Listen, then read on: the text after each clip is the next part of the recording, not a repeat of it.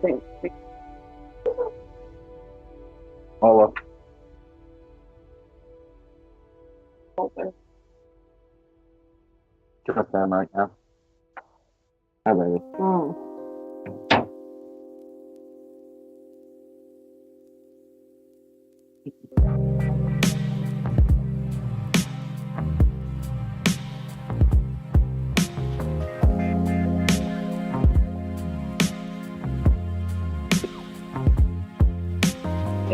Awesome.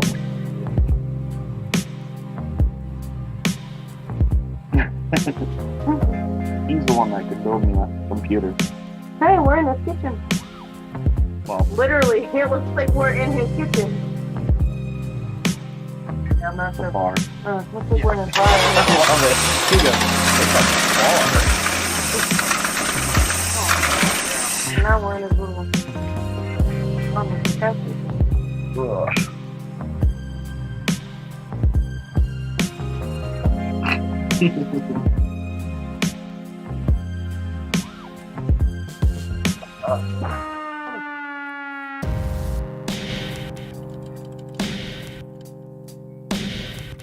Alright, brother.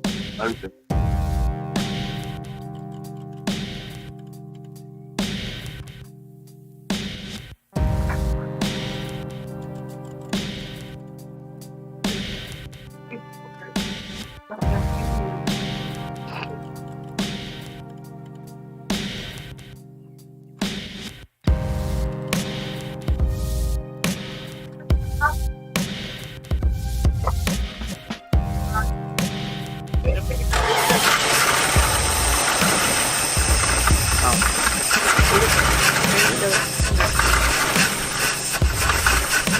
Yeah, I can see it.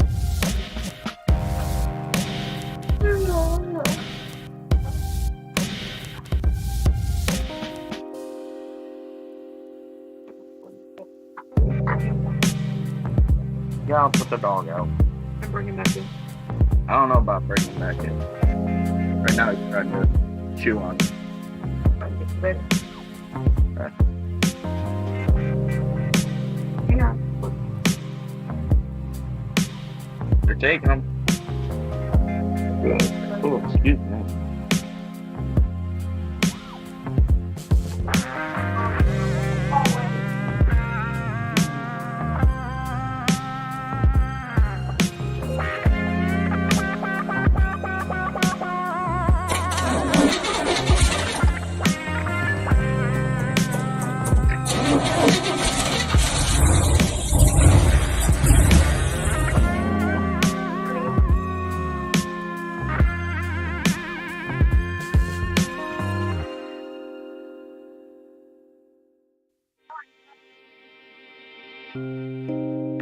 Please turn it off.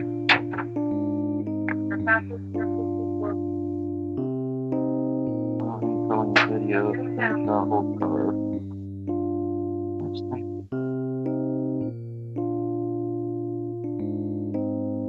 Thank you. Later.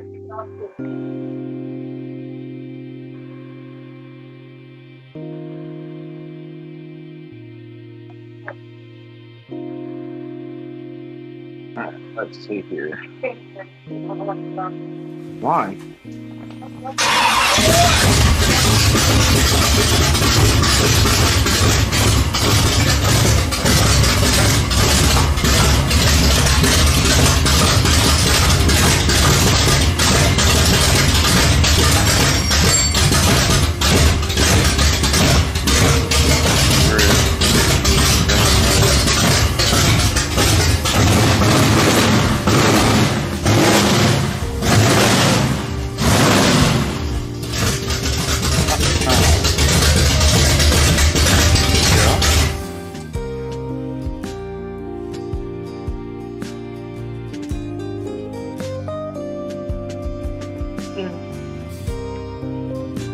No, but I will.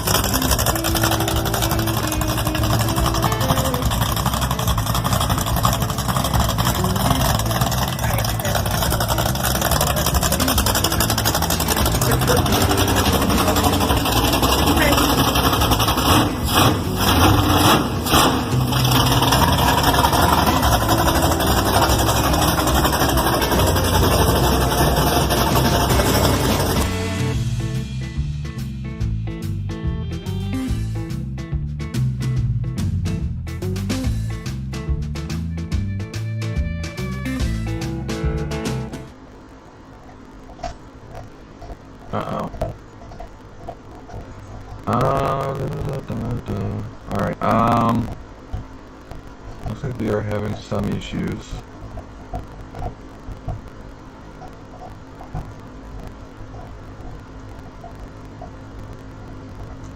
Give me a second while I try to figure out what some of them are.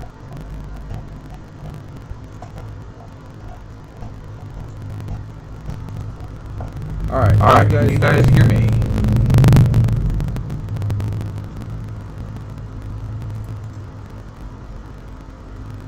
I'm having issues with Skype maybe. I don't know why. Alright, webcam.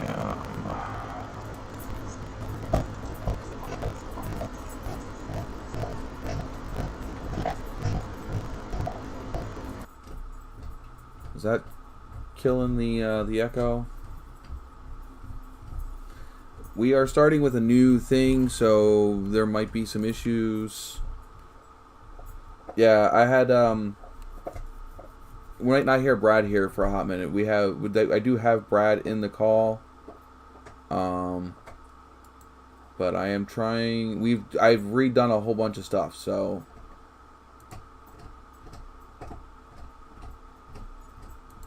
there's going to be. I don't know why he's not showing up.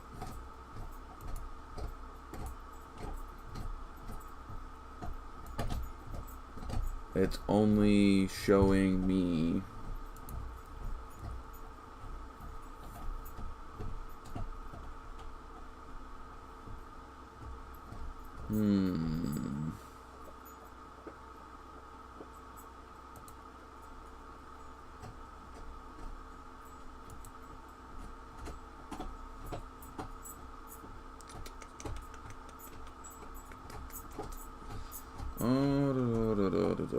Alright, well, I wasn't expecting this. So it was supposed to show not just my scene from the phone, from the call, but everybody's. And it's not.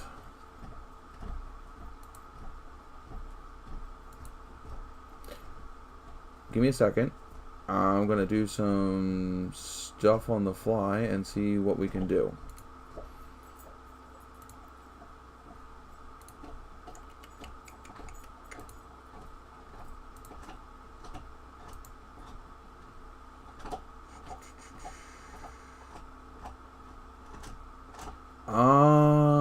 I see. Let's try that one. No, that one's not it.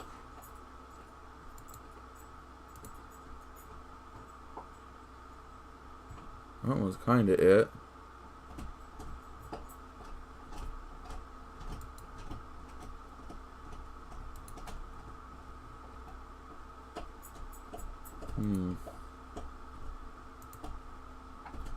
It doesn't like doing that one.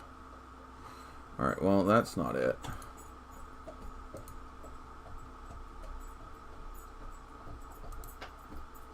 Ah, that's it.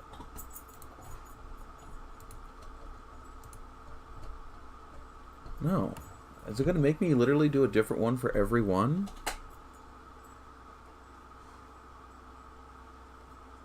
So if I want to use this source, this is what? That's just me. That's just me.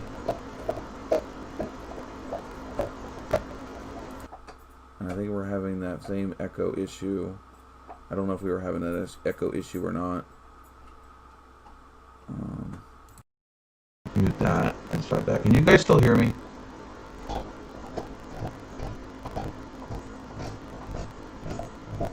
In the live stream itself.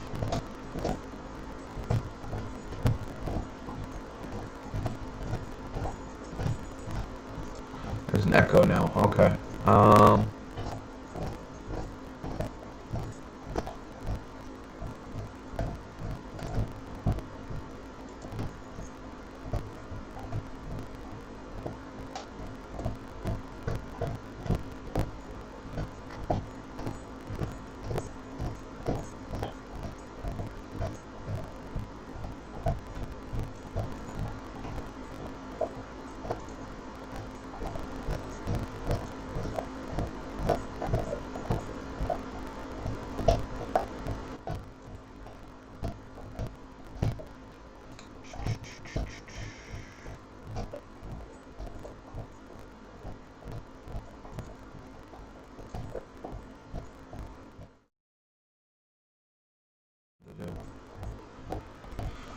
Alright, is there still an echo? Besides the fact that you can see me as an echo.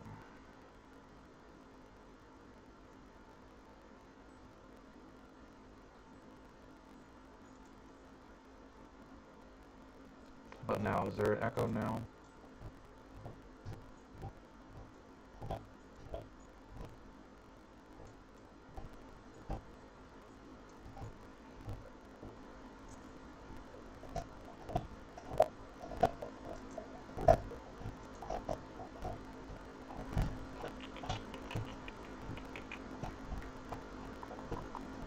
A little bit.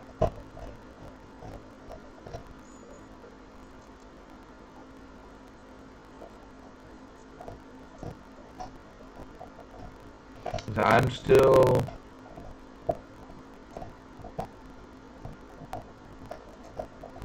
still sitting here trying to figure things out. This first live stream is going to be a little goofy, and I have no idea what it's doing with the audio, because I'm trying to...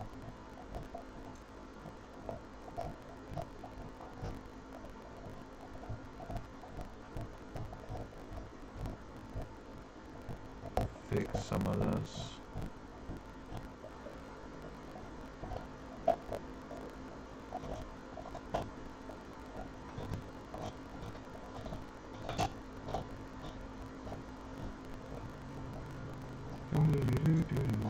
Alright. So let's fix this NDI source.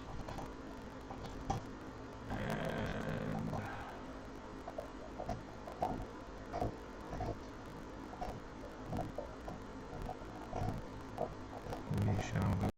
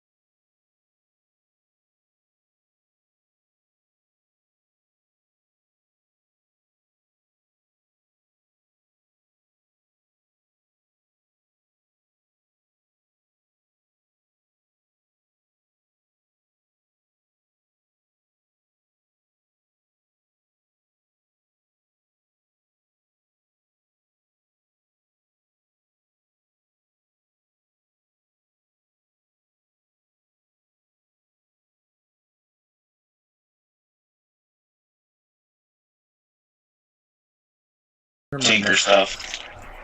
You? Oh, now I can hear it.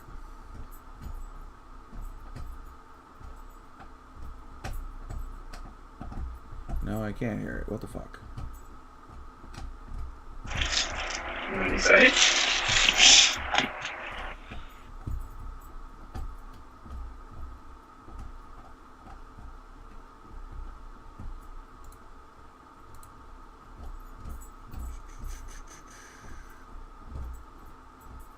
I just mute all of the NDI sources.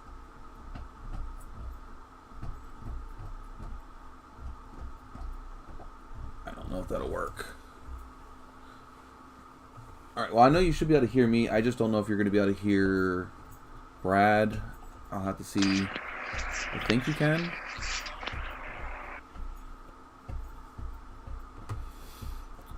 I still need to figure out what we're doing with NDI sources here.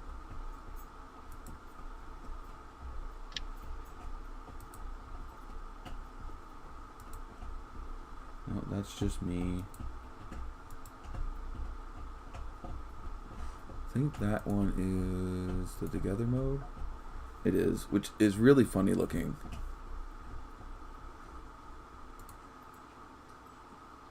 Oh wow, that's huge.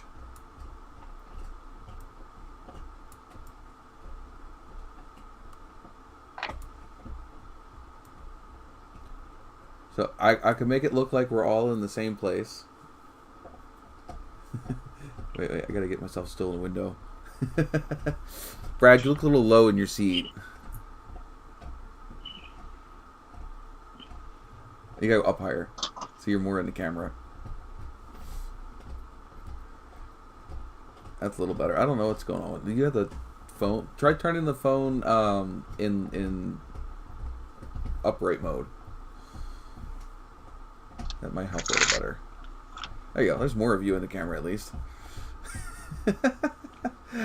I don't know what this mode is. Let's see if I can find a better picture here. This is the bar.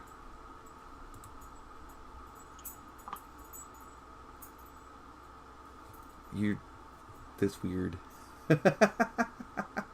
No, you're so tiny. Oh. Yeah, I think you can hear him too. I don't know if I don't know if I had you turn your noise cancellation too high. Maybe go back to the auto mode, because I don't know if it's picking up everything you're saying. That's what I'm trying to work out. What's that? I don't want to pick up too much background noise, but I also don't want it to cut you out either. I've muted all of the Skype sound sources, so it's only picking up my computer sound sources.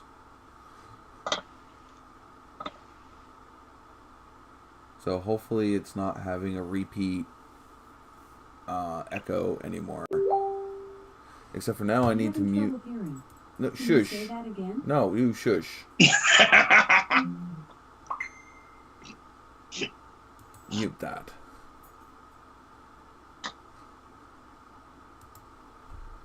And I need to mute my phone.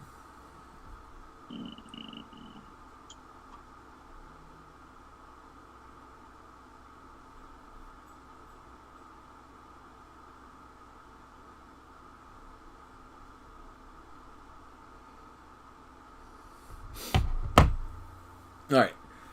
I still need to figure out the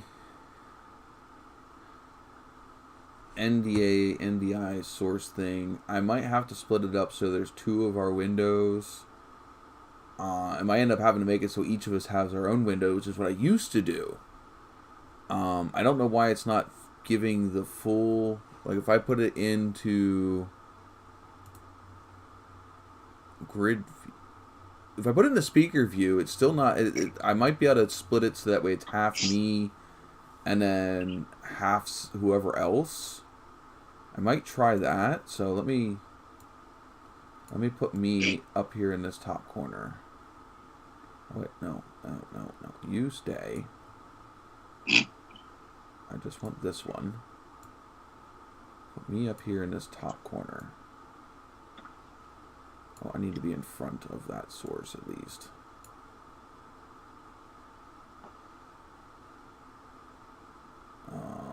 Now it's got everything all messed up. Okay.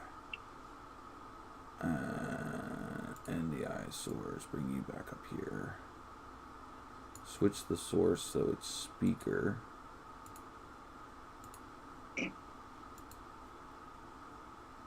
Active speaker. Switch this so it's active speaker. Oh, now you're real small. What the hell? Switch your camera back the other way. I'm not being mean. I'm just getting frustrated. This way? Yeah, I think that might do it. Why is it so small now?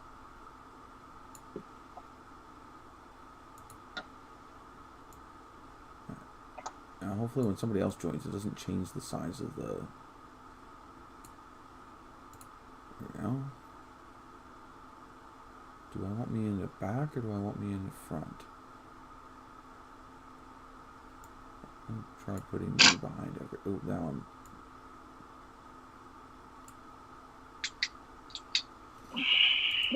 Was it too dark?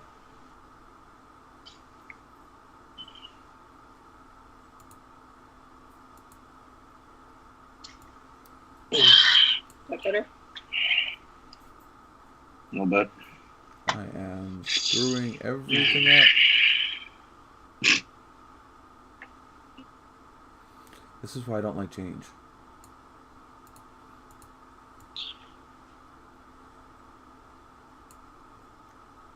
Let's throw that behind there.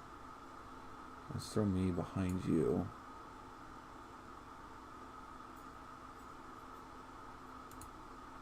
I could shrink this down a little bit more.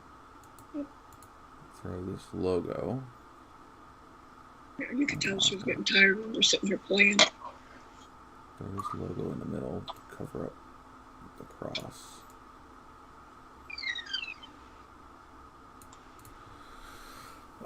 That looks horrible.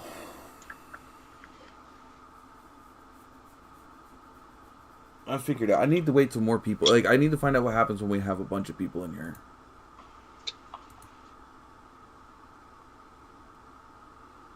Because now it's grid view, but it's still showing you. Now I'm not hearing your voice at all, Brad. Am I still here? Yeah, you're still here. I can hear you now. Okay. You were just talking a second ago, and I saw your lips moving without any words. I wasn't speaking out loud. I was kind of reading something. My hair is a mess, dude. Yeah, I guess it is. That's what a hat's for. Let me find a hat. Be right back.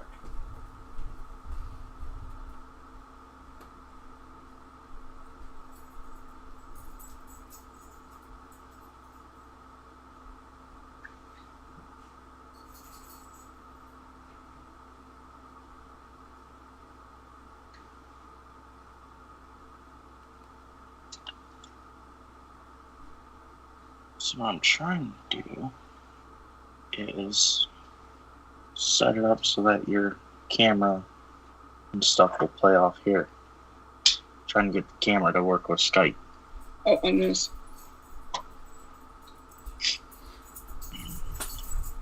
Brad, you can't see the chat, can you?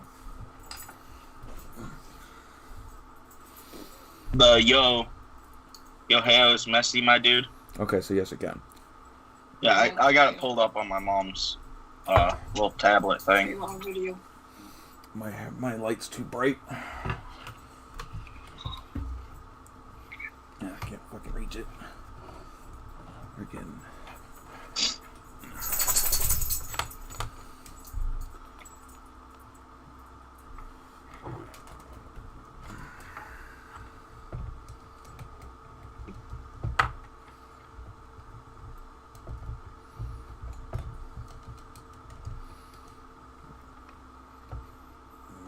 It's a little better. Alright, so new screen thingy. Still figuring out the bugs. I need more people to show up in the Skype call so I can figure out more things, but I gotta wait for them to show up.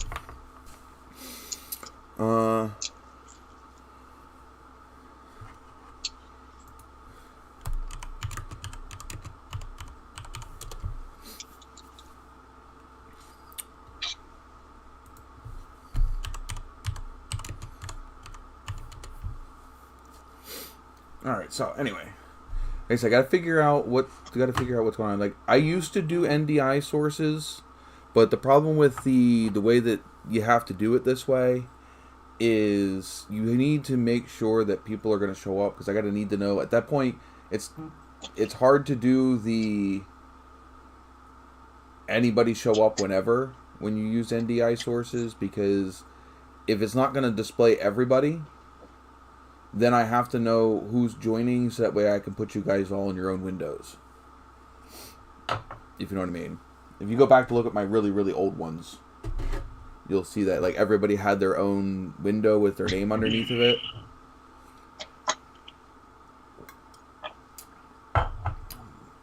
But it should have grouped us all together, and I don't know why it didn't.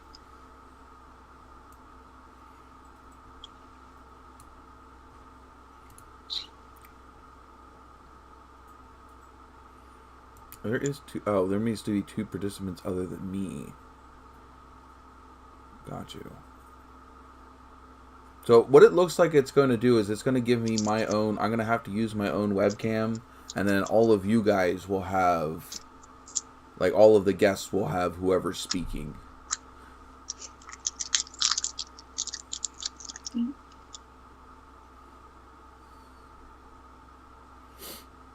So I think that might be what it is. By the way, you're being recorded. Skype wanted me to let you know that. Cool. I don't know if it shows you on your end that I'm recording. No, I don't. Yeah. It says at the top, let everyone know they're being recorded or broadcasted. Oh, Sean is using a device that could record or broadcast this call. There you go. It just popped up. Wow, how many minutes into the thingy? So, Right. I've got the border offset bothers you. Oh, I see what you mean. Bothers me too.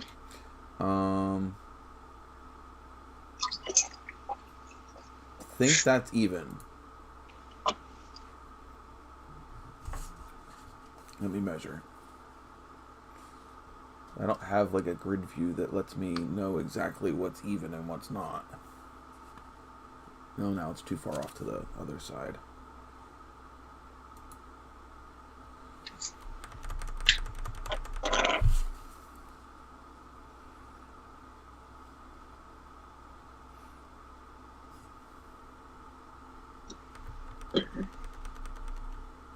Unless she's talking about the fact that the pictures aren't even. Oh, yes. But I don't know how to do that without it really looking funny. I've scored. Yeah, well, the problem with that, Jess, is with only 2 pictures, I can't, like, there's no way for me to do this any other way without it. I mean, I can do the together mode, but that also means changing everything. Where the hell is it? No! Let me just screw everything up. Is this one? No, that's just me. Is it that one? That's that one. But if it makes us so tiny, you can't even see us. Oh. Try a different scene, maybe. Is there a different bar? What that bar? Makes us a little bigger. Oh, that's way too bright. My eyes.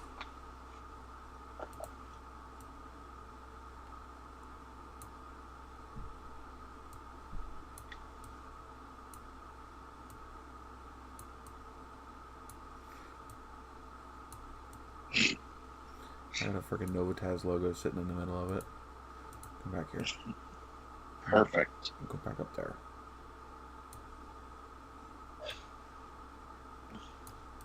Yeah, it's like I'm still trying to figure out what's going to look right and what's, you need to cover that. There we go. We can just sit up here and act like this, and we can kind of be, chilling at the same place. You look really short, Brad.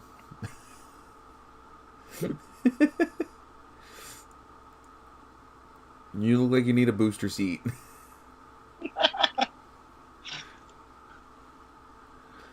Oh, we're in a tub. Apparently we're in a tub. This is a bar, not a tub.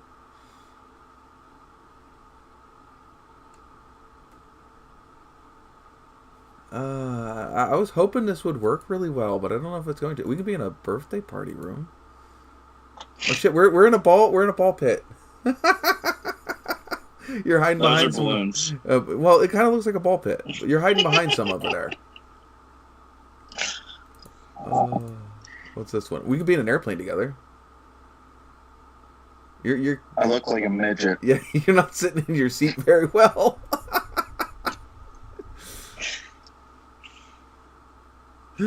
Some faulty equipment, huh? Tiki bar? You're just a head. You're like one of those freaking things from Futurama. Why is your camera doing that to you?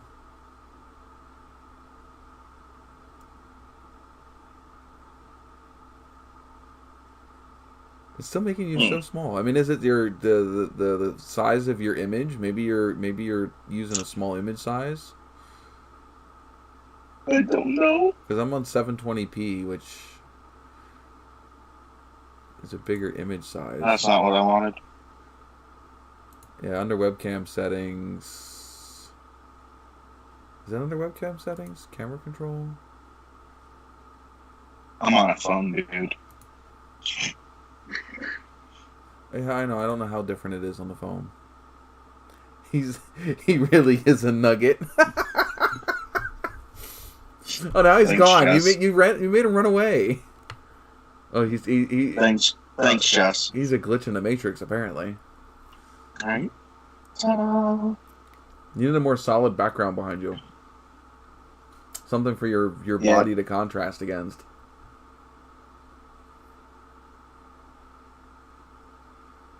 See if this works. Let's see, what other scenes? I have a birthday bar. Oh, look, I got balloons. You've just left the party. Oh, never mind. You're crawling underneath the table. What are you doing under there?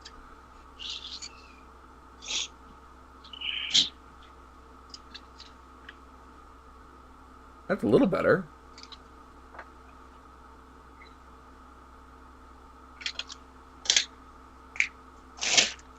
I don't know if your phone is too close to you, and then you're also that looks better. You still look small. Yeah, you look like a 5-year-old sitting with a bunch of. There you go. What the hell did you do? Now you're nice and big. I don't know. Now you look normal. Whatever you do right now, just keep doing that. That looks good. My phone's playing retarded, I guess. You were being a glitch in the Matrix there for half a second. Let's see if I can get this to work. What are we gonna? What is this one? An amphitheater. Oh shit! It's just gonna sit. This is so like we need a garage. Why can't I have a garage scene? What is this one? Holiday snow. It's a little cold out here now.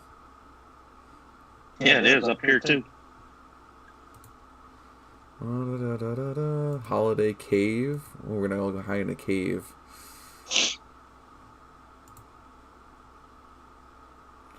I think we already did the lodge. That's actually not too bad.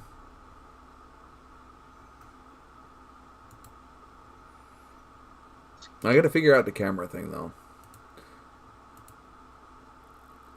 Like a breakfast bar.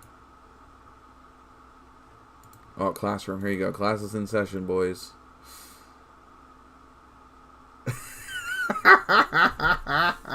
It actually looked normal with this one. This one actually does look better, but I have a book in front of me that I can't pick up.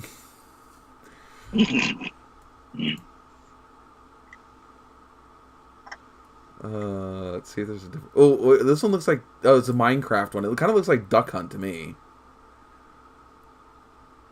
It's supposed to be Minecraft. It looks like Duck Hunt.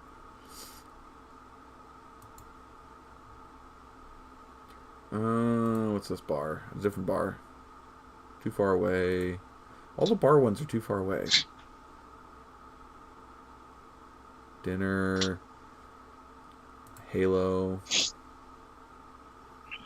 You and your captain seat. Captain! It's falling apart! Don't get the attention he did already.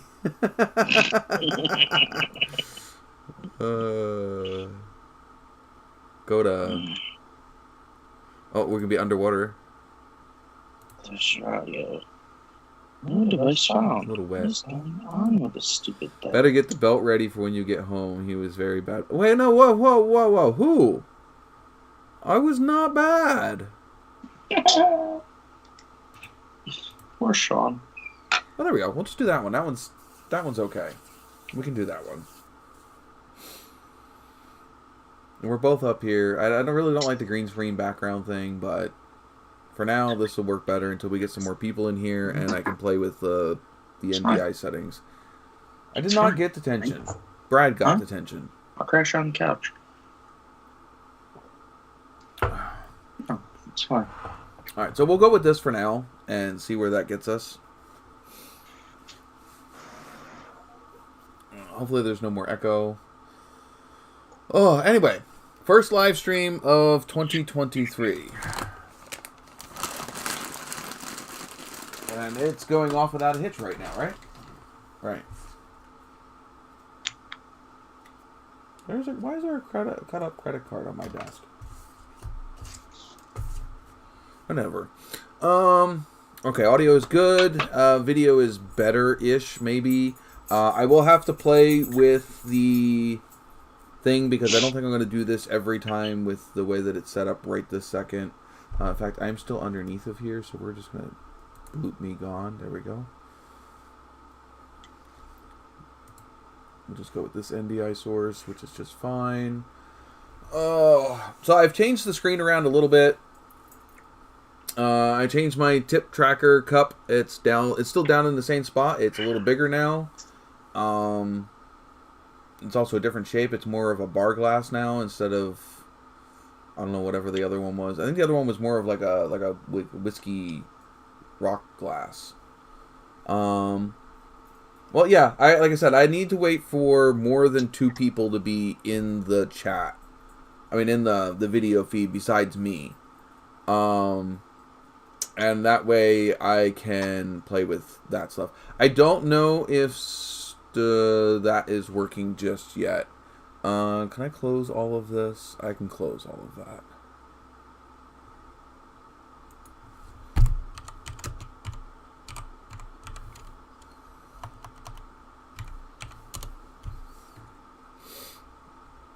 Let me close all of that. Leave this open. Do I have... Where is CloudBot at? Did they get rid of the CloudBot?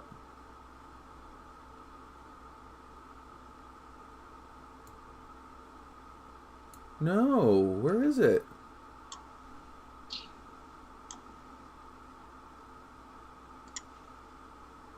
Hold on, guys. I don't know where my CloudBot is.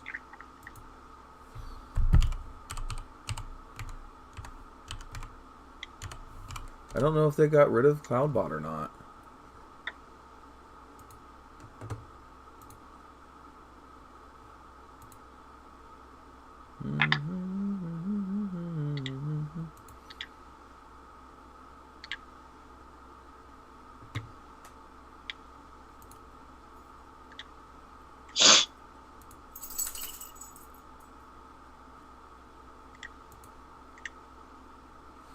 No.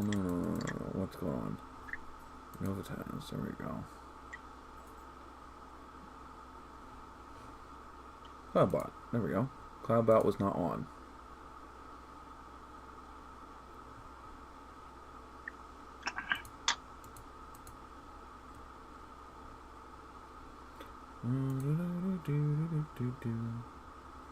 No loyalty yet.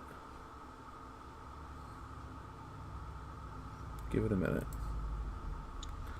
Do we have all the games working? Commands. Default commands. Okay, CloudBot looks like it's looking... Yeah, all that stuff's working. Okay, CloudBot should be up and going here in a hot minute. Give it a second. Give it a test. And we'll see how this works. I don't know where my CloudBot was on my screen, though. Because it wasn't there. Don't need that.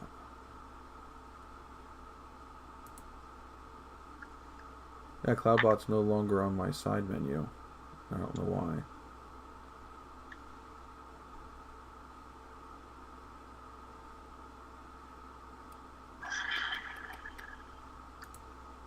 Ah, there it is. It's under there. Okay. I see where it's at now. They changed the UI in Streamlabs, and they now have my CloudBot, instead of it somewhere where I can easily find it, they have it hidden. So anyway. New things. New background. New window border things. I have this orange border thing now. Down here in the bottom right hand corner. Yeah, new intro. That's part of the new thing. I think I'm going to stick with that one. So new border. New borders. I have moved the stream boss. I've made it bigger. I can put... Do you know what I want to do? Oh, I can't do that right now. I'm going to put my shirts and stuff over here in this corner. I'd like to put a donation tracker in as well, because I want to do a goal for possibly money towards upgrading the garage as a tip goal.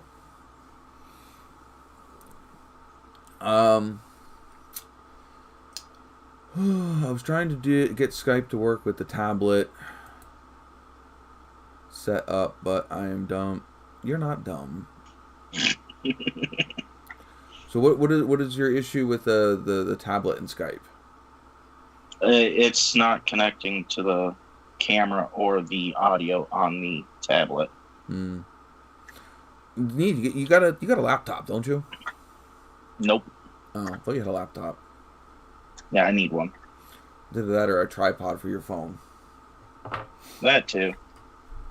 You can pick them up for, like, I think the one that I'm using here, we have like 2 or 3 of them now. They're only a couple bucks at Walmart, and they come with the phone holder. I think they come with the phone holder. They're only a couple bucks at the Walmart. Somebody's got that. Yep.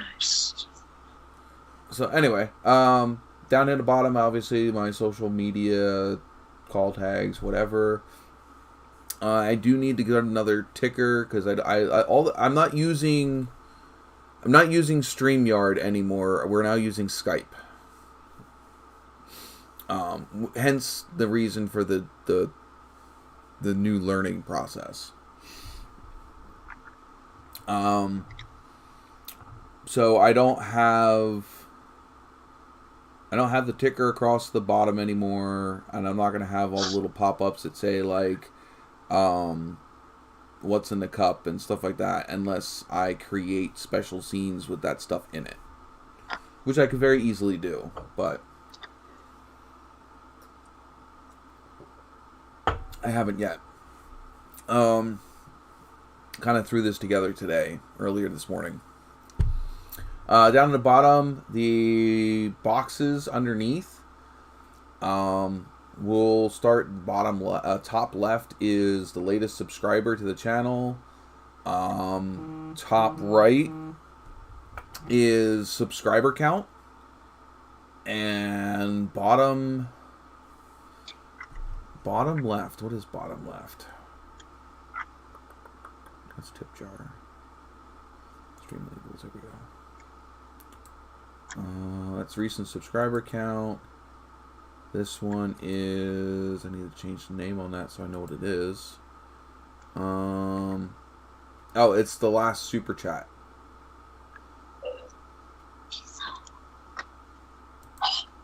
So that's the last super chat. Let me rename that so I know what it is.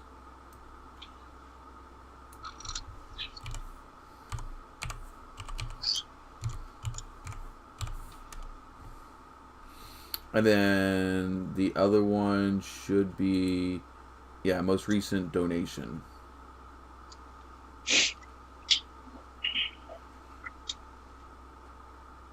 So they will have those. And then, of course, there's the donations across the top. So, still have our subscriber and all those widgets. They'll end up in the top left-hand corner of the screen. I could do a test one. We'll do a test subscriber.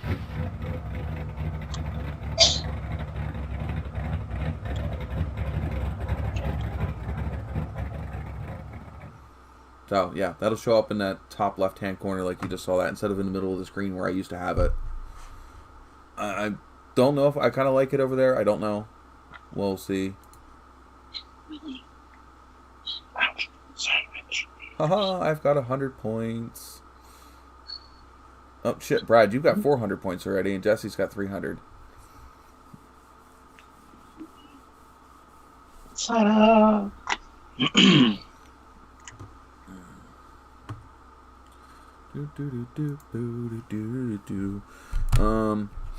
So, any updates? Brad, any updates on Chris? Nothing I heard. Nothing that you've heard recently? Nope. He didn't accept the call, so I'm guessing he's busy.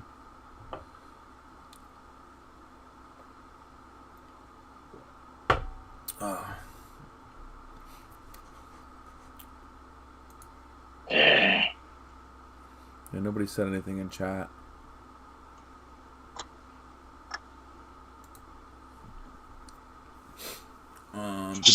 So I don't have anything really new. We were trying to get Jess's new business, which is Crossroad Crystals Co. Officially up and going. She did get her first business cards. I don't know if she left any over here or not.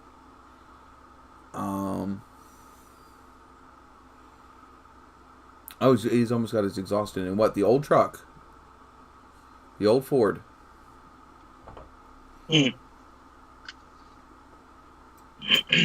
Oh, I also have some new screen windows too. We have a Be Right Back screen.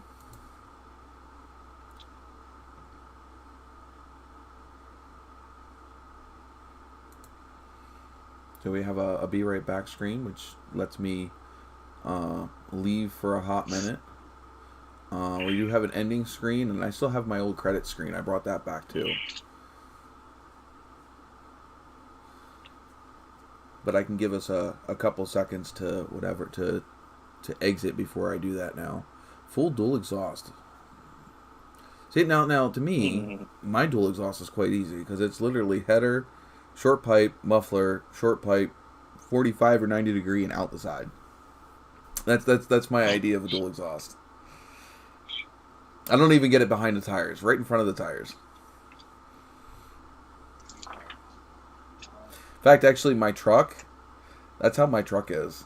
A truck goes, it's a Y into a single cat, and then it comes straight out of the cat into a muffler and out the side of the truck.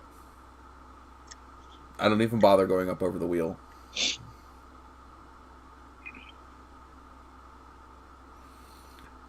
It's an i6, so it had to cross over under the transmission.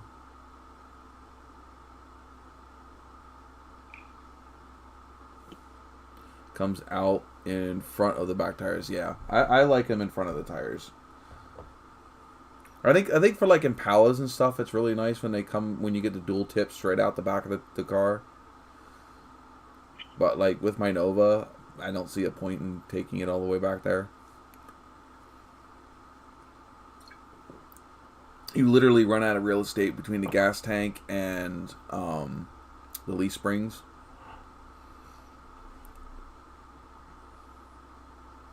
Oh, I bet.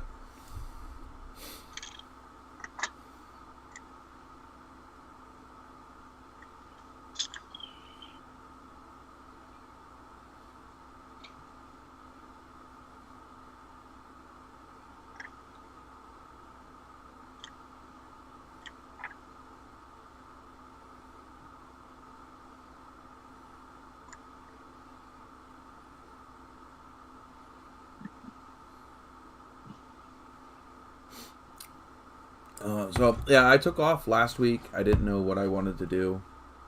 and I had a migraine and everything else, so I literally just didn't feel like I didn't feel like going live last week. Oh. But there are some things that I was looking into. Let's see, what was it? What did I ended up doing last week? Oh, I ended up having to fix the water pump in the truck. I knew it was having coolant issues. I wasn't expecting when I pulled the water pump off to be missing half of the impellers on the water pump. The tube that goes out of the water pump for the heater core was damn near rusted in half. Did you lose? Did you just lose everything. all of your money? Everything. Now you gotta wait for it to build up again. Hey, it's gambling. I am probably going. I'm going to wait and see how this goes. I might sit here and readjust like the gambling and all of that, because I don't want the people that gamble to get so far ahead of everyone else that it becomes stupid, like it did the last couple of years. Yeah. So, like, I want you to get points by participating in the free questions or by donating. You know, as far as the chat goes. By the way, I still need to get with you guys. Jesse, I think, will be first. And I just need to wait till I have some extra cash to be able to do it. To pick a shirt off of the storefront. And then buy it so I can reimburse you the money for it. As the gifts for winning the top NOVAtazz cash points last year.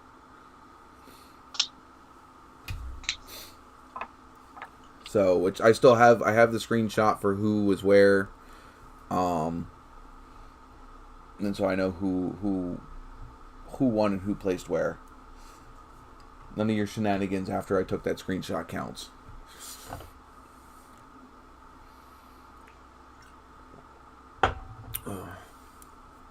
I will. Go, Jesse, I'd like you to, at some point, though, go online and see what shirt you might like. That way you have an idea of what's on there. Like I said, you can also go into my Teespring still, if you can find the link for it. And if there was a shirt on there that you like that I don't have on my new store, let me know, and I can try and get it onto the new store. I only threw up a couple shirts when I first did that. I threw the ones up that I think people had the most interest in. But if there's something on the old store that you liked that isn't on the new store, let me know. Because like I said, I can always upload it to the new store. I still have 90% of all of the old designs.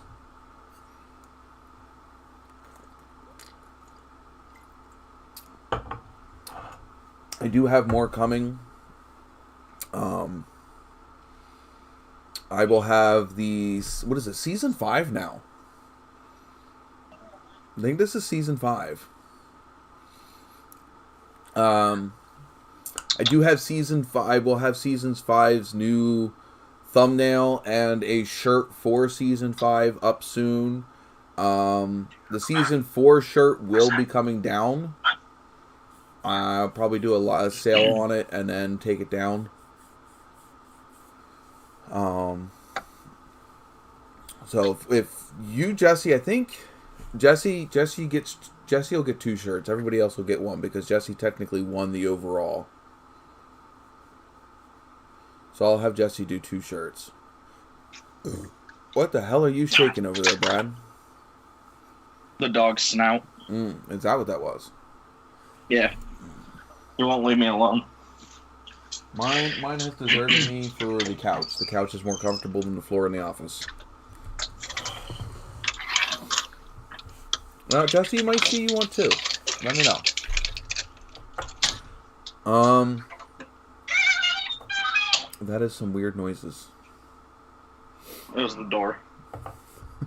It sounded like you were trying to choke the dog.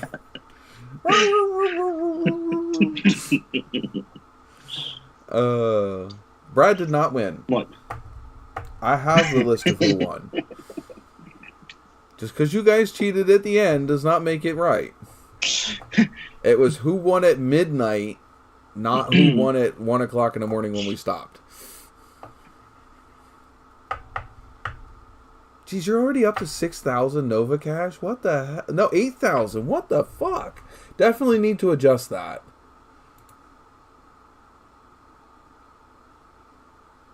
And Brad has none again. Brad, why I got 100. No, it says you have none. I just resetted it. It says none.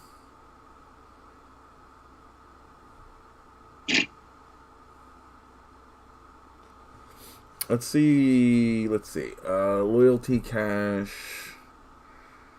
I don't want to reset it. I want to... Can I go up any higher? Live stream is 100 or less. I can't make that up any higher. Active users. Can't make that any higher.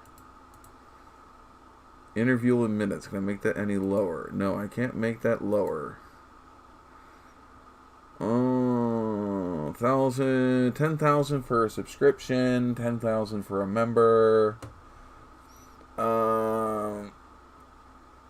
Donations, 10,000 for PayPal per dollar, 8,000 per dollar for Super Chat.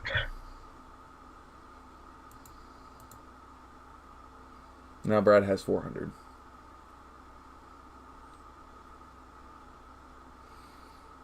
Geez, apparently I've only been watching for 0.08 hours. Yet I'm the one that's here. Let's see. Commands. Defaults. Let's go down here to gamble. Let's edit that.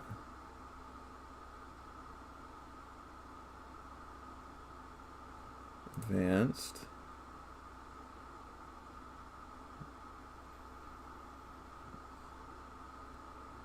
Oh, can't change that there. I can't change how much you can gamble. You guys are lucky, I can't change that.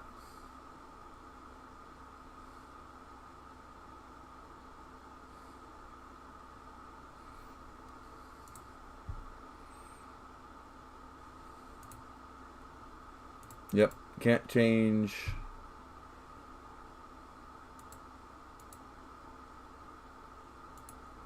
I can't change how much you guys can gamble, so it is what it is. You guys can sit there and gamble your heart's content away. But yeah. I am... Let's see, what else am I looking at? I'm still working on the wiring harness. In fact, I've completed... I'm still working on completing the... What do I want to call it? The... I guess the research for getting the rest of the wiring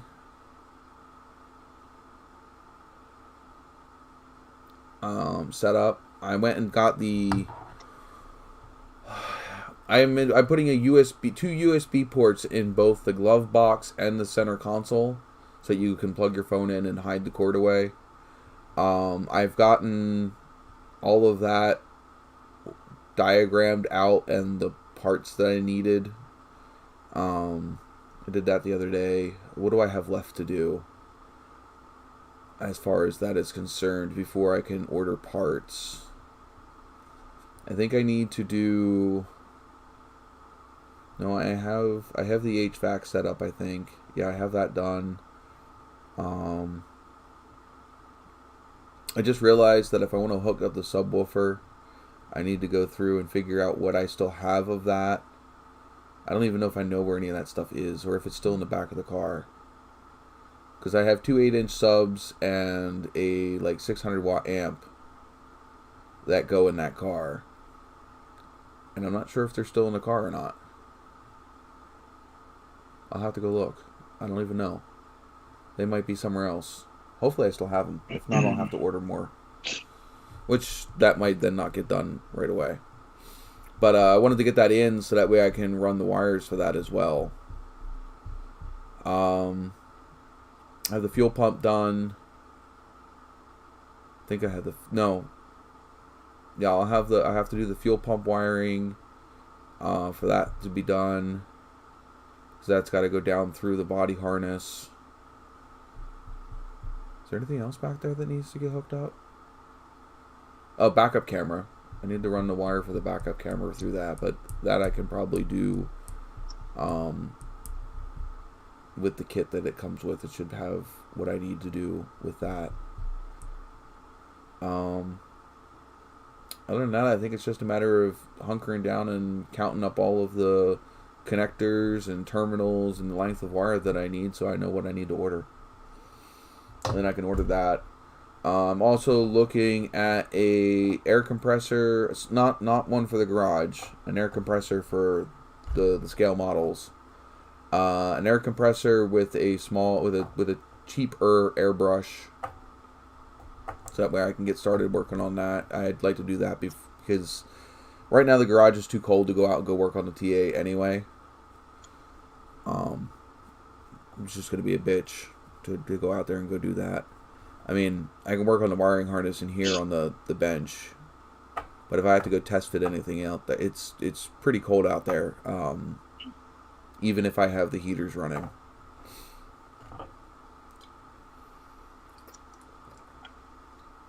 Because there is absolutely no insulation in that garage. None whatsoever. So, and the little heaters that I have out there don't keep it warm enough. So as far as that goes, that's where that is. Oh, I don't think I've picked up anything new. Brad, have you worked on any of your snowmobiles or anything? Nope, I've just been working on cars. What cars you got working on? My brother did a 96 Jeep for a buddy of his. What would you guys do to it? We did all new brake lines, brake rotors, brake pads, drums, you guys go with hardware kit, exhaust. Did you guys go with standard lines or did you go with stainless? We went with the copper coated or the rubber coated steel lines. No, it looks like copper. Oh. I've never seen those. Easy to bend, easy to flare. Oh, don't rot. All mine are pre-bent stainless steel on the truck, front and rear. Nice. I'll never have to worry about them freaking rusting again.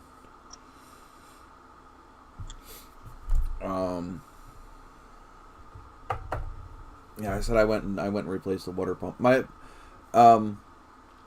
The blend door, the little motor that goes in the bottom side of the blend door, and it has this little tiny plastic adapter that converts the post from the blend door into the motor. Yeah, that broke. Yeah. Awesome. Yeah, I still have, even with the blend door all the way closed, it still doesn't get that warm in the truck. So I think I have a mouse house somewhere in the freaking in the heater box or something, because brand new water pump. All the lines are clear. They've been back flushed. You know, the truck comes up to temperature and all that shit. So I don't understand where the issue is. The lines coming to and from the heater core are warm. The heater core is new. That leaves the heater box as the last thing that I can think of. Jesse needs to find a Cruiser 3.7 i4 for the Bronco. Found out it's a perfect engine to use. A Ford 460 cylinder head, pistons, and rods, so it's easy to build. It makes 109. Why don't you just... Oh, it's from a boat. So what do you Ford guys do when you want to, like, swap something? Do you guys go with the V6, what the hell do they call that? The little V6 turbocharged thing that they had in the Raptors and shit. Hey, Harvey. I'm up against it. We can still hear you even if you whisper. I know. They LS swap Fords, huh? Yeah, the EcoBoost. I used to throw an EcoBoost in there. I actually think an EcoBoost would complement that little Bronco just fine. Apparently, it's not too common. It's not too common to LS swap or to EcoBoost it. He wants it old school. I know how you feel, Jesse. I like my old school engines too, but old school engines don't do well on YouTube. Unless you got like a Hemi or something. Small block Chevy, everybody's done it. It's not common to use the 3.5. I don't understand. I mean, is it just a difficult swap? Because, I mean, something like those little small Broncos and stuff, I think that the turbocharged V6 would... oh, there's an i4 EcoBoost?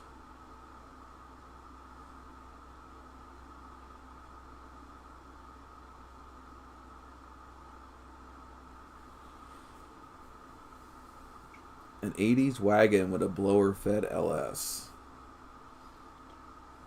I mean, that's kind of what I'm doing with the Nova. There's one on Discord that did the swap into a Bronco. I mean, the Nova's getting a... I don't know what they call those new style blowers, but those pancake blowers.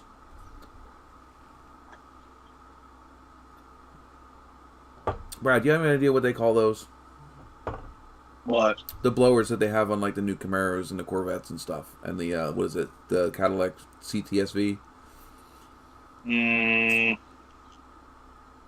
That look like... I can't think of it. You know what I'm talking about? The ones that are all flat topped. Yeah. That's what I want to put in the Nova. One of those flat topped, supercharged, modern engines. Well, duh, it's a supercharger.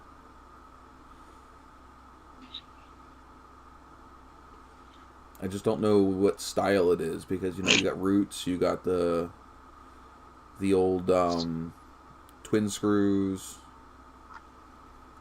you know, you got the Pro Chargers.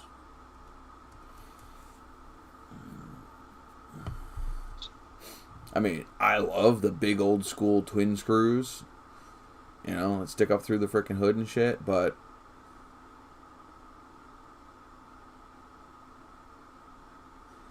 Windsor V8 and a small Ranger has an interference issue with the oil filter, so relocate the oil filter.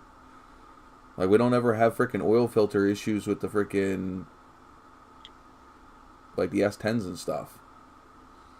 Whatever you just did made yourself smaller again.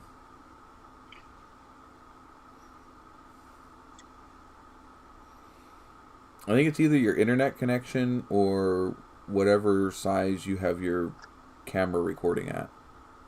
I don't know. I mean, there's Chevy swaps that we have to relocate the freaking oil filter too. You know, it just sucks when there's something interference like, you know, your steering shaft meeting freaking header clearance, or, you know, starter being in the wrong place. Those ones are kind of a little harder to relocate. I mean, you don't know one that sucks. Try freaking doing the I think the oil filter in the TA is kind of a bitch to get to because of where the exhaust goes right next to it. Cannot do the oil change, I think, in the TA with when the engine's hot. The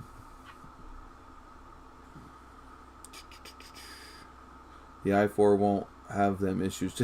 No, you won't have the issues on the bottom end. You'll just have the issues on the top end. S10s would blow off oil cooler lines in extreme cool. Not an issue in a street performance vehicle.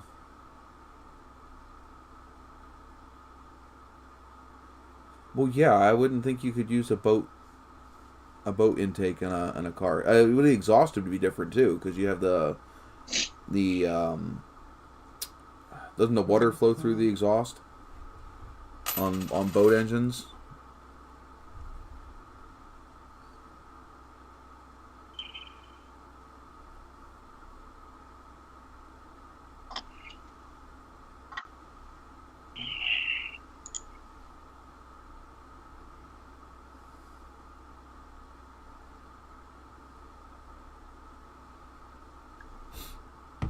Well, that's another thing I took off. If I took off the stupid YouTube view counter because it was depressing.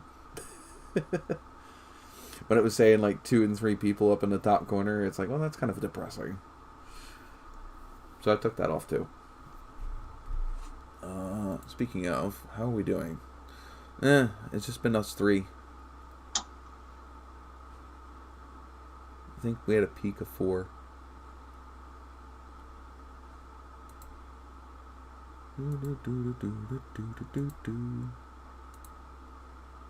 We have likes. Hey, if you're in here and you haven't hit the like button, hit the like button, please. Really helps. Exhaust is just nuts and bolts. Gone. Mission folks have fits, but I think it's mostly bolts in. Yeah. 100K. Oh, you were already up to 100K? He's at 70,700. Holy shoot, the thing. He's hacking the system. He is. He's just taking advantage of it. And I haven't even He's given like, I him... gotta get ahead so when Kat gets in here, she can't catch me. She'll catch you anyway. All she's got to do is start donating a few things. Doesn't take much. Yeah. I mean, $1 is 10,000 points. I mean, Jessica could get where he's at right now by donating $7. Yeah, I can't. Can't donate? Or No, can't pay to don't win? support my card. You can't support your card? Yeah. It only accepts Visa or MasterCard. What does? PayPal or Snapchat? Yeah. PayPal can directly connect to your bank account. I don't want to fucking hear it. It could use my PayPal, which uses my bank account, and guess what? It wouldn't. Weird. Wait, for Snapchat or you can donate straight through PayPal? Mm-hmm. So your PayPal should be directly linked to your bank account, which you should be able to pull directly from your bank account to pay the PayPal link. Because I have the PayPal link and the Super Chat. They're 2 different things, but you know, he just gave you freaking 10,000. He just gave you 10,000. Thanks, Jess.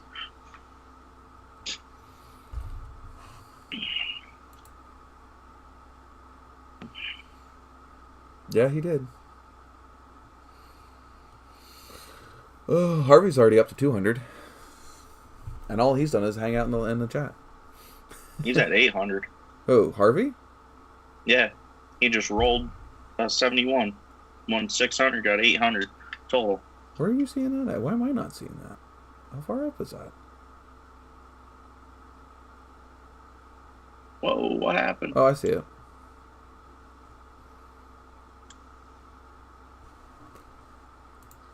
Wait, what is... Yeah, he's up at 800 now. That's not what I wanted.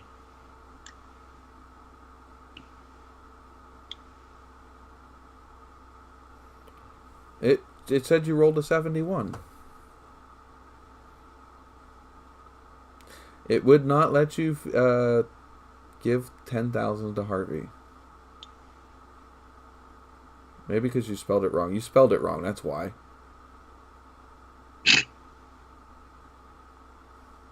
No, you spelled his name wrong. He spelled it Harvey Waite instead of Harvey Wright. I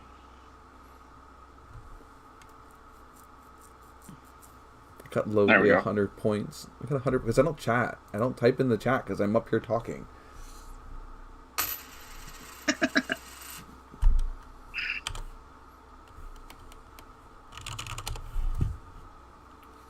Because if I'm not active in the chat, then it doesn't count me as being here. So that's the trick to the loyalty bonus. You have to be active in the chat. Even if you're not saying much, just putting a message in the chat every couple of minutes will get you that free 100 points every 5 minutes. So, I mean, that's another way to cheat the system. As long as you're active in the chat, you're going to get points.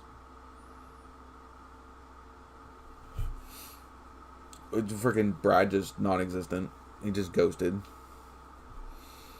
I think, yeah, he's a Jingle Bell. Wow. I don't know if it's necessarily an even playing field. I guess it's even-ish. I mean, you're still 40,000 points ahead of everyone else.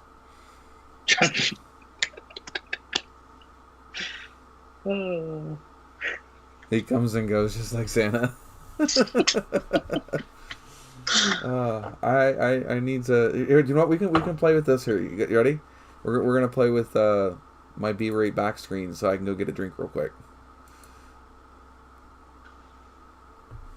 Be right back.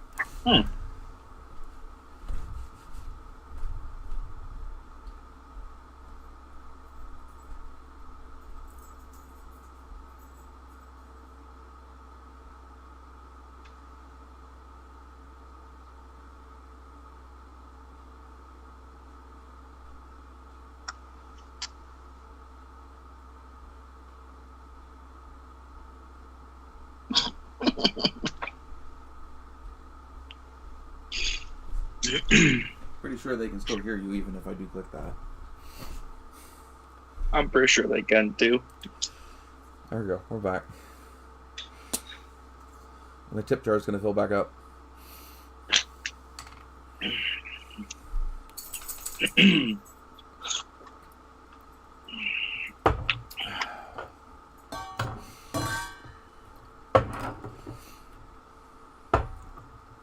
So how was everybody's New Year? Oh, we spent New Year's together. Most of us. What are you doing, puppy? Huh? I got a puppy too.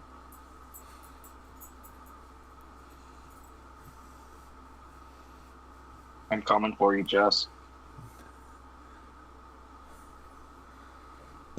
Jeez, you just won 4,000. 40. 40,000, yeah. Sorry, I can't read numbers. I'm not worried. So I can keep I don't even have to hit top. I can tell you who's where. Yeah, you're only 10,000 behind him.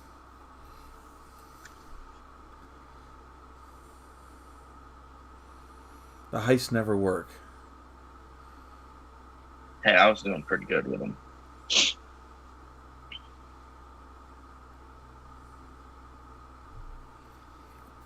I think I've seen more people win from gambles than I've seen from heists. Where's Miss Formy and everybody at? Oh, he just won 42. Should I change it from... New podcast name. Did anybody catch what it was? I'm not saying it's going to stay that way. I needed something to throw up for today. I think I have a Garage Tools and Barstools Podcast. I had a couple other ones. Some I don't think YouTube would like very much. It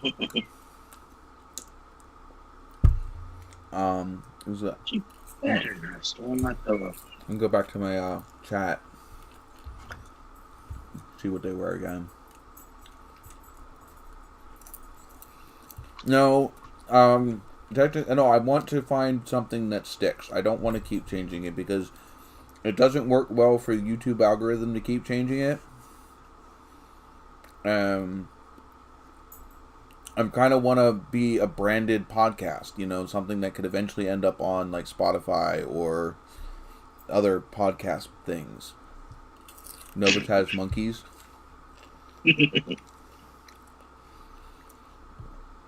And I had Garage Tools and Barstools Podcast. This one I don't think YouTube would like very much. The Tits and Tires Podcast.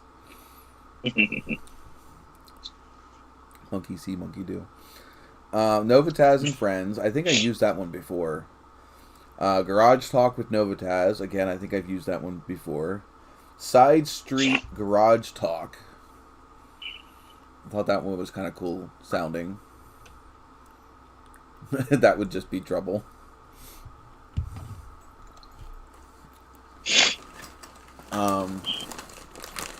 So I don't know. I mean, if you guys have ones to come up with, I mean, they've already have one like what is it? Dirty Mo is Junior's, Dale Earnhardt Jr.'s podcast. Like I don't know what else to call. I mean, I still want it to kind of be me, but it doesn't have to be with my name in it. Just something catchy. Something that might want you to click in and check it out. That, and I gotta do, I gotta come up with a new, I don't know, thumbnail, picture, themed picture or something, you know, channel art, or podcast art.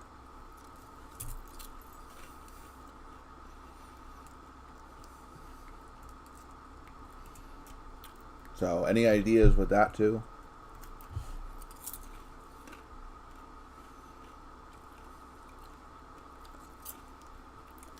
I mean, you guys have already kind of seen some of my artwork.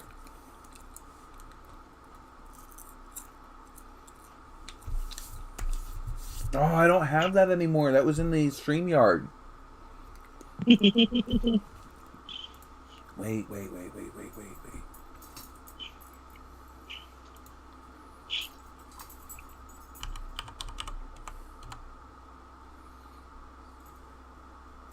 No, I don't want to click on that because I don't want to mess up anything that I got going on over here.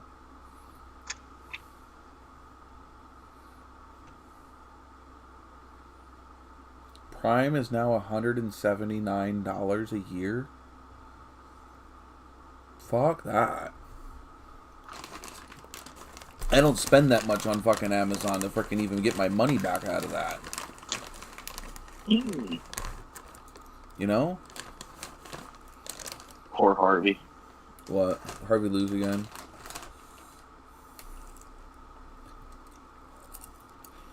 We had some pretty important deaths already this year too.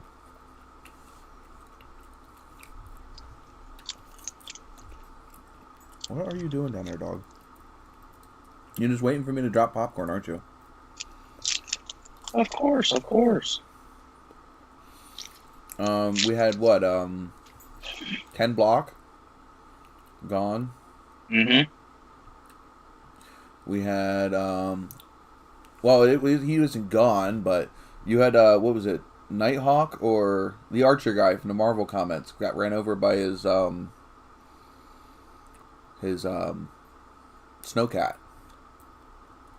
Oh, I didn't see that one. Yeah, the Archer guy from the Marvel Comics.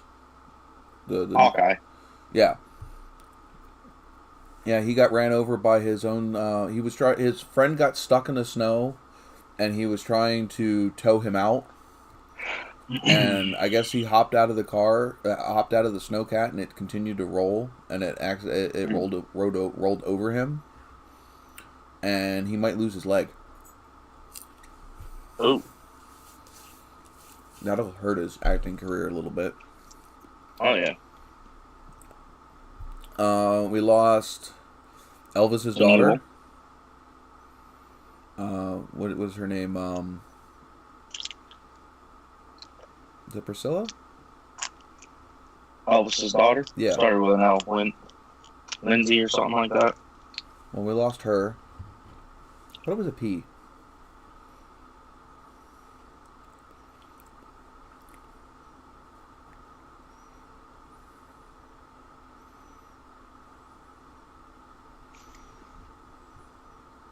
Yeah, maybe it was a P. Maybe it was a, yeah. Yeah, Lisa Marie. That is what it came to my mind. Priscilla's the mom, I guess.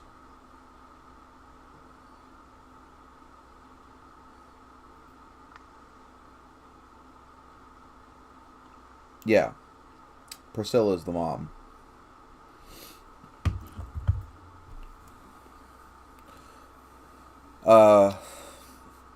And then we just lost Robbie Knievel yesterday.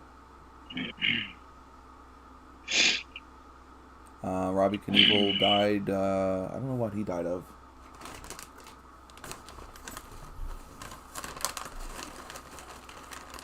I don't know if there was any more.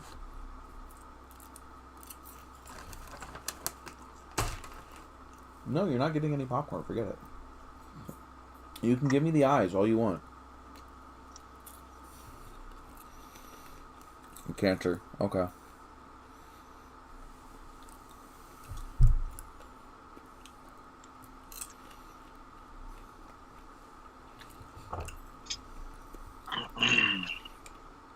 I don't know if stunt jumping is still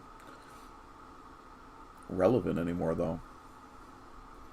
Like the jumping over cars and shit like that.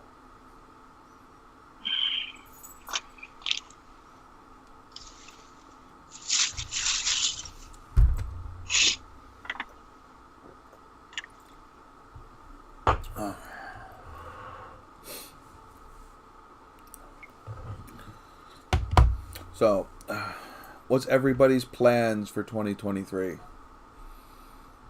You going back to the Carney again this year? Yes, I am. So, we won't see you for 10 months out of the year? I'm be home on weekends that we're not working, so. How often is that? I've been out of them until the middle of July. Oh, really? You guys Beginning of start that July. late? Thought you guys Well, we just- started in April, but a lot of our shows don't go week-longs. Yeah. How about any car plans this year? Any vehicles you want to acquire, get running, whatever? I'd love to get my truck going, but I need a frame. Oh, that's a tall order. Yeah.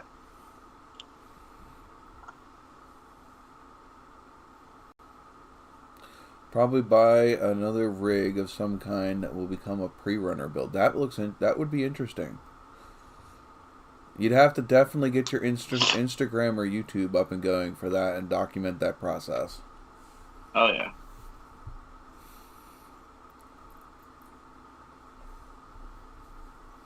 That would definitely be something to watch. Oh, we're not doing too bad for our first episode of the season. Oh, no. Still only 2 likes though. There are 3 of us here, besides me. Which one of you 3 didn't like the video yet, and why? Could take all your points away. You ever see those videos? Like I watch, you know, when I don't feel like actually thinking and just want to watch something that is amusing. You watch those like compilation videos and stuff. And of course, a lot of the times they end up being pet videos. But they have those things like like and subscribe or this dog will shank you or something stupid like that. Or you'll get 10 years of bad luck. Like they're little like half-hearted threatenings to get you to like the video. Yeah. Maybe I should do those in my live streams. Like this video or I'll lose all your Nova cash.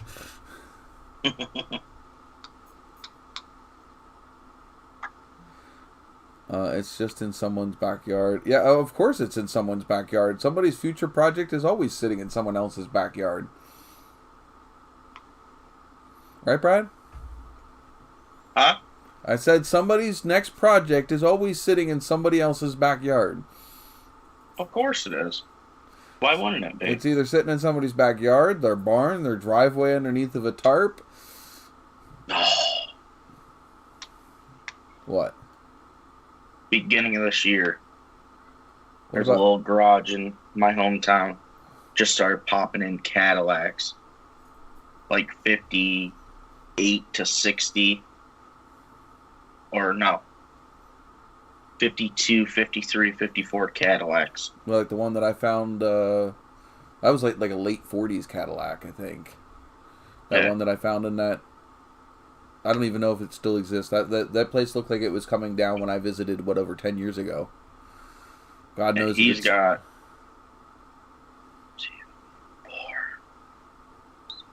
7 old cars. He just brought in a Bonneville like 2 days ago.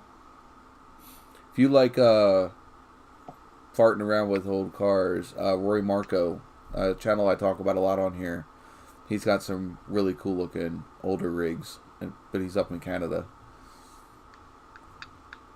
He's got a Hudson that he cruises around with all the time. Why does that keep doing that? What is he doing?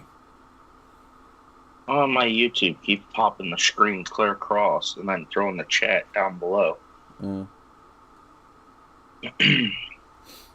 Yeah, if you go visit Roy Marco, I'll let him know that I sent you. Support my friends. If Brad here had a freaking channel, I would throw people his way, but he doesn't have a channel. Thought about starting one. So did your dad. He did like 3 videos and then stopped. Yeah. Thing is, last video is what hit the truck burning fire. down. Like, I mean, that would have been a great thing to piggyback on, man. It just never went anywhere. Oh, I took this burnt down truck and traded it for these 2 trucks, and I know somebody who has a Ruck. I'm sure she'd make a deal. Yep. Jesse, you don't know what a Ruck is? Go check out Kat's channel. She's got one. yeah. I'd like to meet Rory. Rory seems like a really cool freaking character. I know that Kat's met him a few times. And, yeah, from watching his videos, he looks like somebody cool to hang out with. Yeah, the van truck thing. That's a Ruck. It's got a total of 15 videos, and the last one was 2 years ago, and it was that truck. Yeah, and the other ones were, like, kind of half whatever. And, like, I know that he's wanted me to make a couple videos for him. I was going to do, like, I didn't have enough footage from when we picked up his TA to even make a decent half video for myself because of the fact that my kid was being a butt and everything else. It wasn't able to get out and film, and, you know, plus we were all trying to get out of there quickly, and I had to spend, like, 2 hours running to fucking Walmart and shit to get my kid a new pair of pants. Yes, he does. He has 2 different channels. He absolutely loaded me with content last month. He did I think he did an unboxing video almost every day for the month of December. An unboxing model car review. I mean, I'm more interested in the builds than the unboxings, but there was a couple in there that definitely caught my interest. I mean, technically, I have a few back here I can do unboxings for. I gotta get my box of models from my brother's house. I still have to pick up. So that I have that Tamiya Mustang GT4 kit. It's a curb. It's a really nicely detailed kit. The only problem is it's a curbside. Which means it has no engine, no drivetrain. You know what I mean? It's all really detailed for what you can see with it, whatever it's sitting on the shelf. And you know me, I'm an engine guy. I like the mechanical bits. Yeah, the cars are pretty, but it's the mechanical bits that make my freaking tick-tock. Oh yeah. So they make a aftermarket kit for that model. That literally replaces like all of the bits you can't see, with highly detailed like engine bay and all that shit. A lot of photo etch parts and things like that. You know, because like the thing is when I was a kid, I built models, but I still never built them like box stock. I had a 5-window coupe that I chopped and channeled. You know how hard it is to chop and channel a plastic kit when you don't have any of the fancy bit, equipment. I had a I had an X-Acto knife and a pair of clippers and like goopy glue. I didn't even have the good glue that they have today, the liquid shit. Yeah. Yeah, I chopped and channeled that frickin' Ford. And it wasn't even like the 30s Fords. It was more like a 40s or 50s Ford.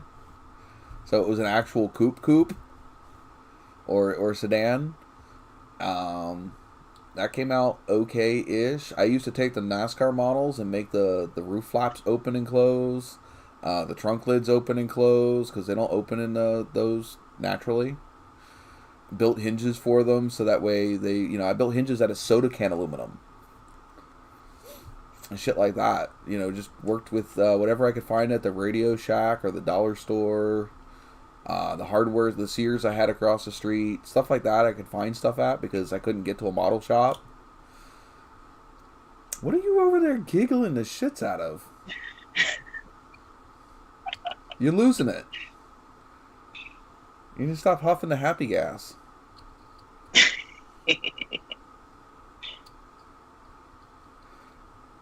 Oh, you're laughing about freaking going after... After Jess. You're going to have to gamble your fucking heart out because the second you stop, he's just going to take off. Oh, I know.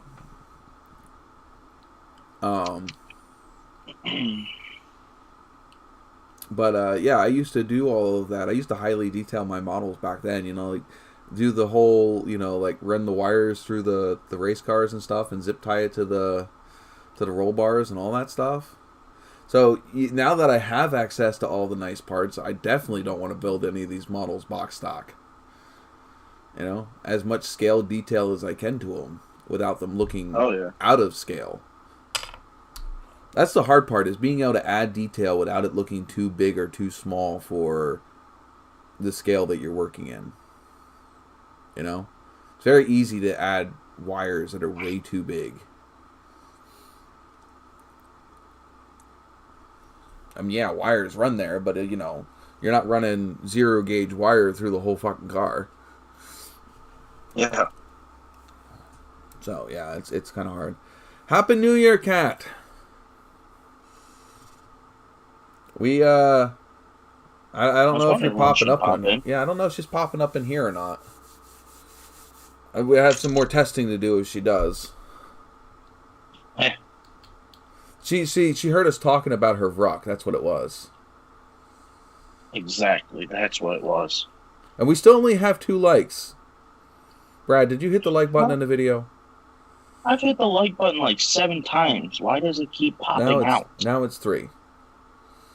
So it was. There's 4. Mine says 3. Well, mine says 4 now. Now it says 4.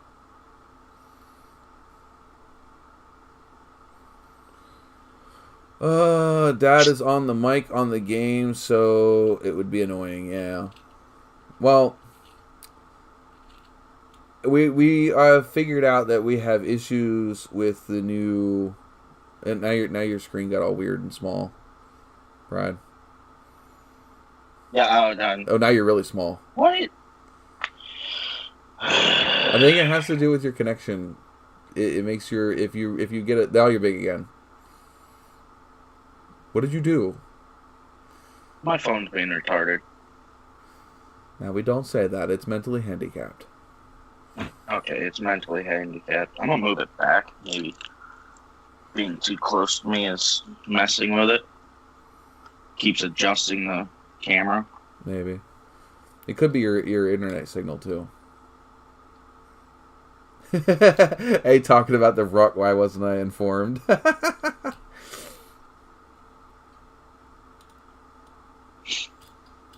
Jeez, Kat's just jumping on that frickin'. She's already got 500 points. She's been here for like 4 minutes. Exactly. Jesse, do not give her monies. She does not need the money. She will blow us all away. And, well, you guys are all blowing me away because I'm not gambling. Give me all the monies. Should we go back to one of the other scenes again? Yeah, let's do that. Show her some of them. Should we go... let's see, where should we go? Should we go in the classroom? Or in detention. We'll go in the classroom.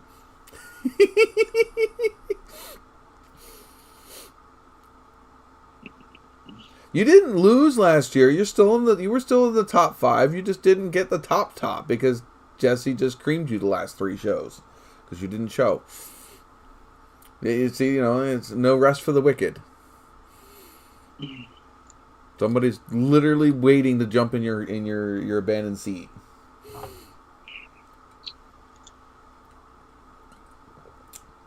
You left the throne unguarded.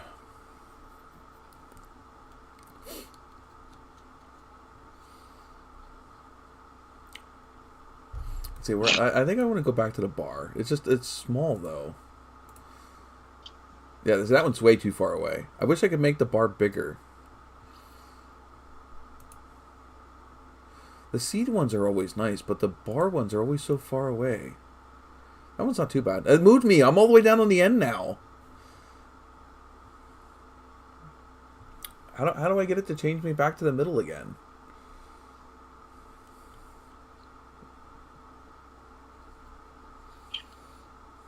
Let's see here.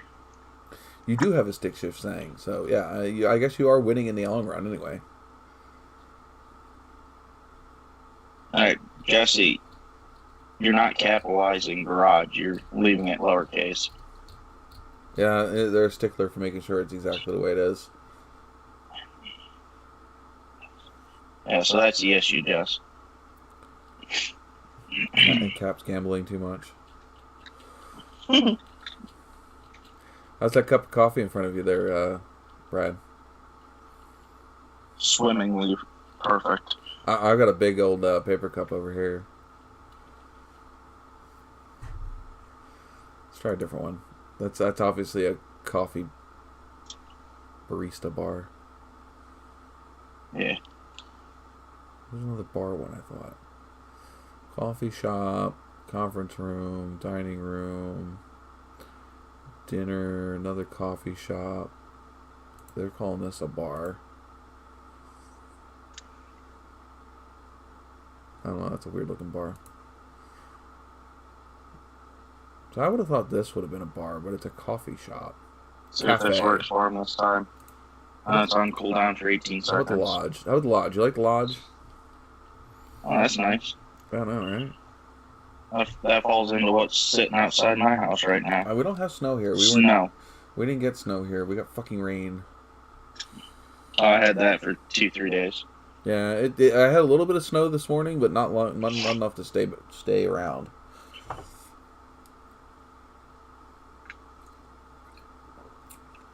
So overall, how do you guys like the new setup? Anything you guys would change, or besides the whole actual video feed, because that we have to work on.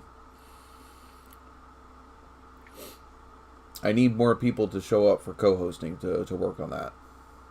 I might have to work on that during the week when we're not actually live. Yeah. What is going on? I don't know. What is it now? I don't know. I give up. That's what Jess said. It keeps failing to give Cat. Hold on. Oh, Big E's here. Oh, yeah.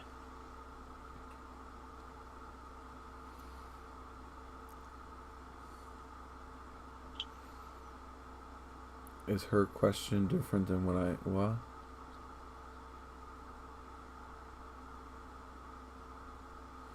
I think you're adding an extra, no?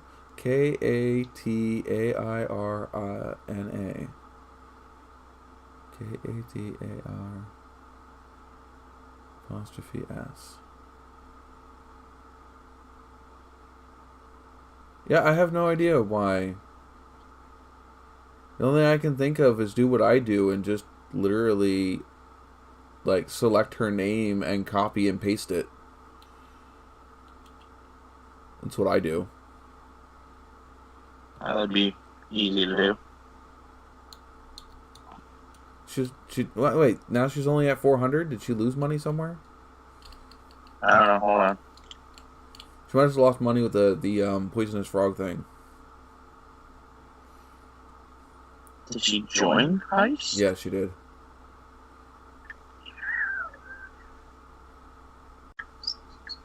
Yeah, she did.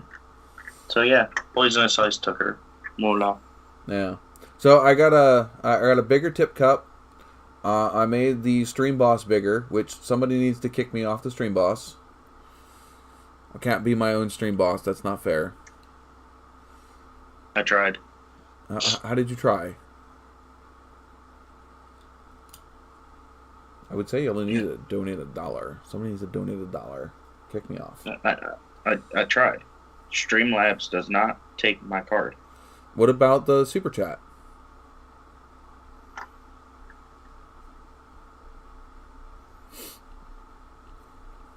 And then, oh, we have a new subscriber. Somebody subscribed. Why didn't it do the thing? Austin Todd apparently is the latest subscriber, but I don't have anything that says that it is. I just looked over and I saw that it changed.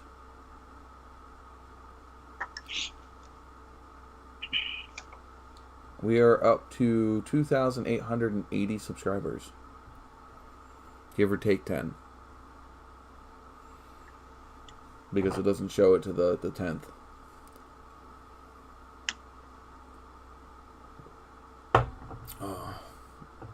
No, if you mailed me $1, it would not count because it wouldn't go through the Streamlabs. There we go. I'm going to wait for it to pop up. Watch the kill animation. It should do something cool.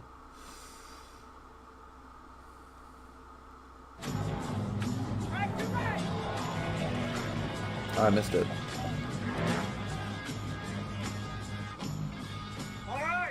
That and your stream boss has got almost 7,500 hit points. Uh-huh. Because you hit every other goddamn thing out there, I want you to be perfect. Go. I started watching that today. Oh, I love that movie. I don't know why it was so short, though. It should have been a lot longer. Yeah. No. Super chat.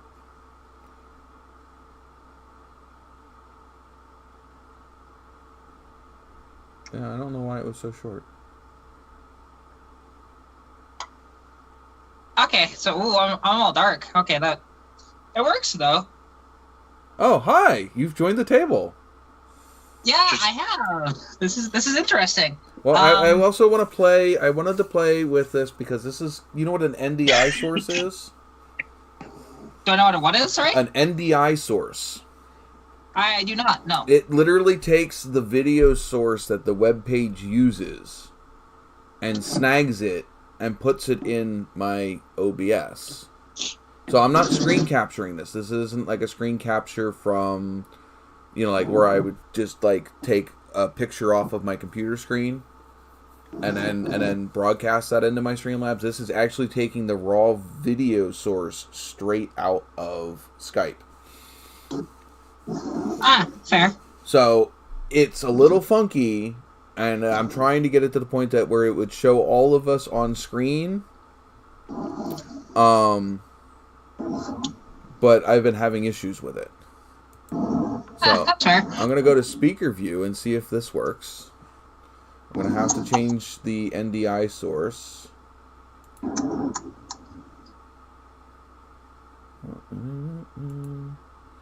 And see, this would have been live active speaker. Should be. Now, of course, it made that all nice and small. Now, my thing is if you and Brad switch talking, it should switch who's the active speaker, I would think. So if Brad starts talking for a hot minute, hopefully it switches. Big move. Gotta talk more than that. I don't want to talk any more than that. Why is it? Oh, there it goes. It switched. Cool. Now, I'm still going to end up having to put my webcam on there as a separate cam because it's not letting me be an active talker because I guess I'm the host or something, maybe? I don't know. It won't let me switch to be the active talker, and I don't know why. You nice and warm there, Kat, in the car? I started it and just waiting for the heat to kick in, but yeah. It's cold in here, okay? Jesse was wondering. Yeah, I can't see the chat, so... 'cause I don't think... Yeah, no. Actually, could I open it on YouTube and just mute the chat there and make it work? I'm not sure if I can. I don't know. I don't know how any of that works with... I'm gonna just try this and then we'll see. Just hang on. Oh, I can! Oh, there you go. Okay, and then I just need to mute this.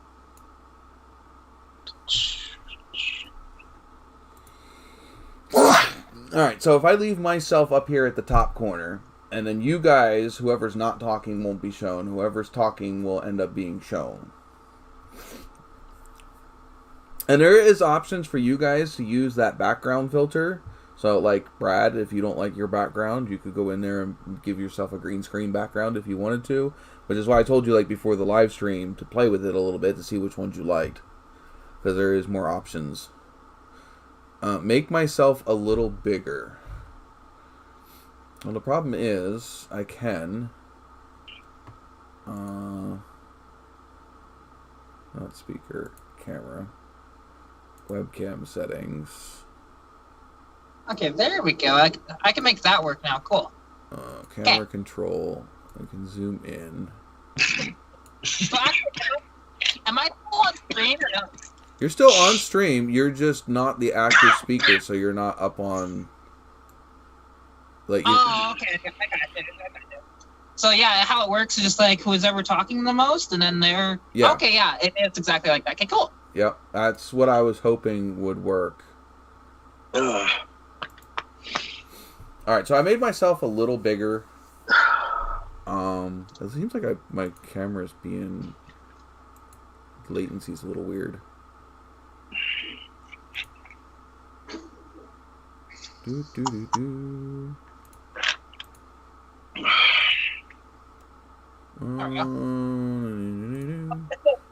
is the nice thing that I can do with this, because this is a better setup than Streamlabs, only because if you're on a phone doing this, you can actually see the chat as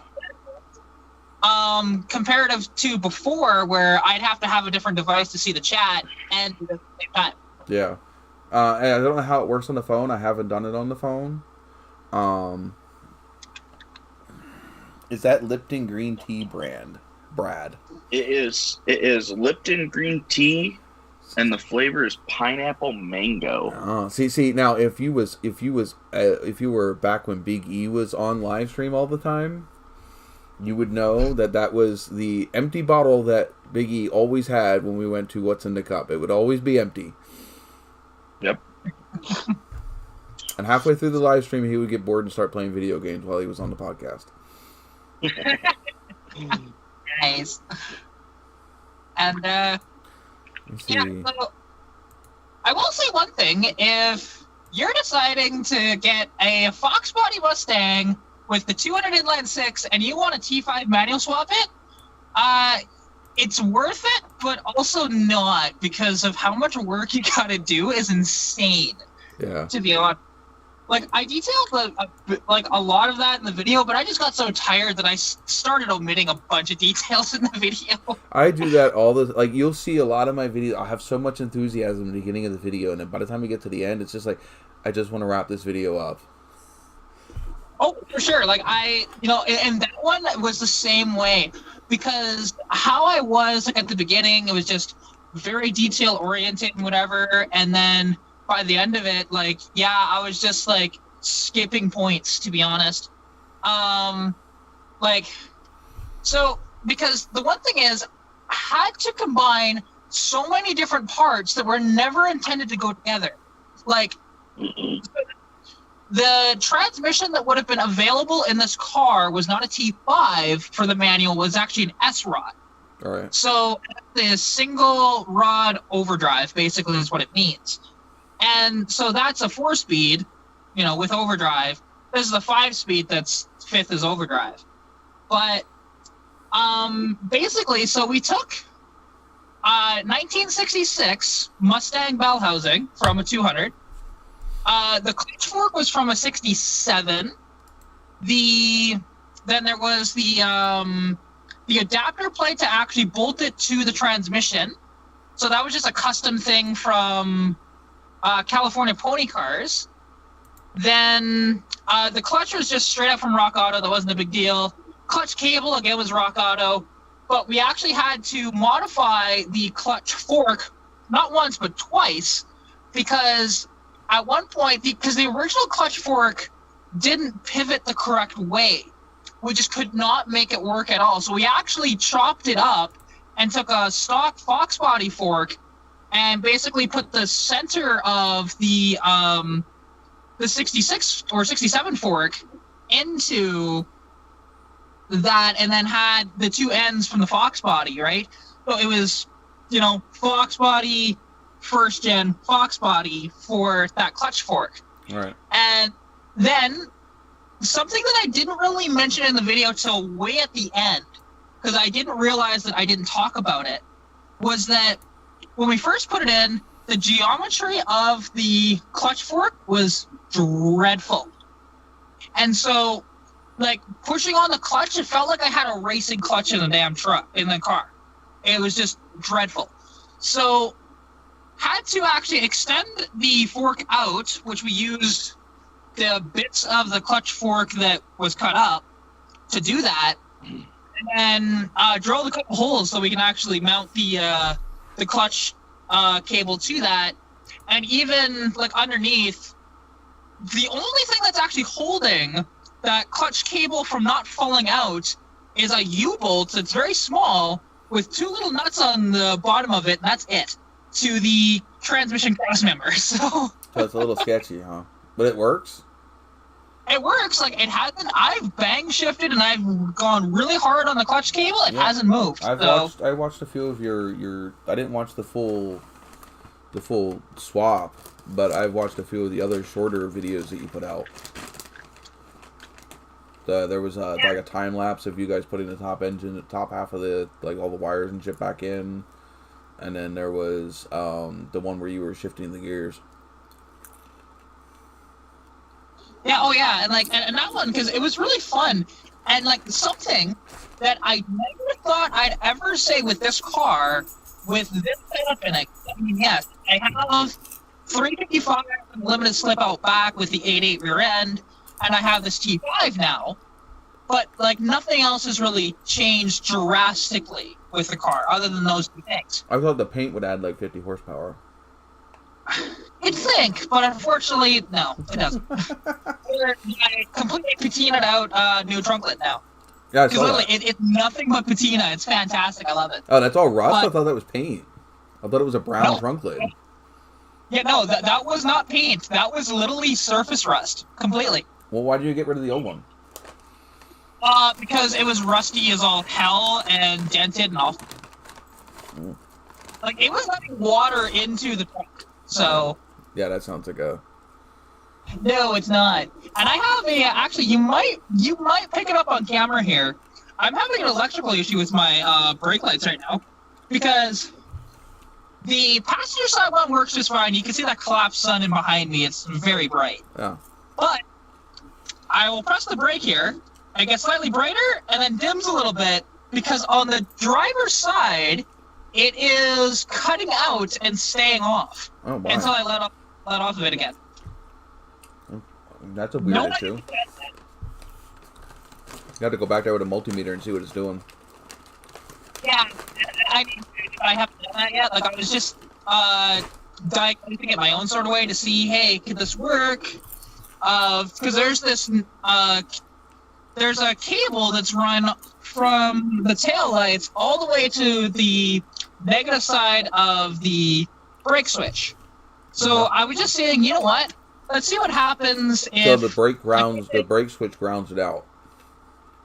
Yeah, and I just wanted to see if I added a second ground into, because my car already has a ground back there. It would have been initially for the trunk light, but my trunk light has never worked. So it was cut off, I don't even know when. So I tried to tie it into that, and it did nothing. Actually, what it did was it blew the fuse for the lights. Well, the thing is you attach the ground directly to the lights? So there is one that's directly in there, and there's not another one on the other one. That might be the problem. Because technically it should be, if that's correctly, the light should always have power, and your brake light switch is completing the circuit by providing a ground. So the wire that runs all the way up to the front should be the ground at that point. And actually, Harvey mentioning the signal switch, that's actually what Roy Markle mentioned when I called him today. Because I asked him, he's the one that wired this in for me. I wasn't the one that set this up. Right, because the other thing is your brake lights also act as turn signals, right? Huh? Which means that's a separate filament that's acting as the turn signal and possibly the high brake light. Well, no, because I have sequential LEDs, so it's technically the same circuit. Right? Like, I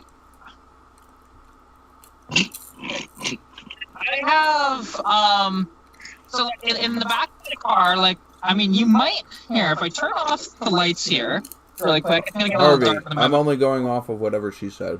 She said, what are you smoking? Bright light switches power.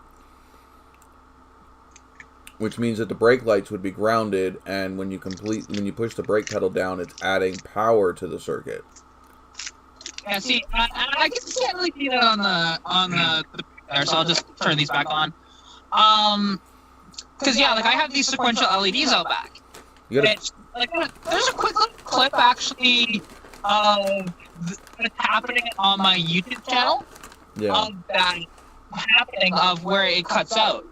Because I put up, it's like a 34-second clip. Yeah, I think I came across it. I didn't watch it. Yeah, it is on there. Okay, so I know my camera feed has an audio because you're getting my mic directly. Here, do you know what? Let me try something. Let me add my webcam source, directly, and then my audio will be in sync with my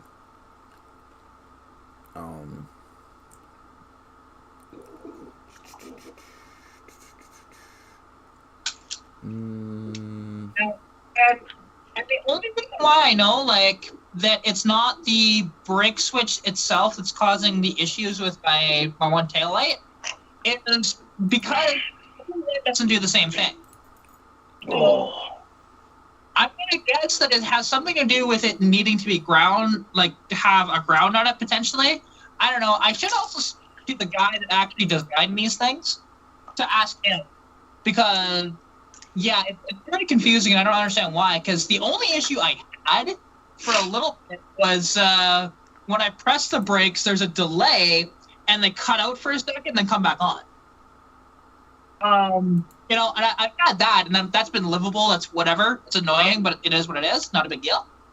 But, you know, it's one of those deals where I don't know on this.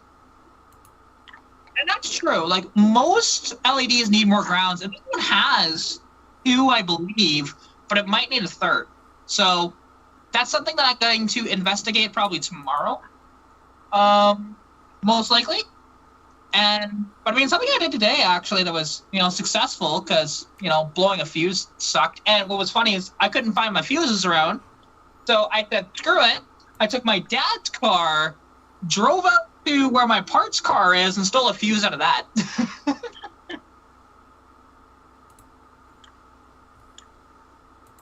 Oh, it's a blue. Oh, okay. What's going on here now? I am playing around to try to get my webcam to work. Fair enough. Yeah, like, and I... Because, yeah, but I mean, like, you know, like, and other than that, though, like, the car is absolutely phenomenal. And what's weird, though, because, again, like, dealing with the new dealing with the manual now, and this is okay. This is what happens when I'm playing with the settings live while everybody's on here instead of doing it on my own. Fair enough. Well, I mean, that's the one thing, though, is that you got to test it, right? And the only way to probably test this is to be live anyway. Yeah, and normally I would do it when I have other people, when like during the week, but I haven't had that option. Yeah, well, of course. You know, but like something, and I never thought I'd come across this problem with this car, just because I didn't think I made enough power for it to do this. Right. But when I was up in Edmonton, because I kind of revved this thing out higher than like I normally would breaking in a clutch, because I think I revved it out to like $4,000, and then I went to shift it, but I was actually getting axle hop, which I'm like, how the hell am I getting axle hop with an inline 6 that is stock internals? I only have an exhaust on it, and it still has the stock manifold. That's just wild. Everybody still there? Everybody make it through my computer doing weird shit? It appears to be okay. I'm opening up software that hasn't been opened in a while, and it was updating. Fair enough. So, I mean, yeah, like that's one of those things that I never expected to deal with axle hop in this car. Because I never thought I'd make enough power to have axle hop. Right. So, I mean, there's ways to curb that, but it's not really a big deal for me at the moment. And now that axle hop may go away in the summertime when I have those big meets on the back of this thing, which probably will. Maybe. It might also be just geometry with the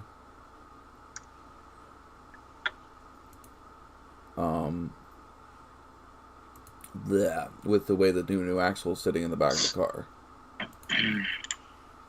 Well, the interesting thing is, because like the only other thing that changed too, because we had to get a shortened drive shaft. So, you know, I took that to a shop and got that done. But other than that, like nothing has changed. Although I will say the drive shaft is a tiny bit shorter than it needs to be, but just in case if I decide I'm going to lower the car, it just has that extra quarter of an inch instead. Right. So, like, because I could have gotten away with 1.5 inches of shortening, but instead I went 1 3/4. So it's not that much of a difference, but.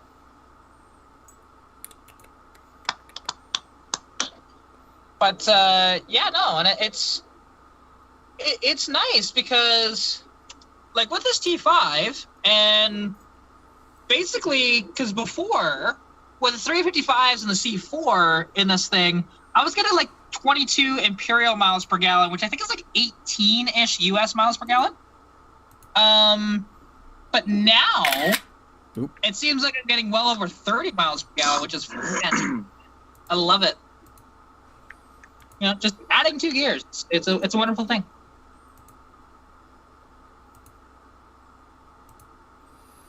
How do I change the source?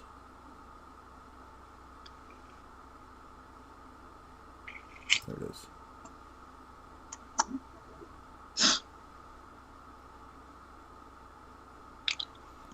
I'm just going to check this side. Okay. You guys all hanging in there? BJ, I didn't mean to do that. Corey, There we go. Wait, what is Nick talking about?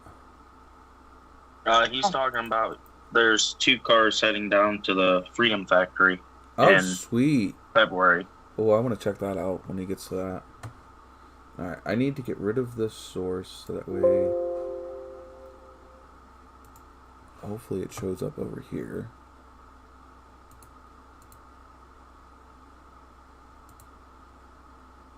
I mean, that is true, Harvey, because technically, yeah, I don't have any slippage from a torque converter at all, and everything's all tight and nice, so, Like, it does make sense for some things. I was just amazed that I have axle hops and stuff. And now that I have also, like, way better fuel economy, I love it. Like, I can't wait, honestly, for the summertime, because when I put the big tires back on this car, it's going to get even better fuel economy. Mm-hmm. Which, I actually did drive this thing with my 275 6015s on the back in the middle of winter. That was just a few days ago. On the highway. That was sketch.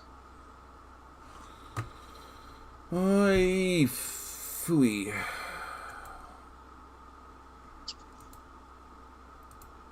There we go. La la la la la la la la. Absolutely, Jesse. This thing's way faster than it was. I still have to figure out how to launch it. So we'll see when I can actually properly launch the thing, how fast it actually is. Because every time I try to launch it, I stall it. So it's just getting used to that clutch engagement and stuff like that. Because it's different than what I'm used to with T5s. Because I've driven a couple of cars with T5, and it doesn't feel quite like this one. So that's all. Why won't it freaking do what I want it to do?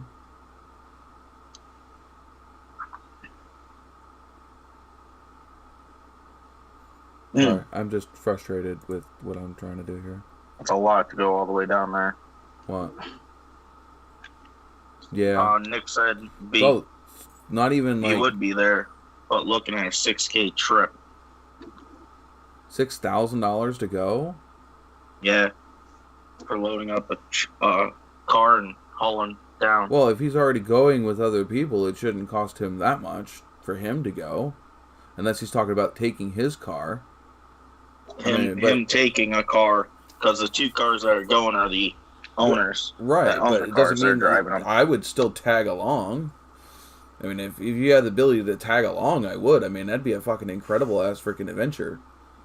Oh, yeah, that would be. Oh, yeah, that'd be so much fun.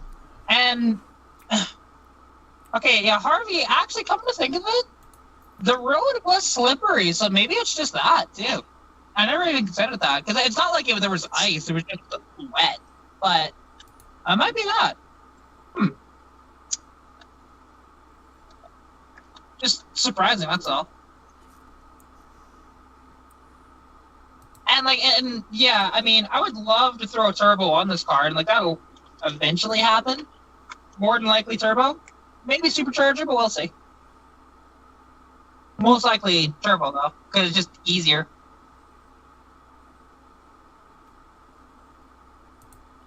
I think I might have messed myself up with using the webcam in here, because then I can't use the webcam. I don't know. Yeah, well, I mean, I haven't seen, because I'm watching the YouTube side. Oh, yeah, no, there's no image of me up on YouTube. Because I was trying to... What I was trying to do is use my Logitech Capture to use my webcam. Now, I could go out to... If I wasn't sitting here in the middle of the live, I could go out to the garage and go grab the other webcam. But I don't technically need a webcam for you guys in Skype. What I was trying to set up is that it would share the webcam by using Logic Capture. I could use Logic Capture for the Skype screen and Streamlabs at the same time.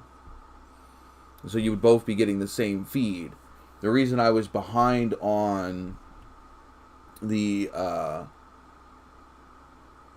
YouTube is because I'm using my mic, which is a direct link, but it was getting the video source from Skype, which is a couple seconds behind, so my lips weren't matching what I was saying.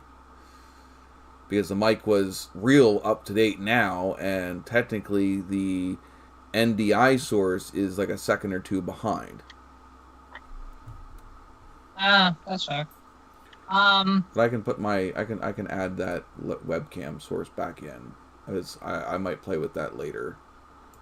Well, Big E, the only reason why a turbo would be much easier than a supercharger in my case, because there's no such thing as a supercharger kit for a 200 inline six.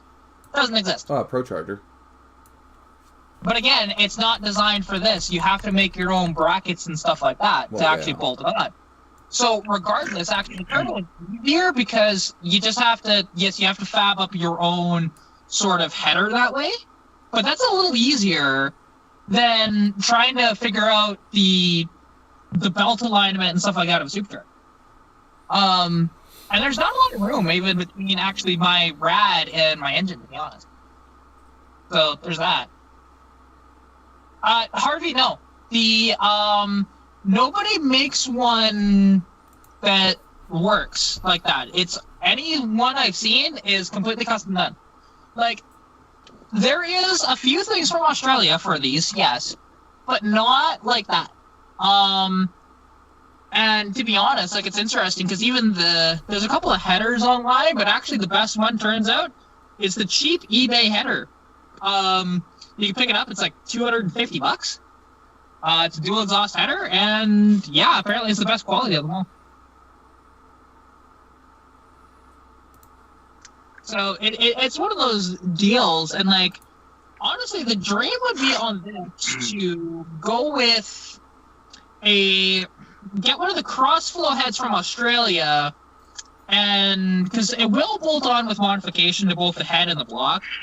Yeah. So bolt that on, so I have the cross-flow, you get much better flow out of that, put a proper header on this thing, and put a turbo on it, and I'd be making probably a neighborhood of about 250, 260-ish horsepower, which is quite respectable for what this thing is. Because right now, I'm probably making in the neighborhood of about 130, 140 crank, which is not much, but that's my guess, and somewhere around 200 foot-pounds of torque.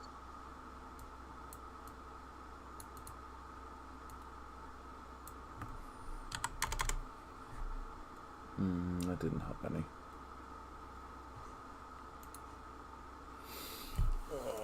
I was trying to play with the Stream Boss to see if I can make it look a little crisper or clearer with how big I have it. Okay. It didn't do anything better. I do like the bigger tip cup though. I figured with us being able to do the availables, the current speaker or whatever as whoever is the big screen, and even if I'm up here in this top corner, I figured it would be. I would be able to make the video screen a little smaller and have a little bit more stuff on the outside of the screen and not make everything look so crowded. Because I already knew that. All right, puppy. I knew that watching this live stream on a phone, which, by the way, whoever's watching this on a phone, how I was gonna say how does it look on you guys for watching it on a small screen? Well, when you had it with the opposite thing, when you had it as a screen on the Skype side, where it was the the bar or whatever there, it was super tiny, and honestly, I was noticing, because for the background, it didn't look as good, only because a lot of stuff was being chopped out of your background because it's just the green screen, right? Right. But this is honestly fantastic. Well, and I couldn't test this out until you showed up. Oh, for sure. No, I get that. Because I couldn't test the active speaker when it was only me and Brad, because it doesn't recognize me as an active speaker. It just always leaves me up. And so even if I was talking, it would never show me unless I do this, where I have the second window with just me here. Because anytime I talked, it wouldn't show up. Now, if it wants to switch back to Brad, like it just did, because Brad was making background noise because he's scratching his ear next to where his mic was picking it up. Yeah, I figured out what that is. But because he's using the headphones that he is, it was making noise. No, I didn't see. I was trying to focus on what I was doing in here. I'll go back and go look in the chat, unless you sent it somewhere else. But anyway, this way, whoever's talking should be the one that's showing up on the screen. So if you're not talking, you're not sitting there all on display, kind of like Brad is right now, because he's not talking. Because I'm talking. And then hopefully whoever's talking is nice and big up on the screen, so that way you can see them talking. Yeah, see, the only thing, and I don't know... I don't know what that was, Kat, but we didn't hear any of what you just said. Yeah, it's Brad there. It's not my fault. No, it's something with your mic, Kat. It's not... Yeah, as soon as you start talking, it does some weird shit, and then it gets real quiet. Like, it's real loud when you first start talking. So, okay, what it's doing then, it's picking up, so, because I'm not on headphones, it's picking up Brad on mine. That's why. I guess, I don't know.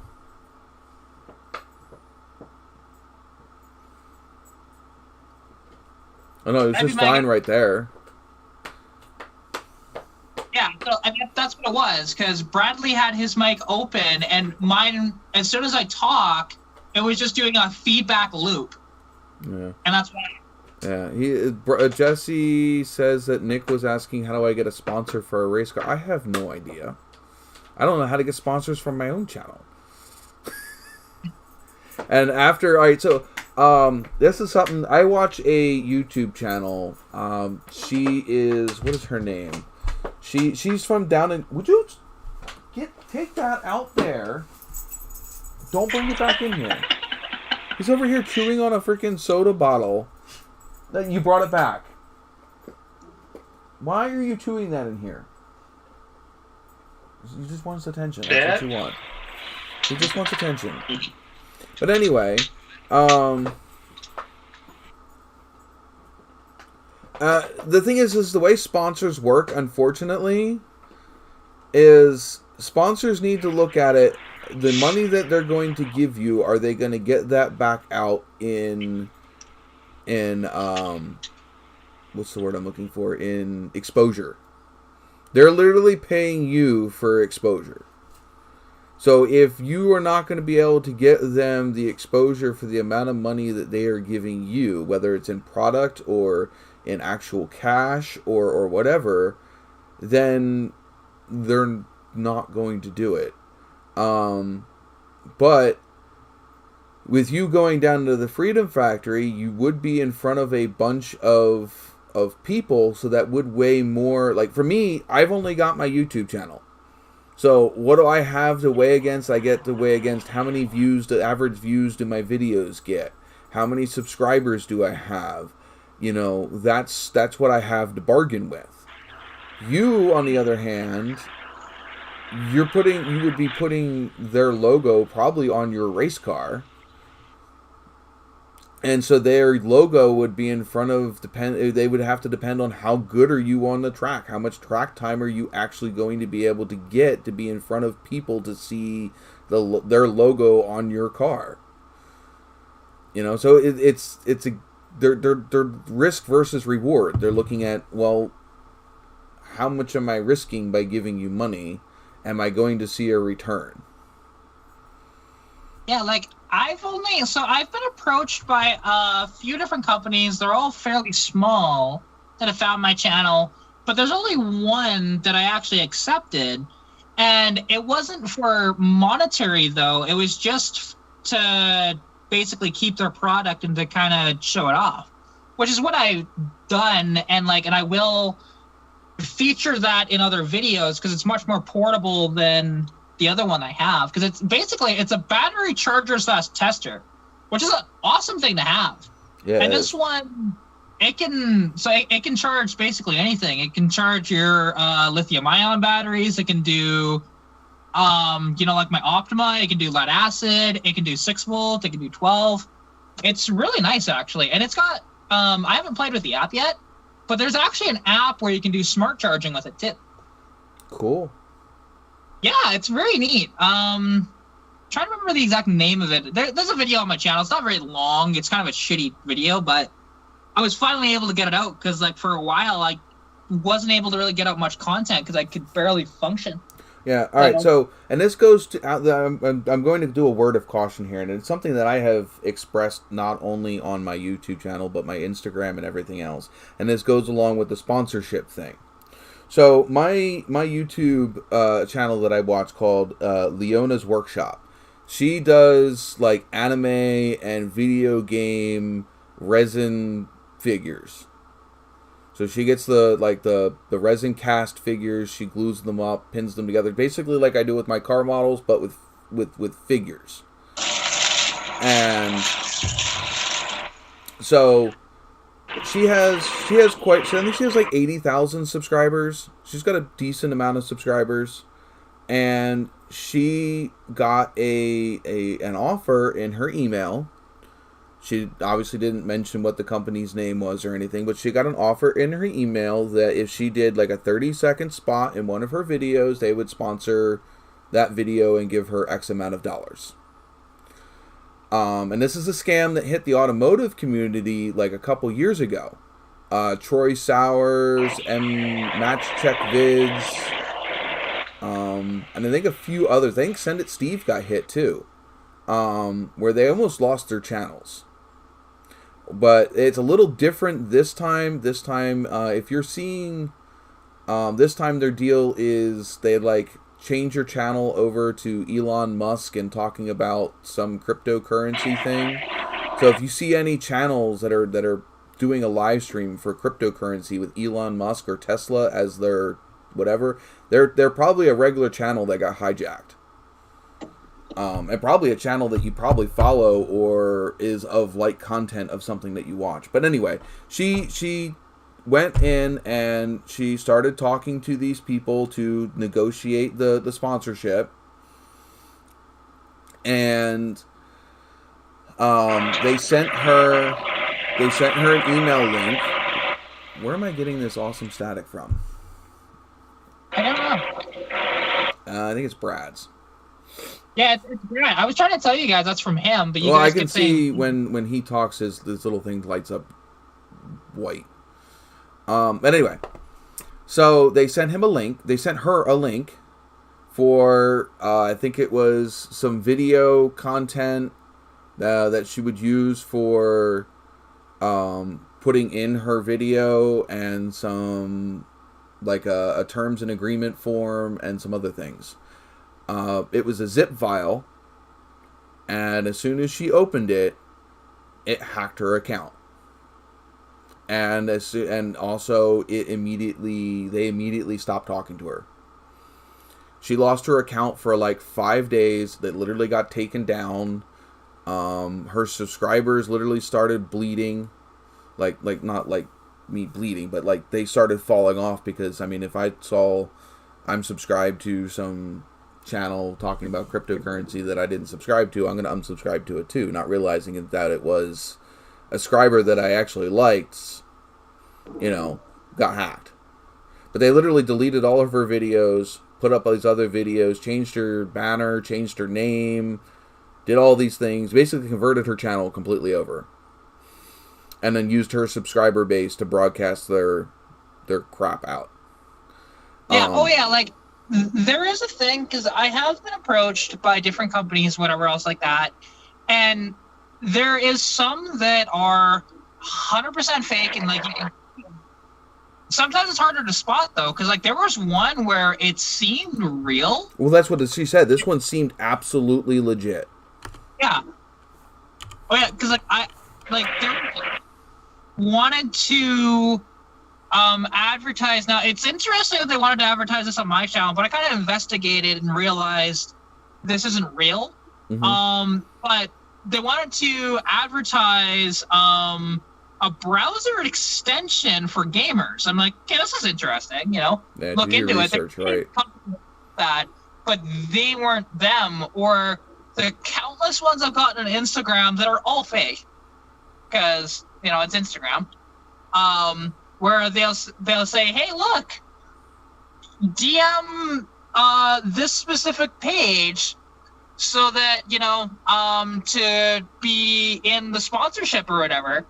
And the problem is with that is that these accounts were just made. And so they message you, and you're not an ambassador for this. It's fake.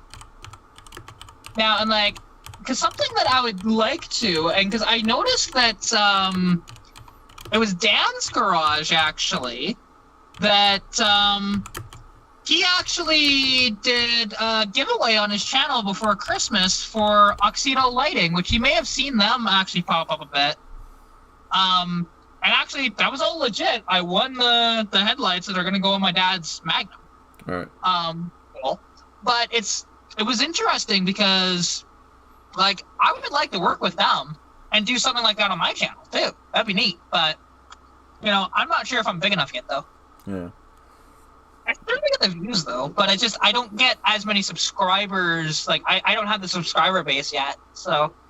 By the way, if you're watching and you haven't hit the like button yet, please do. It would really help.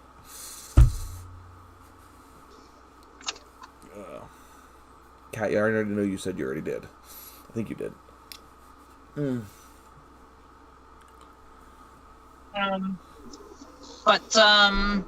no. So it's one of those things, like, I would like to actually have, like, a proper paid sponsorship, but none of these have been that so far. It's mostly just been products. A lot of the time, you're not going to get a true sponsor until you hit 10,000 subs, and you have a decent, consistent YouTube viewership. Exactly, and the problem is, mine is so sporadic. Like, yes, I have lots of videos that'll do over 1,000 views, no problem. But then I have some other views that I spend, like, because I was talking about this in the live stream. Yeah, Kat, even the big YouTubers, if you go look at their view counts, you'll see video. You know, granted, theirs will be in a higher tier than ours because they have a bigger reach, but they still follow that same kind of the videos that do really well, and then the other videos that don't do so well. And even a lot of the bigger YouTubers have complained that the videos that they put a lot more time and effort into tend to not do as well as they think it would. And the videos that they just kind of throw out there tend to do very well. I don't understand why, but it does tend to happen even with the... Why is Streamlabs deleting content? Yeah, that wasn't even a problem. I'm reading that comment, and no, that was Streamlabs that deleted that. Why? Because he added Napa in there? I don't know. But I'm going in and I'm going to cut my Streambot's power here. There you go. Which realistically, you know... I am sorry, Mongrel's Garage. I don't know why they're being a dick. Alright, this is why I tend to have it off. I turned it back up to... It says, please refrain from sending long messages. Oh, please. We don't care. That is so dumb. Oh, it's because there's paragraph protection on. Okay, so you actually got contacted by Oxedo and Napa. See, I would like a Napa sponsorship. That'd be dope. Is this Mongrel's Garage is the one that got it before, or? Well, he said he's been contacted. All right, I want link protection. No, I don't want, because then I can't do it. Well, like, really? Wow. Yeah, do you know what? I'm just going to leave Streamlabs to not moderate my chat. I got plenty of moderators in there to do it for me. I mean, really? You have what? Of your 6 or 7 viewers in here, like 5 of them are moderators? I think the only one that isn't is Harvey and Mongrels. And it's only because I do believe, they're not newer. I don't know. I mean, he's just not here that often, and maybe it's that, but like, he's dumb. Well, no, I'm the one that sends, adds people as moderators. But if you notice, the people that are all moderators here are people that I've talked to off live stream, people that have been in the live stream forever, and generally tend to be level-headed, except for our buddy Chris. I absolutely love him for his non-level-headedness, but it can get a little out of control sometimes.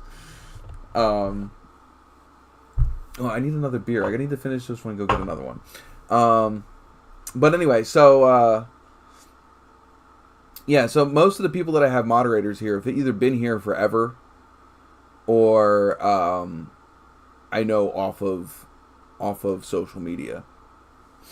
Like Big E, I've known him for, over 10 years now.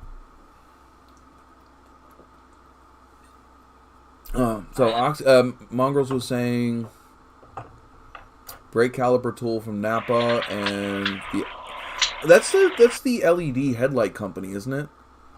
Yeah, it is. Because Hammer Down Motorsports got it contacted from them too. If you don't mind me asking, Mongrels Garage, how many subscribers do you have? And if you don't mind, like an average decent video, he's only got 733 subscribers. Now, how did he get contacted? And they noticed something. I can understand you not getting contacted only because you don't put out regular content. I understand that to a certain degree.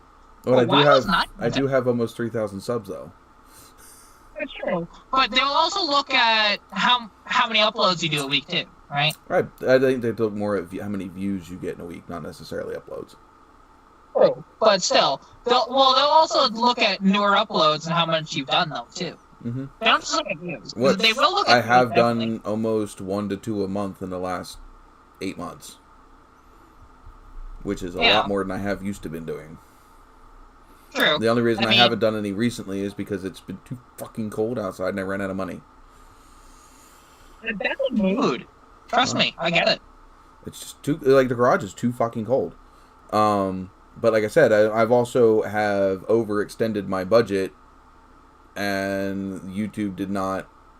My YouTube views did not respond and ad revenue have not responded in a manner that I've thought that they would. I have dumped more money into my YouTube and Instagram and everything else, and my ad revenue, my views have kind of been steady, but my ad revenue has dropped by almost 2/3. I think, almost 2/3 over the last year. My ad revenue has dropped by like 2/3. Yeah, see, and for me, I know my ad revenue has dropped off only because I wasn't posting for a while. So, I don't even think it's that. I don't, because like I said, it's my content that constantly gets views. In my overall, the CPM has dropped. My CPM used to be almost $17 per whatever. It's now down to like 6 or 7. So it's not even necessarily. It's literally my CPM has fallen out from underneath of me. Huh. See, I wonder why. That's kind of weird. It is weird. It's literally advertisers not willing to spend as much money. It's like I said, it's not my views. My views haven't gone anywhere. They're still right about where they normally would be. It's literally the amount I'm getting per view that has changed. He says he doesn't know how Napa found him, but he thinks that the headlight company was likely through other YouTube connections. Yeah, see, and that's the one thing, because eventually, maybe in about a month or so, hopefully, we'll see, because the guys over at Coastal Auto Reaction, which also they have a new channel called Junkyard Resurrection too. And pretty sure that's another one of those YouTube channels that doesn't like me. We might do a collaboration, hopefully, in the next, like I said, month or two. They're the ones that had the car live stream, aren't they? No. Well, okay. Yes, on TikTok. They don't do it on YouTube. No, they had a car back when we had that issue with a certain other couple of channels. They were having web streams on YouTube that was CAR Podcast or something like that on YouTube. I don't remember them doing a podcast. Maybe they did. Because isn't that also wasn't one of the guys sick, and that's why they stopped putting some of the actual YouTube videos out? Yes. Yes, and that was them. Yeah, and he does a fox. Oh, that's cool. Jess has come to visit you. Like living out in the middle of nowhere. It's always nice to see the animals around. Yeah, them along with a few of those other ones blacklisted me. And I was still supporting Coastal Auto Reactions, and yeah, they blacklisted me. Oh. So, I don't know what I did to make freaking YouTube community hate me so bad, but I did something. I can tell ya. Like, yeah, it's, you know, it's just possible that, you know, from other shit, whatever, that they mentioned something about you that wasn't real, and, you know, they took it to heart and whatever, and that's why. My only guess? I don't know. Don't know. Yeah, because, like, was that, like, Uncle Bobo or something is also with them? Yeah. Well, so it's like Big Easy and Uncle Bobo is their sort of their personas there. I don't know their actual names. I think they boycotted me when I had originally made the call out about, you know, overexposing people on Instagram or whatever without supporting your own content with Robert's Garage. When I put out that warning there about, you know, watching, treading on the sub for sub, you know, kind of thought train. And, you know, because it wasn't them that did that whole grouping, like, what was it, YouTube, that fucking shit I used to belong to with Salad Bar. But yeah, another one of those kind of things where you have one person trying to pull a bunch of other people to get people to support other people, but in reality, it's really kind of all about the person that's at the top of the totem pole. Because that's exactly what it all is it's one person ends up benefiting from everybody else's hard work. And then it all comes crashing down. Yeah, that can happen. And, like, because, don't get me wrong, I do, like, the one nice thing that I like, because Roy Marco used to do that a bit, but he stopped doing that, which, to be fair, he's not the one that runs his social media, that's his wife. So, and I've met Rebecca, she's fantastic, but, yeah, so it may have been her that was doing that, because, like, he doesn't do any of the social media. No, it wasn't Roy, it was Robert that I was made the warning about. Oh, I know. Remember Robert's Garage used to do, like, 60 zillion posts about everybody else's freaking stuff. Yeah, I remember. And like I said, it's, yeah, your stuff can blow up, but then again, if you're not getting people that are actually watching your content, then it's inflation. It's, you know, it's kind of, I kind of have a similar issue. I have 3,000 subscribers. I'm not getting 3,000 views on my YouTube videos, which means, you know, a bunch of people that are subscribed to my channel are not watching. Jesse, I'm muting that comment. Why won't it let me remove it? Because he's a moderator, is my guess? Yeah, Jesse, remove that comment, please. I mean, I don't mind some things, but just yeah. Thank you, Jesse. There is a limit to the amount of adultness in the chat room. Yeah, and I mean, and Mongrel, yeah, he has, because, like, people started to realize, like, after me and him had that little spat, and they realized, like, I'm a genuine person. What you see here, I generally am too. I mean, I come across. Yeah, I generally am too. I come across as an asshole sometimes, but I'm kind of the loyal asshole, if you want to put it in some sort of way. You know, yeah.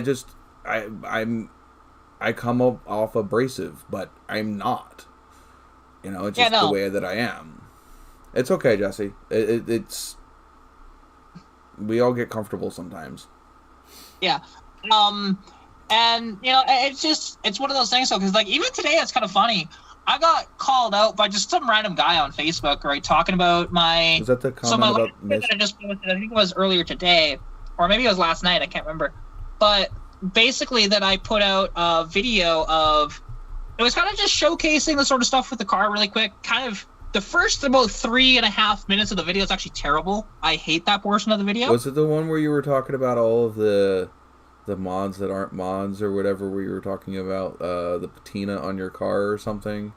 No, it wasn't that. That was just a funny comment towards Chris. Okay. Like, because Chris mentioned that I should pinstripe the oil pan, is what he said. And, because I was in the stream chat, so none of you would know that. But, I thought that was a public video that I saw.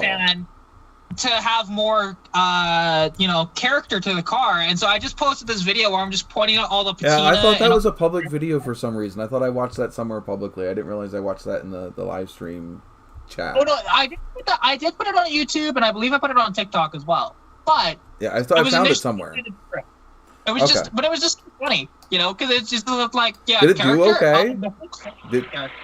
Did it do okay? Did people seem to like it? Yeah. Oh yeah. No. People were fine with that. Should like have people thought it was funny. the oil pan.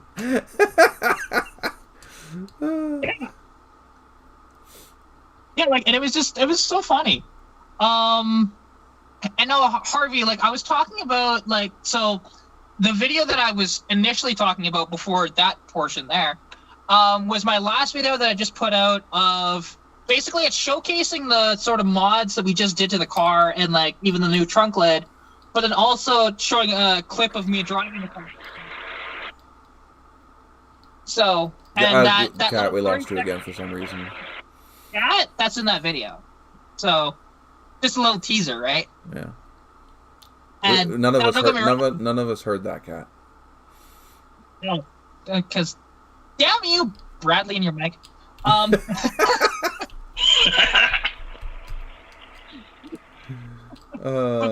Jesse said he was watching the video, but he never finished it. I tend to do that too. I'll start watching a video. It's not that I won't ever finish it, but I'll end up finishing it later sometimes.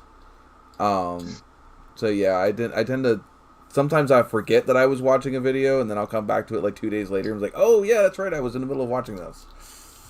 Yeah, it's all good because somebody on Facebook actually mentioned the first part of the video, it was he basically said that I was all over the place and he didn't really like that. I'm going, well, you're gonna hate my channel because I have ADHD and I am never prepared for my videos. My videos are one take off the cuff. Everybody knows that to subscribe to me, right? So were most of mine. Yeah, seeing that comment was just so funny to me. Because I'm like, oh, dude, you're going to hate my content then. He actually liked the driving portion, because the cool part about the driving portion is I put my dash mount actually on my quarter window, and I showed myself shifting like that, which is actually a great view, to be honest. I didn't know if it was going to work, but it did. Yeah.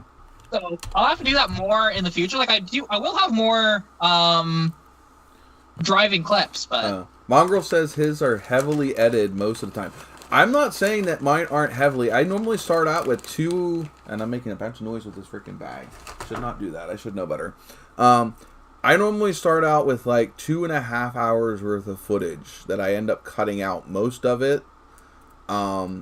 But I don't generally tend to sit there and pre-think my words and how I'm going to say it. I might say it a few times only because I screw up halfway through saying something and then I'll start it over again, but I don't tend to pre-plan what I'm going to say and do. For the most part, I will sort of think about approximately what I'm going to say, whatever else, which for me in that moment was okay, talk about what was just done to the car. Because I realized in my big over an hour long video, I never actually showcased the car at the end of it. It kind of just abruptly ends, and so I had to put an 8-minute clip at the end of the video to kind of talk about some of the stuff that was omitted. I do that I didn't too. realize I did that. I'll finish a project and then I'll go into editing it, and I'll get through all the footage, and I'm like, I'm missing this, I'm missing that. I need to either go back and go refilm something, or I need to actually put in a voiceover explanation of what's going on. You think with me, my screw-ups are always out there.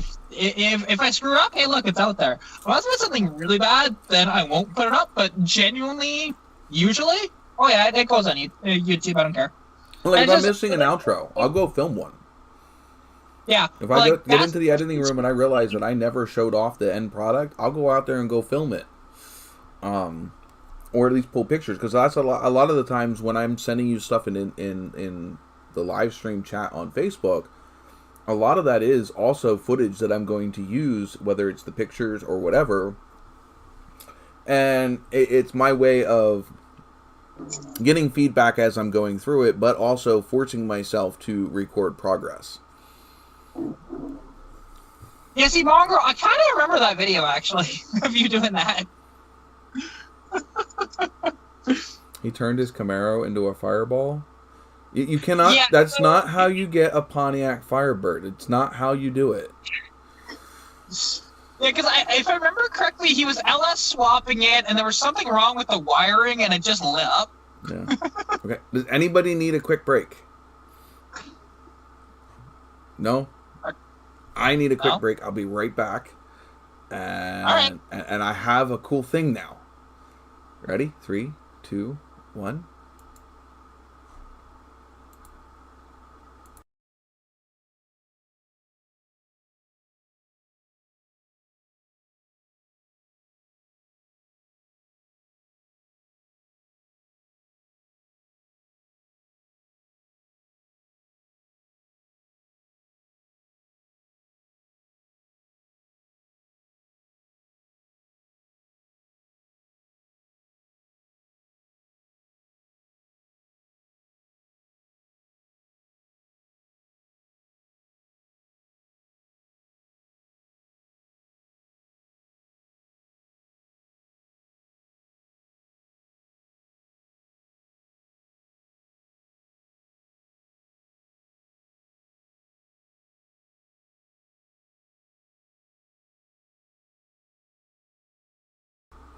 Why I asked? Because, you know. There we go. Now we're all back. I have cookies and beer. Because they go together very well. We're all back now. We can talk. This is why I don't gamble. Is he not doing well in the gambling? Kat, are you there or are you frozen? I mean, I've done fairly well, but I did get a boost from Jesse, so that helped. Do what? What are we talking about?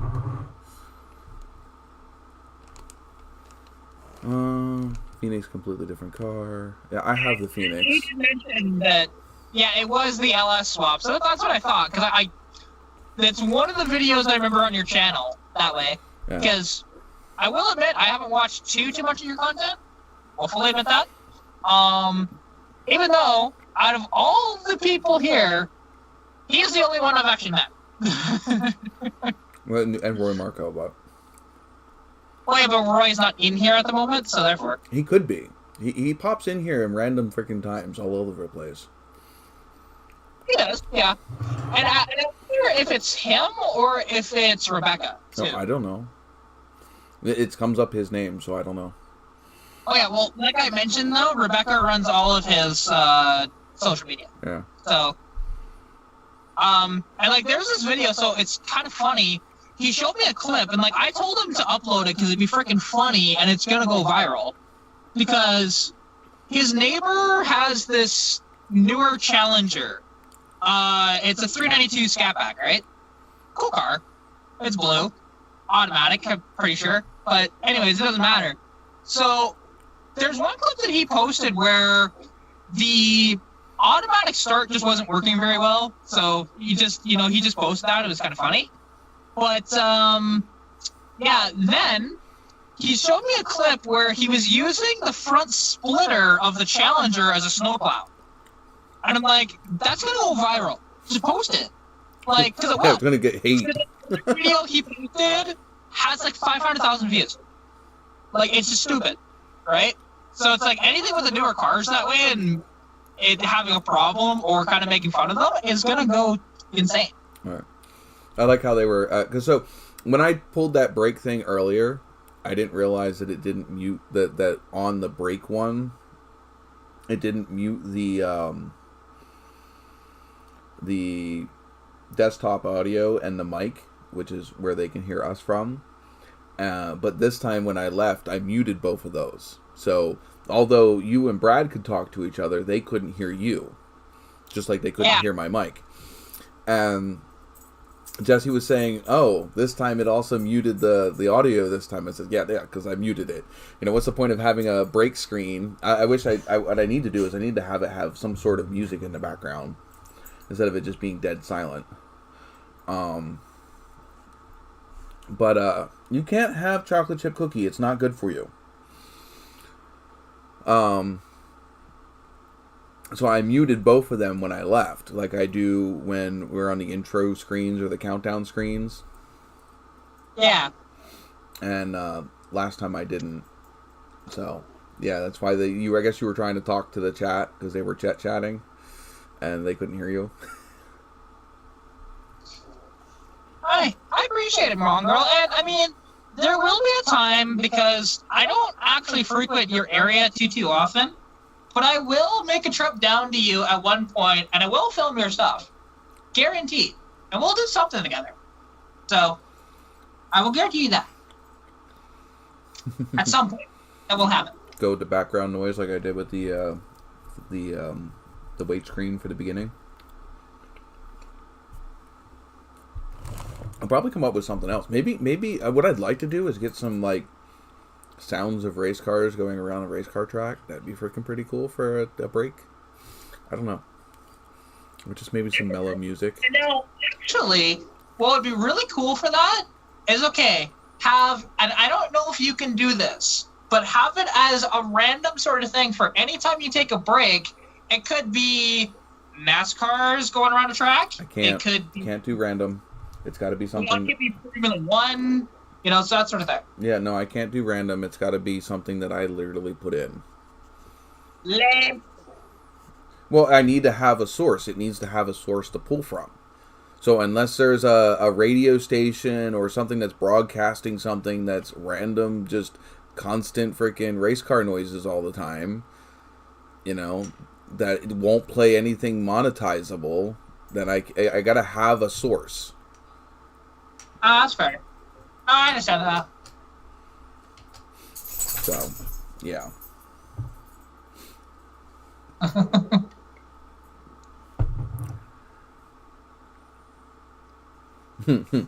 I have a whole crap ton of 400s firing up. That's that whole beginning intro before I go live is all Pontiac 400s going from not cranking and not starting to all the way up to firing up. So,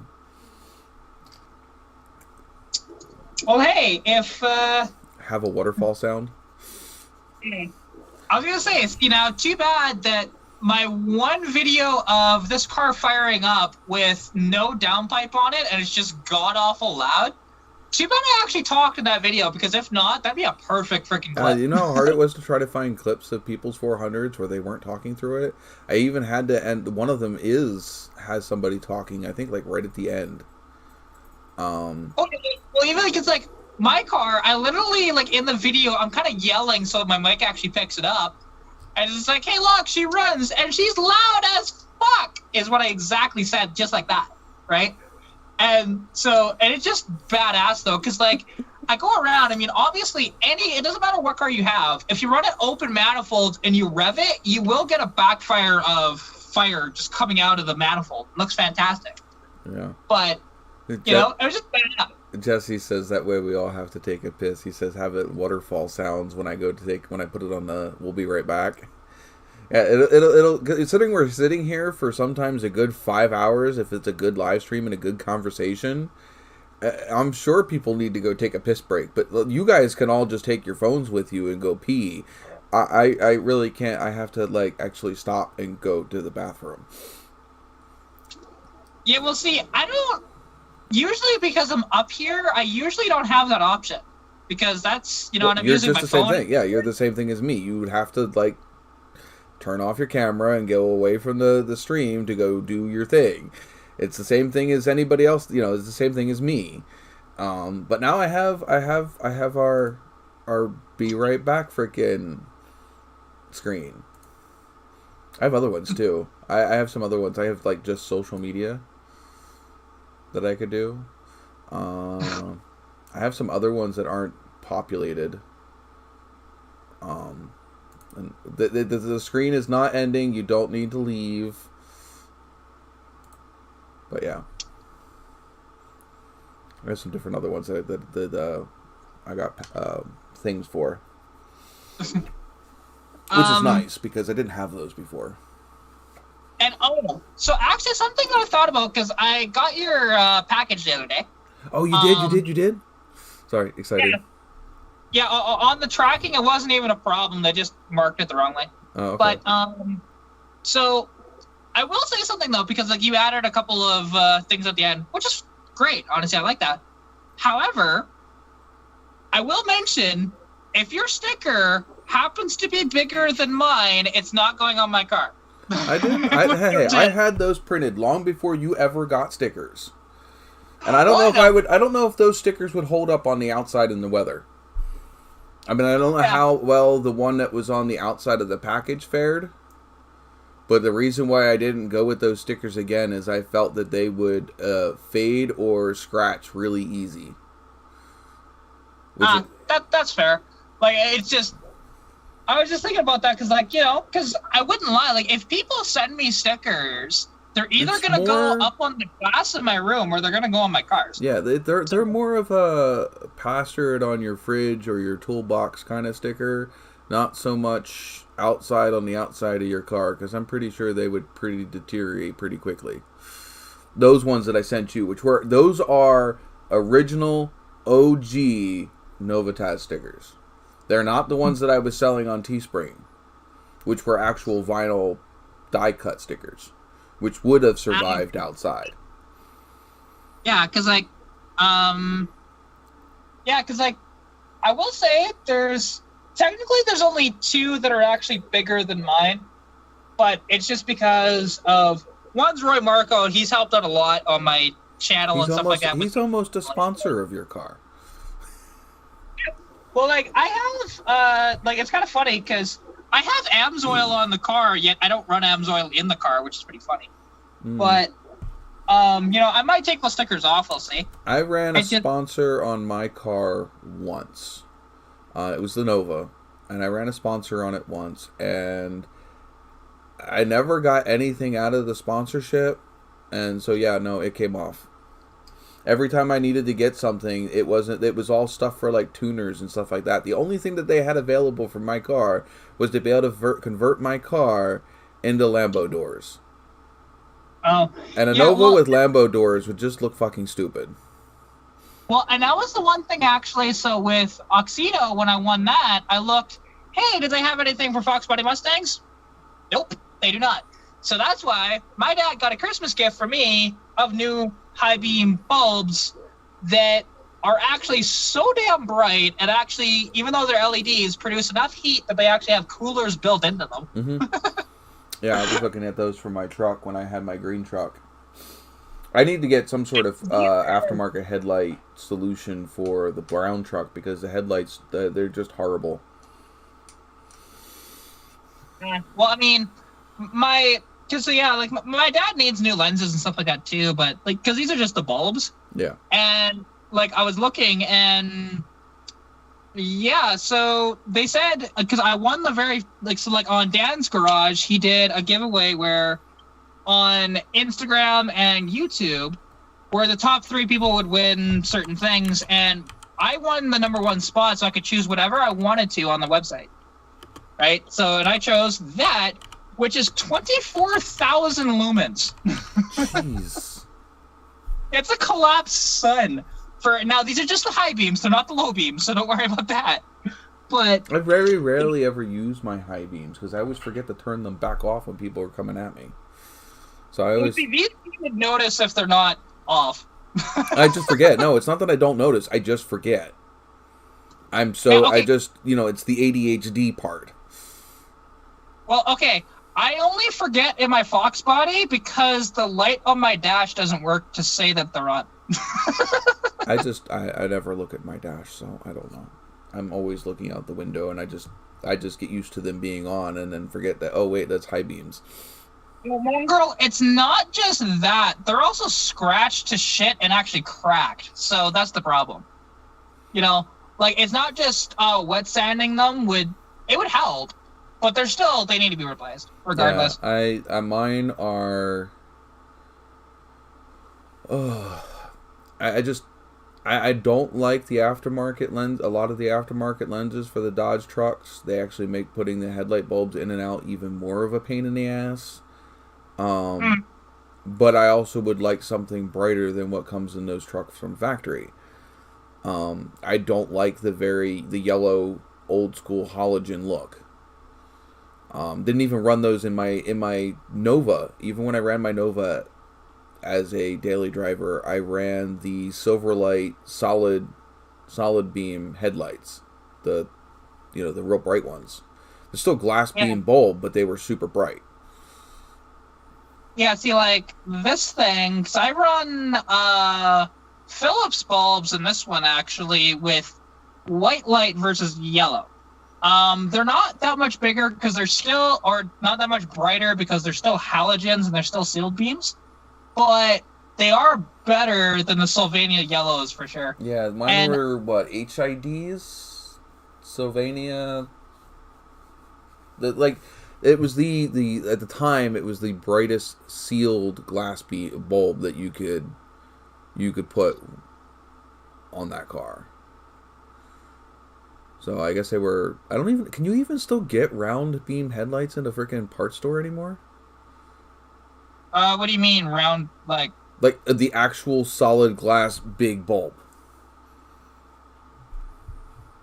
Well, if it's built into the lens, yeah. What do you mean built into it is the lens. It's all one unit. Oh, so sealed beam, yeah, you can still buy those. Yeah. Yeah. I can go down to Napa, buy the round ones, buy mine, or buy the other square ones. Yeah, because my car, the Trans Am takes the square ones, and then the Nova takes... The Trans Am takes the square separate high-lows, and then the Nova has the high-lows built into one bulb. The big, what is it, the 7-inch rounds or 8-inch rounds? I forget. Yeah, something like that. And that's the one thing though, sealed beams, the beauty of sealed beam headlights, they're cheap as hell. And they last for fucking ever. Yeah, okay, so now I've gone through a few sets on this car, not because they stopped working. It's because the Sylvanias kept fogging up on me, which was annoying. Yeah, which means that they shouldn't, because they should be sealed. Exactly. So that's why I refuse to go Sylvania sealed beam ever again. I will... Never had that issue. Yeah, I never had that issue before. Yeah, on my Sylvanias, I've gone through 3 different sets before I said screw it and went on Rock Auto and got these Phillips. Yeah. Instead. Yeah. I was looking at those Holly ones. They literally look like an old school headlight, but they use modern LED technology. But when they're off and you look at them, they look like a regular glass. Because that's one of the things that I hate about...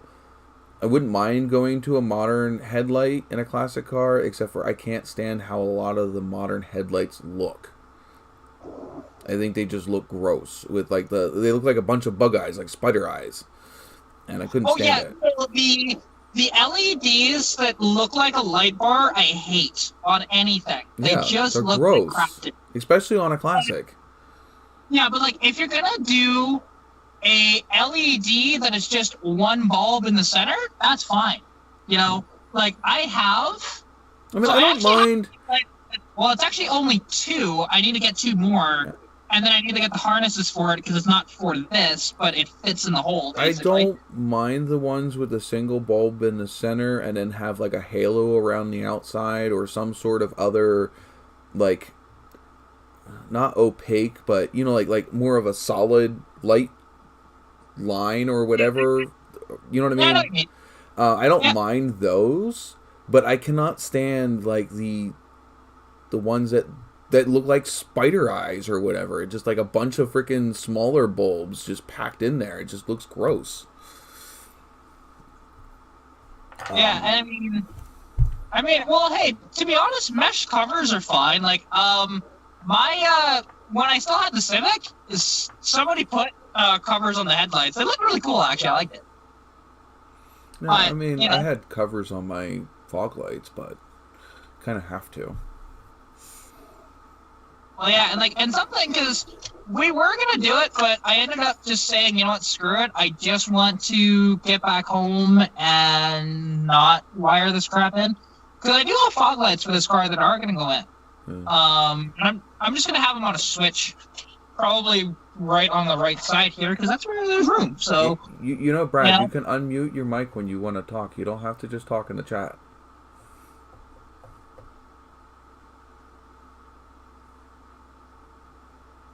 No, now we can't hear you.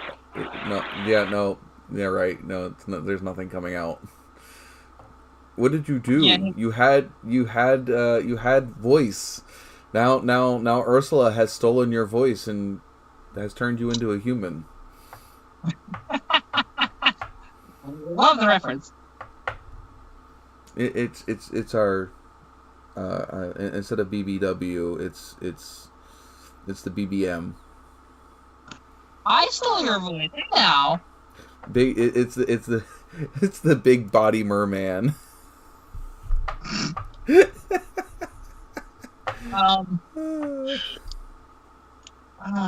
Cat stole her voice. He is a friendly looking merman. Not mermaid, merman. Oh, Brad left. No, Brad. I hope he didn't leave because we were teasing him. He may have just left because it's like... He may have been just resetting his thing. Yeah, resetting or just leaving because... No. It's all static. What'd you do?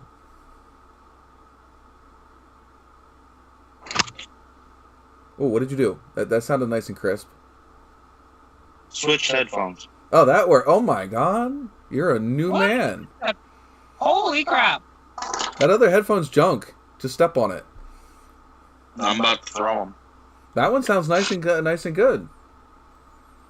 The other one was just nothing but like static. Like you were trying to talk through the phone at the bottom of the Titanic.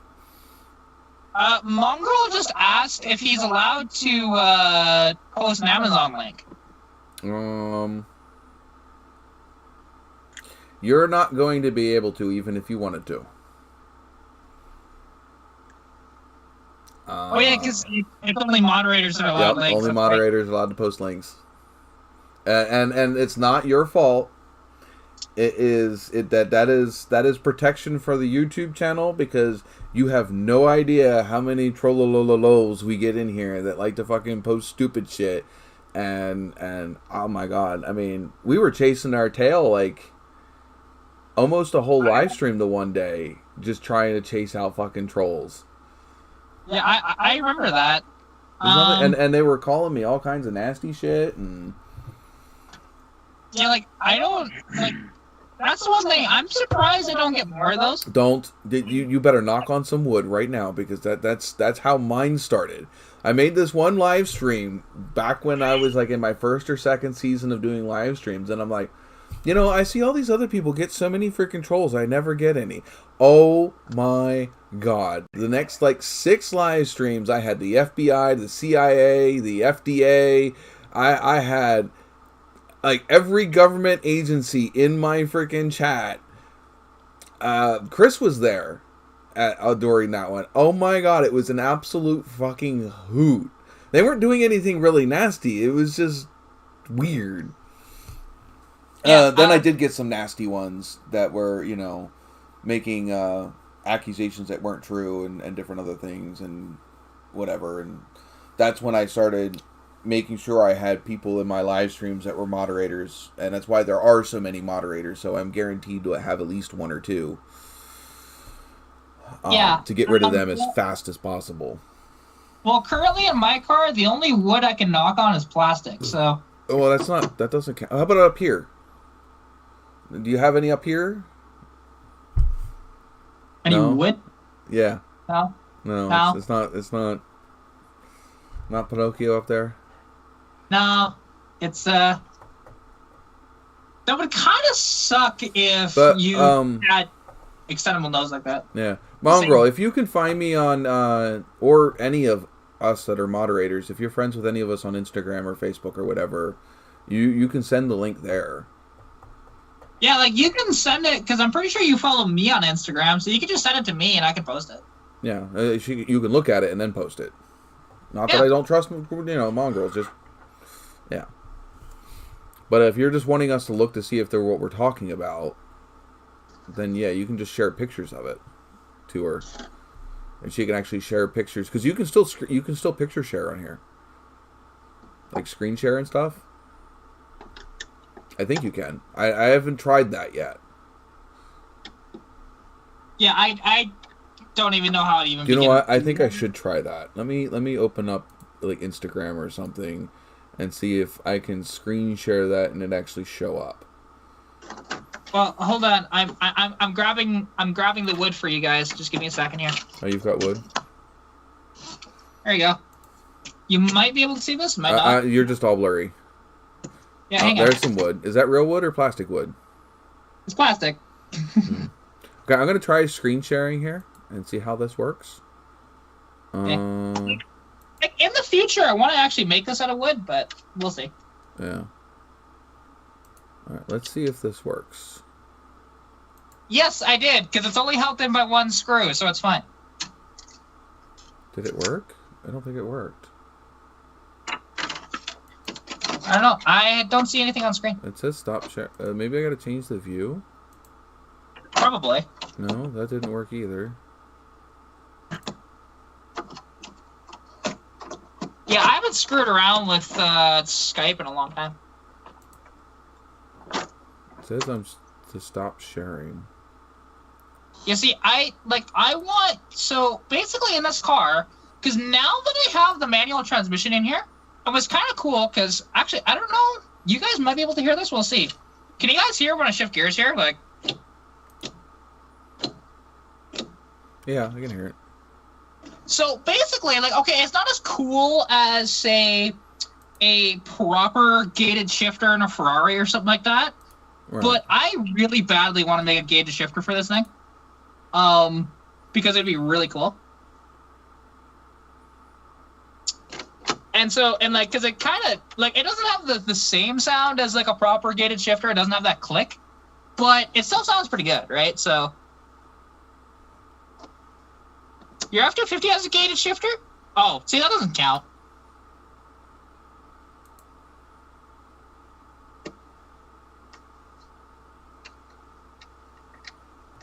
Now, okay, question. I guess your F-250, that's column shift, isn't it?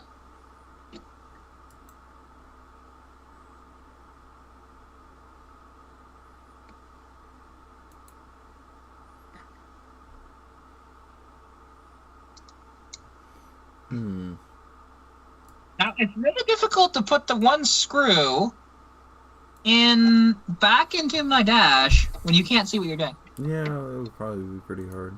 I don't know why it won't. What the fuck?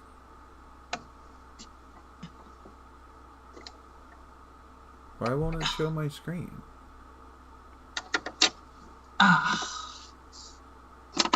Oh, it's because it's not in place. That's why. Okay, come on. Get in your hole. Get in your home. You know you want your home. Why are you being a pain in the butt? See, Harvey, if I could use the Force, God, my life would be so much easier.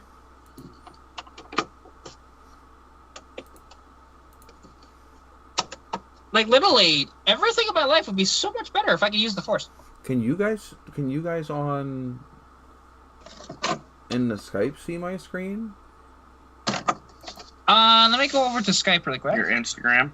Yeah, you guys can see it? Yeah, those are standard cookies. What kind were they? I don't know, but it's not showing up anywhere else. Hey,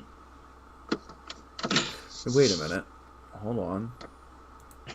I wonder.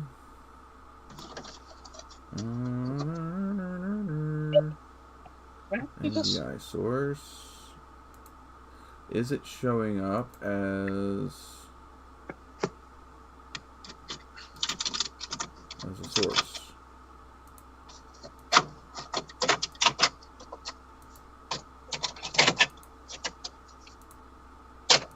There we go, finally. That worked. No, it's not showing up as a source.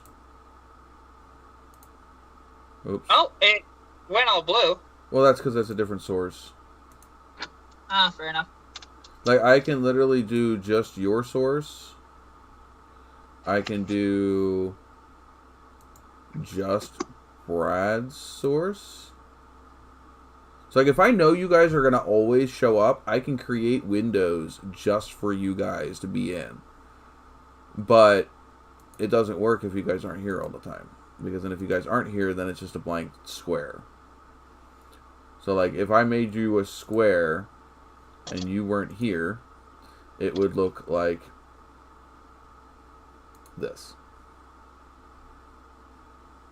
It would just be a blank source. Or like this. And then and then there would just be, it would just be a blank square on the screen with nothing there. Oh, come on, Garrett. Don't be like that. I need my heat back, please. There it goes. Is it not starting? Yeah. So I like the active speaker option because then I don't have to squeeze you guys all in there as individual screens. But it also will show all of you guys as you're talking. Unless Brad's not talking, and then it doesn't show him at all. Yeah, see, what that was, because it was all dark, that was my phone on my passenger seat looking up at my headliner. Now see, and if my dome light actually worked in this car, I would have that on so I have more light. But even though it's behind me, but it'd still be better than this. What are we talking about here?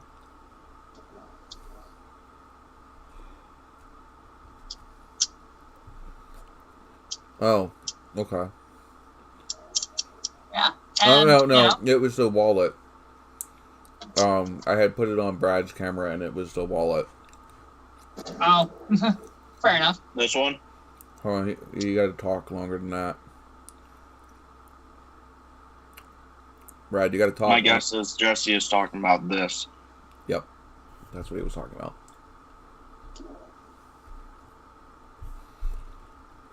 Ooh.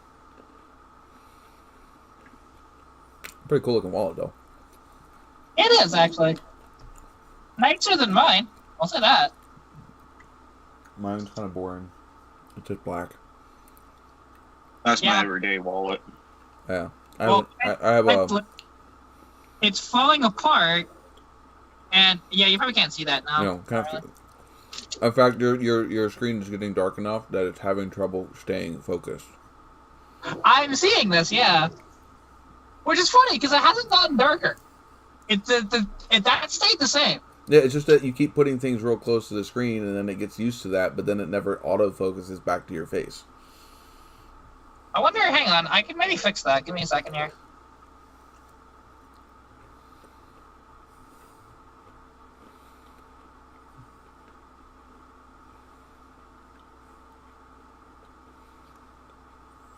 Come on.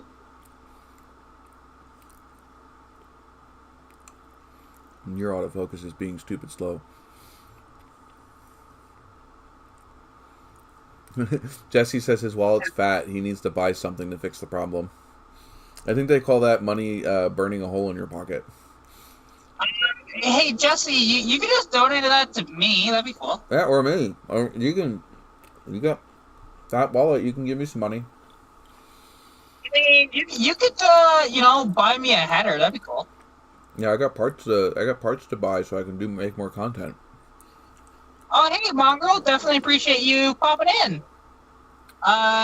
Definitely have a wonderful night, and talk to you later. That's my job. But yes, Yeah, well, thank you for popping in. And everything Kat said. Jesse, you can. It's called going to the bank, depositing it, and then sending a check. Yeah. Done. Or just putting it in an envelope and putting a mail sticker on it and mailing it. See, that could work too. Maybe it's going to take longer. We saw that, Brad. You just display your frustrations more. If I wanted to, so it'll be even worse because once it pops back up with me on, there we go. So if I turn off the lights completely, it's way too dark. You just need a map light. Yeah, which I don't have one. I have a hole in my headliner for one, but Your car does not come with that option currently. yeah, it's one of those things You got where the map light delete option. yeah, well, this car, because it was obviously ordered the way it was, you know. And yeah, Harvey, I almost feel bad for people in behind me when I have these lights on. Well, they definitely know you're trying to stop. They do. And that is the best thing you can do when you have an old car, is to make sure that they don't hit the ass end of it. You almost rather them hit the front than the back. Because it's easier to replace the shit in the front. Yeah, to a certain degree. Well, I mean, you knock out a fender or something like that, okay, great. You knock in the back corner of a car, that's a hell of a lot more shit that needs to get replaced. True, and to be honest, like, if Stitch ever got written off, I'd buy her back from the insurance company, pull everything off of this, and see if I could convince my buddy Keith if I could buy his Capri, which happens to be an 81, and it's an inline 6 already as well, and we just put all of my stuff in there. So kind of like what I'm doing with a certain X-body platform. Yes. Because 100%. that thing got ass-ended. And it did fuck it up a kind of bit, but I kind of, hobbled it for a while. But, I mean, the rest of it's just Swiss cheese at this point. But yeah, that hit it took in the ass end from the SUV. It pushed the bumper into the tailpan, which curled the tailpan under, bowed the whole tailpan in. The only thing that kept it from not going any further in... Oh, hi. Oh, I'm over here. I was going into where you were instead of where the camera was. But anyway, literally bowed in the whole back of the car until it met where the fuel tank is. Because it's flat, and then it bumps in for the fuel inlet.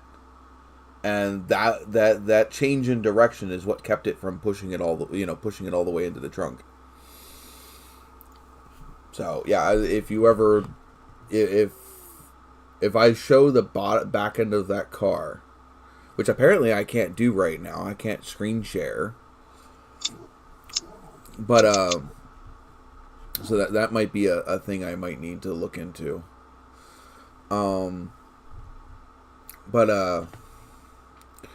If what is the words I am looking for? If you look at my tail panel from above, it kind of looks like a lazy W. I'm just lucky that the car had the lift on it that it did, because if it was sitting at its normal height, the SUV would have went through my trunk. Because my bumper would have never connected its bumper. Its bumper would have went through my taillights, through the trunk. Like, something with this car, because it's something that we noticed when we put the hood back on the car, is this car is actually bent a little. It's not like dangerous or anything, but it is bad.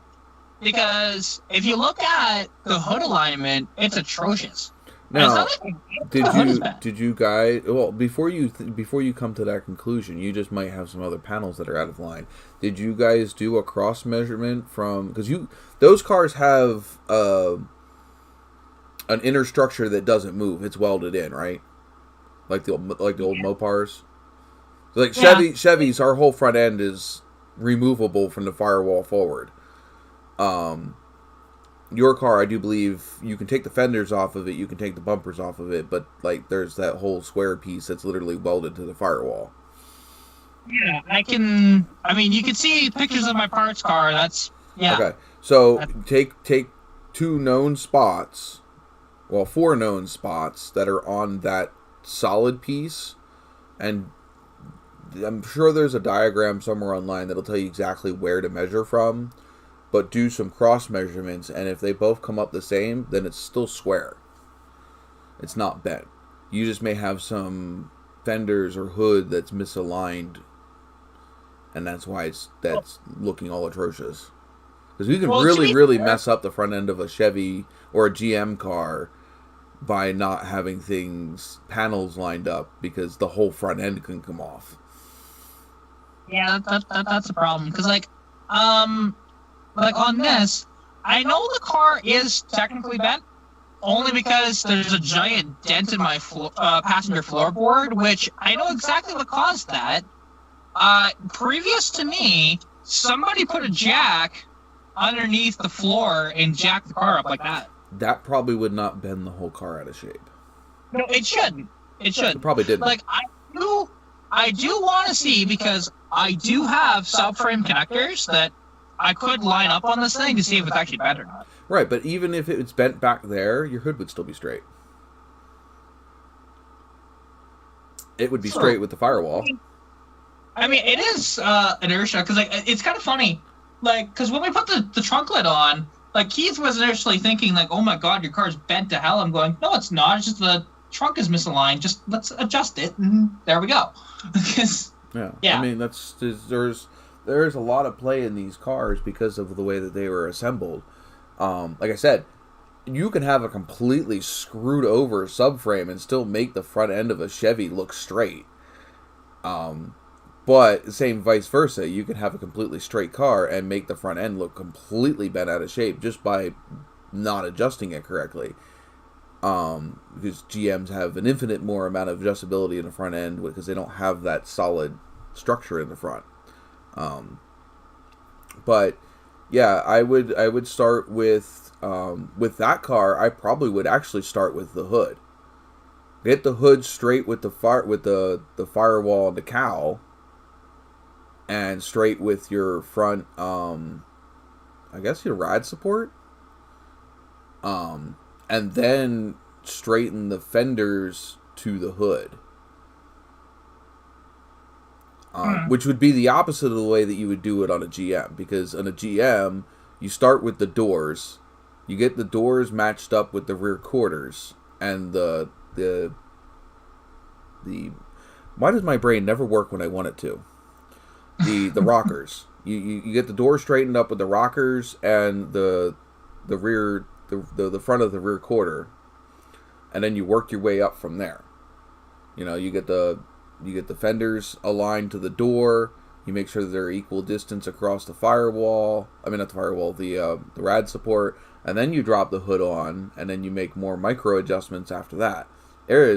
You end up spending so much time adjusting the front end of a GM to get them all, the panel gaps right, and to get everything straight and aligned with each other.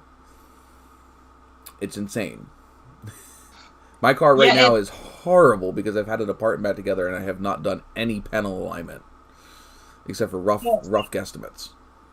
Yeah, I will mention though that as well, this thing was hit in, I want to say it's is it the driver? No, it's passenger side. Yeah, on the passenger side, rear quarter lower. Because there's a pretty decent dent there. There's actually a couple of holes in that panel too. It's not probably where they pulled it out. Yeah, and they didn't pull it out well because it's still there. Right, but they probably attempted to pull it out with the old school screw slide hammers. Yeah, like I have one of those. And, the screw ones are horrible. Like, I've wanted to... Well, because mine will... It's supposed to work as a screw, but I can modify it to work with a stud. So, which I'd much rather have that, because, oddly enough, Roy Marco has a uni-spotter, so... Yeah, they're not hard to get a hold of now, because the Harbor Freight has them. Or your Princess Auto, or whatever the hell is up there. Yeah, hey, look at that, you remembered. Yeah, it's Princess Auto. Yeah, like Princess Auto would have it too, don't get me wrong. I don't have one, but I know he does, and You only need one friend to have one. See, you have one rare tool, he has one rare tool, and between a group of you friends, you have all the expensive stuff that none of you want to have all of them. Well, yeah, like, so Roy has some of the specialty, nicer tools, whatever else like that. My buddy Keith has the full shop with the lift. It works out And you really have the Mustang that needs them all and the good looks. I mean, there you go. exactly. It works out great. It works out for everybody. Exactly. You know, I.e. and, you. you know, and yeah, and to have Keith cursing at my car, whatever else like that, you know, it's great. Jesse, I am in your same boat. I do not have... Well, I have friends. They just live, I don't know, however far Alberta is from me, and however far New York is from me, and however far, what is it, New Mexico? No, where the fuck are you at? New Mexico, isn't it? No. Somewhere down there. Nevada, New Mexico, Arizona. Riverfront property in Arizona. New Mexico. See, I had it right the first time. Yeah, see, Brad, you're 4 hours away. I think Big E is like 5 hours from me. He's not much further, just a different direction. Well, see, for me, so my buddy Keith, he's about 2.5 hours from me. Roy is closer to 3. But it's nice because when I see Keith, I can also visit Roy too, because I actually did that this last time. You know, I just popped by his house and hung out with him for about an hour and a half, and then left to try and finish this thing, which we didn't finish that night. So. Big E lives in upstate New York. I'm not giving exact addresses. This is live YouTube. But yeah, he lives above. What the fuck is the city above New York?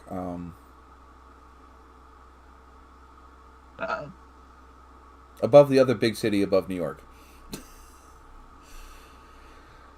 Above New York, New York. Huh? Yeah, my brain is blanking on that. I can go look it up. It's upper New York, like on that little part that sticks up. Because we're being very, scientific and knowledgeable at the moment. Because I drove almost right by his house to go out to Salem, Massachusetts. I was like 45 minutes away from him. Well, that's the one thing, Harvey, all you gotta do is go to meet Roy, literally go to car meet on just about any day of the week and try and spot his Hudson, because he's probably driving that. Albany. Albany. He lives just north of Albany. Well, there you go. Which, yeah, I went right past Albany to get to, because it had me go through North Hampshire down into Salem. Well, see, no, okay, Jesse, Seattle is west, not east. For where? Well, okay, Seattle is north from Jesse. Seattle is like, that's about 12, 15 hours from me. And that would be southwest from you, right? Yes. Yeah. That's northwest from him. Completely probably just west from me. Same with me. Yeah, that's a completely opposite end of the North America from us. Are you back again, puppers? I still do not have anything for you to eat in here.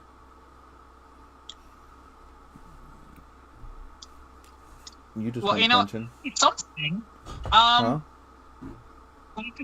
that it was actually revealed on another person's YouTube channel, because they went and visited with Roy and filmed some of his stuff. And that still wouldn't give out his location. That's just what do they call that? They call that something when you give out somebody's personal information on whatever. Yeah, a few 100 miles below Cat. So that, I'm curious, how few, maybe 300? Well, okay. From the border to here, for the Montana border, because that's where, Montana's below Alberta. You can't fit up here. I'm about 565-ish kilometers from there. The dog is trying to climb up on my lap. Okay. Actually, I kind of know where that is. So, yeah. Actually, that's not that far away. Because when I lived in Lethbridge, you were a grand total of about an hour away from me. Like, from where you were born. I was born right here, but I was born about an hour and a half, 2 hours from where I currently live. I was born an hour and a half southeast of here. Yeah. I was born outside of Philly, in the Ritchie suburbs.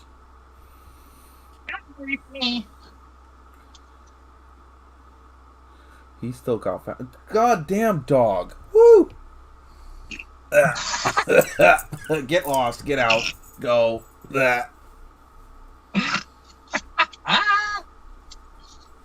Yeah, of course. You saunter your fucking stink ass out there.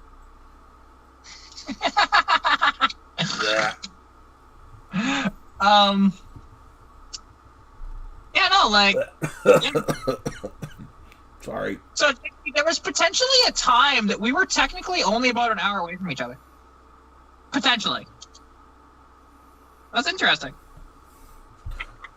Now, back then, I wasn't even driving yet.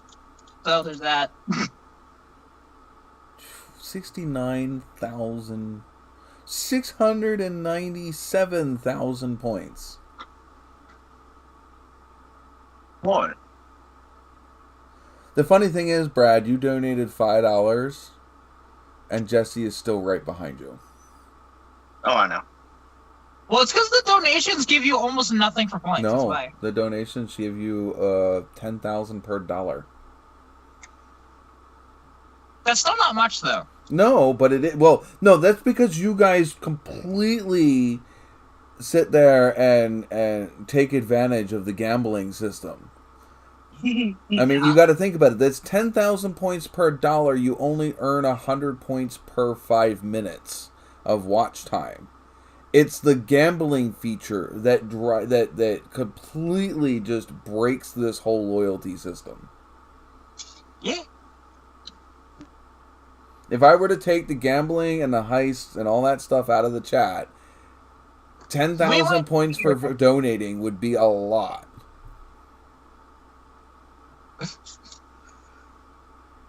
Yeah. And if I could upgrade the amount that you get for donating, I don't think I can. Yeah, I cannot make it any higher. So I can't make it worth more to donate in points than what it is. So if you roll a perfect 100, which doesn't happen very often, but if you do, his $5 is that, right? So that's not much. Right. Right? I know, but still. It's still something. Like, I'm not telling people that, hey, don't donate. No. Well, no, the thing is, the donating helps me because then I can afford to get the parts that I need to make more videos. Whether it's the scale stuff, because, like, how much shit do I need to buy to do the scale stuff right now? Air compressor, airbrush, things like that. I have parts sitting on my Google page waiting for me to buy because I can't afford to frickin' pull the trigger on them right now. And I got a YouTube channel that is literally tanking in fucking ad revenue right now.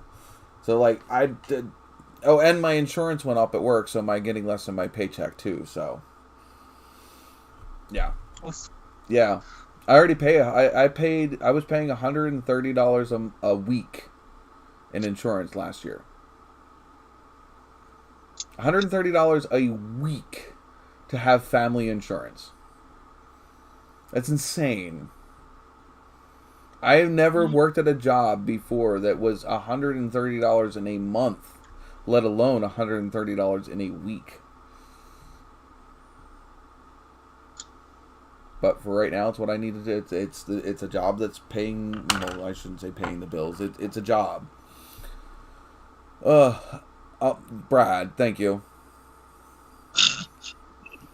I can afford one of the USB plugs for the TA now. Oh, I said I wanted to do. Oh, it's gonna put that right over my face. I'm waiting for it. There it is. I gotta move that.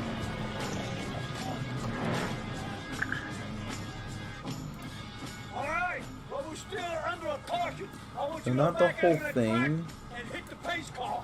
Just Hit the do pace it. car. Hit the pace car. No, One not. more. God, Because you hit fucking every other stupid. goddamn thing out there, I want you to be perfect. Come on, go, go, go. Lock that. Stop moving.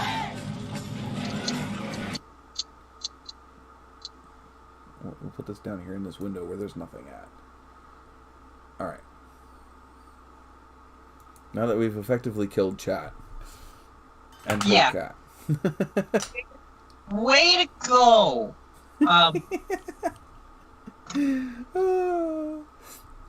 I have just made more money in this one live stream than I've had in the whole last 2 weeks on YouTube. You're welcome. Oh, great. Here we go. Hold on. He doesn't even have a message. I wish it would That's display the because message too. I gotta see how I can get it to display the message too.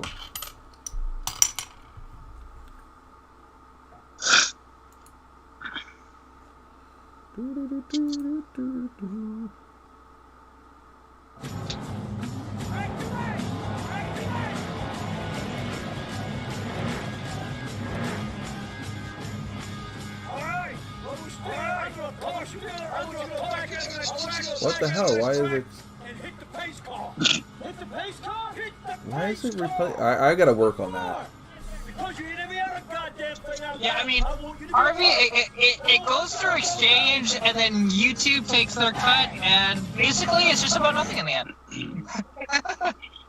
Because it's so funny when I do my donations, it's a weird number because of the exchange rate. Yeah, it is weird. You know? I've donated to Cat too, and it's like, well, that's weird. Yeah, like, And- you can even donations up top. Like, there you go, it's $7.68. That was probably $10. You know, Where? well, like at the top or the banner, right? Oh, for yours, yeah. Yeah, you can see Your my donation. one there that's 0.77. That was probably $1. Yeah, But those numbers up there, they're all before YouTube takes their cut. yeah. So exactly. if you donate to me through PayPal, I get 100% of what you donate. If you donate through a super chat, I get about 60 to 70% of it. And Harvey, hey, if you want to donate to me, I'd be more than happy. I'd be excited, in fact, because I need it. Yeah, Especially like if you donate. If you have favorite YouTubers, and especially lower, like a lot of people donate to these big YouTube channels, which is kind of funny because they have so many endorsements and everything else through other things that they do. Everybody can use extra money, but it's your smaller creators that don't have sponsors, that put all of their hard-earned money and work into their YouTube channel that could use that donation. So yes, Kat has no sponsors. She just has herself. She could use help. You know? And I feel that it would be much more beneficial for followers to donate to smaller channels and just donate their watch time and things like that to bigger channels than it is to sit there and dump money and throw money at big YouTubers. It doesn't make any sense. Harvey, if I came up with that sort of thing to Keith, he would kill me. What? To say, hey, let's go shove a Cummins in the Vrook. He would kill me because we'd be doing it on his show. Yeah, but does he have a YouTube channel? No, he doesn't. Oh, well, that's his fault then. He wants to. Like, He's just got to sit down and do it. Like, he wants to. He has the equipment, literally. He has the exact same tripod I do. The exact same amount that I do. And, yeah. Like, to be fair, the Vrook definitely needs a new engine. That engine's screwed. I don't think there's any saving that. Yeah, I think I just heard Brad's dog licking him. No. No? No, he killed the power to the tablet. Oh, oops. So Jesse will start to get ahead right now. Oh, no. Hey, I hate you. Here's the one thing, though. The Vrock, it would be cool, don't get me wrong, Need to get... comments. Like, it would be basically a get it on the road, do 1 or 2 videos on it afterwards, and sell it. That's the problem. No. Get it running, drive it, throw a wrap on it, throw some cool-looking wheels out of the junkyard on it, and put, like, fucking shag carpet on the steering wheel, and fucking rock it. Yeah, horrible bad, but awesome. Wait, Harvey just says he has a 4BT without a turbo with a small block Ford balancing? We're not doing that to my car, but that's kind of cool. Wait. Just put that in the truck. In the Vrock. Needs comments. I love how you guys say it needs the Cummins. It's like, yeah, like it needs a hole in there. It needs a 12 valve, yeah, you're right. The only problem is with the amount of rust that thing has, granted it's not in the frame, I think a 12 valve would just pull it apart. That's even better. Can you imagine just fucking mashing that as the whole thing just literally stretches itself apart? Though all that work that you just did. Diesel Mustang. No, it's not unusual. Guess what? Demolition Matt has already done it. Yeah, Weston Chaplin has a 12-valve swapped S550 with like 1,000 horsepower. Yeah, and Demolition Matt has that diesel Mustang Camino thing. The Mustang Ranchero. Oh, wait, Mustang Ranchero. Wow. Yeah, it's red with white stripes. It's like a Ranchero with a Mustang front end, or it's a Mustang with a truck bed in it. I'm not sure which one came first. I'm curious if they took a Ford Durango and put a Mustang front end on it. I don't know. It's not a new Mustang. It's an old school, like 60s Mustang. Oh, that thing. Okay, so there were a few actually built back then. I don't know. You'd have to go look at it and let me know what you think, because I'm back. I don't think he got that too close in that amount of time. Yeah, and Harvey, you say weight loss? I have a sneaky suspicion that 4BT, or that 4B, I should say, not 4BT because it's not turbo, would be heavier than my inline six. I think they're more talking about weight loss as in the amount of rust that would have been shaken out of it. But then also, so, like, because especially if anybody decides, hey, I'm going to put a fifth wheel plate in the back of that thing, they would, oh my god, 700 pounds? Jesus. Little 4-bagger Cummins is 700 pounds? Diesels are fucking heavy. I know, but I didn't expect that. Jesus. I wonder how much the engine in my truck weighs. A lot less than that. Like a 360 is probably around, I would say, 400 pounds? 430 maybe? Yeah, like Harvey, that kind of negates the whole thing of, you know, like that would make this thing slower if I put that motor in it. You know, and I mean, and if these people, like, you know, because everybody's saying, hey, Ruck needs a Cummins, okay, give me the money and I'll do it. You make plenty. Bank account? It's awful. A 300 inline 6 and a GMT 800. Why? Why?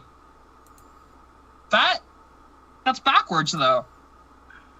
670 pounds?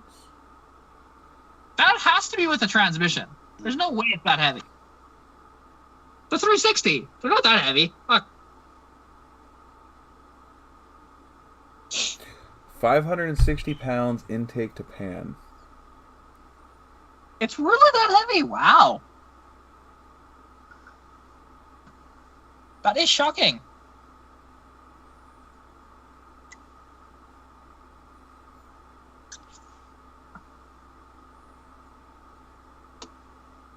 I am amazed how heavy that pig is. I understand it's all cast iron. 5.9 Cummins diesel weighs 970 pounds. Yeah, they're a pig. Like, there's a reason why, because they actually did this on Roadkill. They took an old, I think it was a 70s Cadillac, and they put a 12 valve in it, and just how much that front end bounces. Mm-hmm. And the thing is the Cadillacs, the 500 cubic inch Cadillacs weigh a good fucking bit. Still lighter than that, though. Yeah. Well, let's see. Let's see. What is a 500 Caddy? I'm gonna guess is 700 pounds.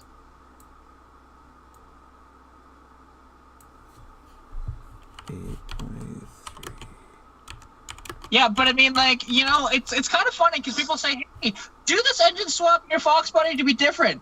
I have an inline 6 Fox body. How much different do you want me to be? Like, Christ, people. You know? Yeah, that's a bit extreme for a pickup truck. Plus, aren't those things, like, massive as all hell?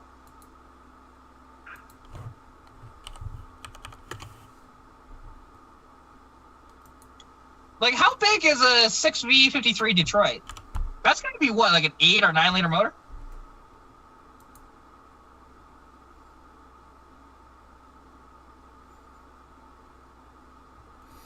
Oh, I wish mine weighed this. 550 horsepower, 550 foot-pounds of torque. Weighs 595 pounds. Dude, that's almost 1 horsepower per pound.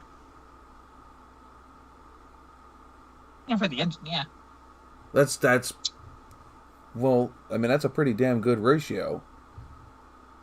1 horsepower per pound? 1 horsepower per pound in an engine is not so bad. But you're not having 1 horsepower per pound for the car, though. No, I'm not talking about that. But I mean, you got to think about it. You know, how much horsepower does a standard 350 make versus how much does it weigh?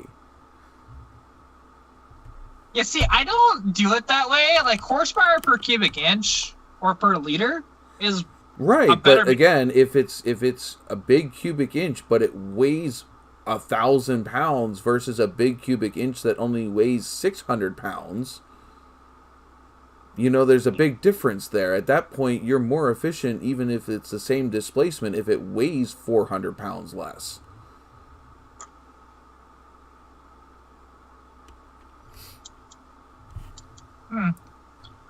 So the actual, because you're not fighting, I mean, yes, horsepower per cubic inch is nice, but cubic inch isn't what you're fighting with horsepower. The arch enemy of horsepower is weight. So it's horsepower per weight is what you're actually looking for. You know, if you're doing an engine swap and an engine A, you know, weighs 100 pounds less, makes the same horsepower, but engine B is bigger, weighs 100 pounds more, but is making the same horsepower, the smaller engine is going to be the better option because it's lighter. Well, yeah, and actually, because that's one thing I want to do with this car, because I've had it on the scales once, and it was 2,680 pounds on the dot. Well, now I have a beefier rear end that's heavier, but I have a transmission that's lighter, and I'm wondering where I'm actually at for weights now.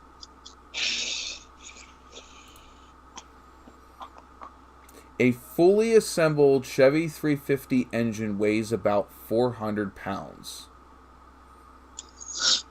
Yeah, actually, I remember... So that's 200 pounds less. 200 pounds less than a Caddy 500.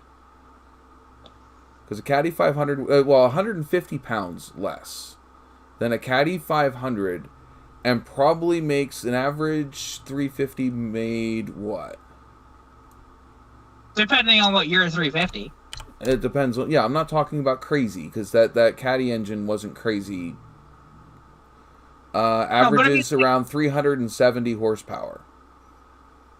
So that is... If you put it through 1970 standards, because, like, I believe that was the peak for the 500, as well as that's probably the peak for the 350 as well. Like, 350 you could have, I think, as a 375 horse 350. I think was the top one.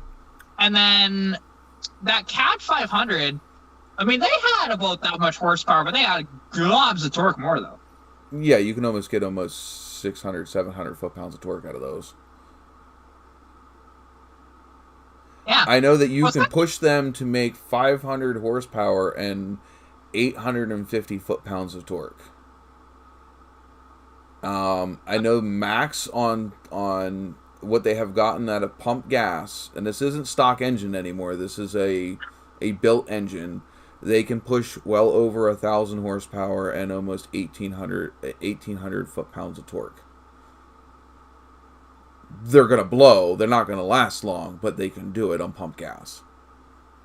Yeah, like, I know with my car, because stock internals anyways, this car will do... So, your limits on this engine actually are... Wait a minute. Jesse, 160 horsepower is 160 horsepower. You're not... The horsepower doesn't change whether it's diesel or gas. 160 horsepower is 160 horsepower. Diesels don't make great horsepower. They make great torque. Not to mention, diesel transmissions tend to be lower geared with more gears. And so they can pull more. You see, now, Jesse, I will say, engine to engine, the 460 in the Lincoln was technically better. But if you want a smoother, better torque curve, you go with the CAD 500. Yeah, a CAD 500 is a fucking monster. Now, they just don't rev very high. Yeah, like, I will mention, you know, like, with a CAD 500, if you try and make it rev high, they just don't. No, you know, like... The top end comes apart. And everything. They will still pop at, like, 6,200 RPM. No, like, just... not even that high. $5,000. No, I'm talking about if you do... like valve springs and stuff like that in them. You know, that was my engine. That was what I was building before I went with the Nova. I had a Cadillac 500. You can do they come stock with a shaft with a T pedestal rocker system. The rockers walk off the T pedestals.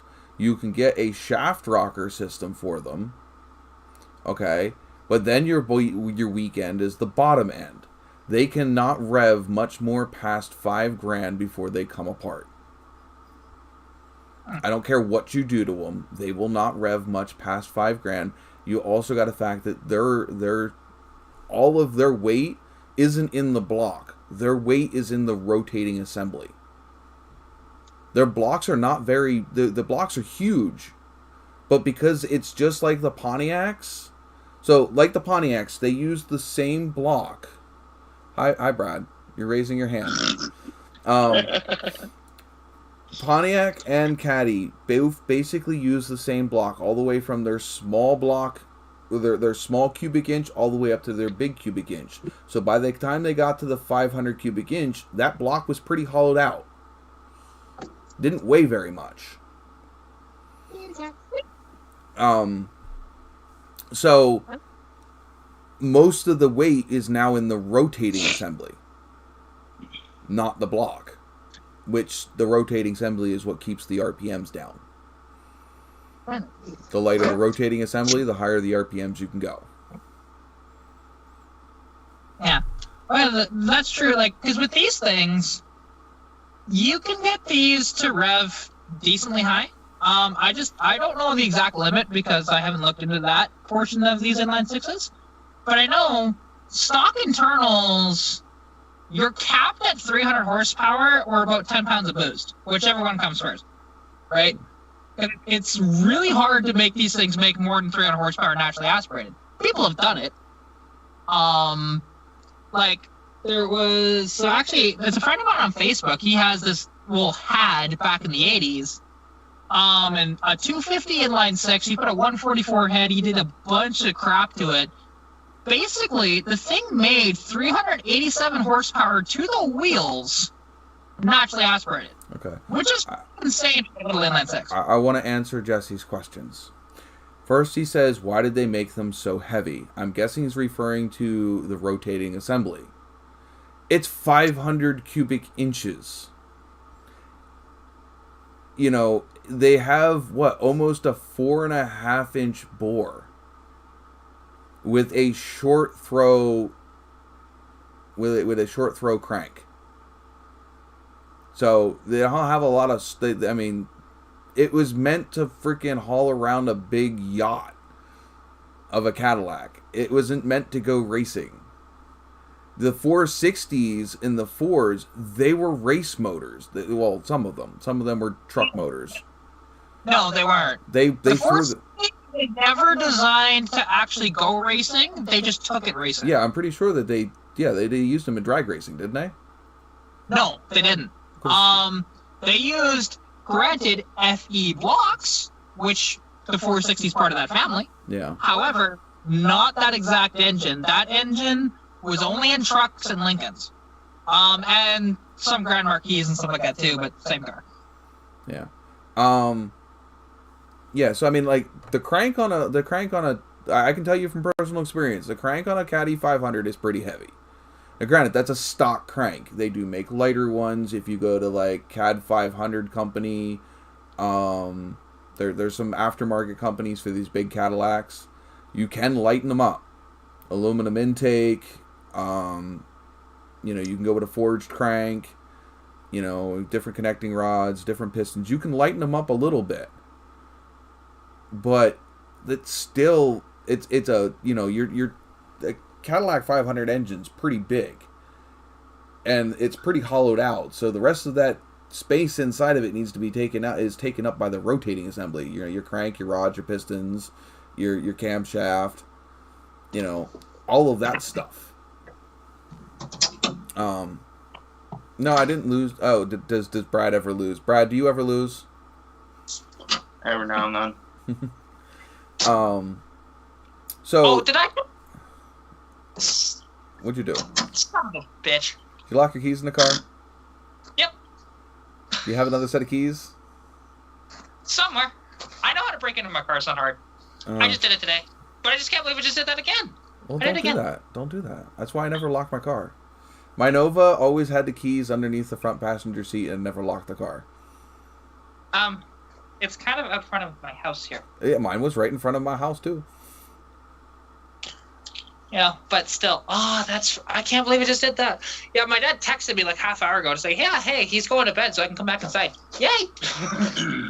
But yeah, I mean, that is what I did. I almost always left the keys to my car underneath my front seat. Car was in front of my house. Window was normally rolled down unless it was raining. And I never locked the door. So if you really wanted to steal my car and you knew where I kept my keys, you could. But that was also because I always had a habit of losing them. If I didn't. Yeah, that's fair. If I brought them in the house, they would get lost.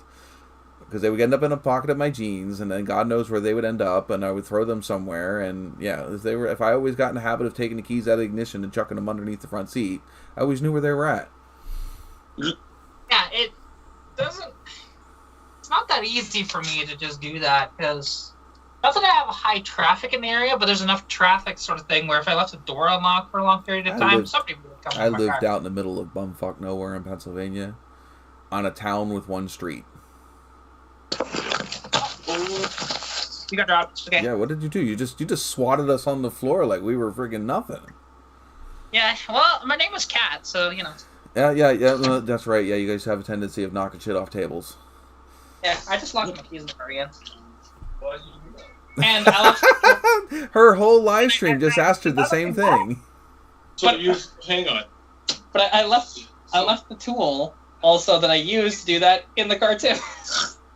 And all you're still misplaced a set of keys. Yeah, I don't know where they are. I drove home with them from Edmonton. Kat, what are we gonna do with you? Yeah. Tomorrow. Yeah, wait, I'm gonna do it tomorrow. I'll just have to, like if I can find those keys, and if not, then one of your hangers is being sacrificed. Oh, those metal hangers are getting rare. I told you I left it in the car. Yeah. Yeah, I have to use a coat hanger to do it. So. Yeah, I know. I can get into my Nova the same way. I've gotten into my Nova the same way more than once. By prying on the door and putting a coat hanger in to pull the door handle? I can get to it through in between the glass and the outside of the door, because Chevy. Yeah, because I have full frame doors. So. Yeah, there's a space in between the window seal and the window that I can get it down in to get to the pull up for the. Not the pull up for the inside lock, but the pull up for the outside key lock. Yeah, so would you be pulling from the actual latch then, or are you actually pulling the door handle? No, I'm pulling the rod that goes from lock. the key. The rod that goes from the key. That's what you're doing. Okay, down I got to you. the Yes. latch. In the box bodies, that's physically impossible because you'd have to get in between the door panel and the door. Like I said. So yeah, it's Like I said, Chevy.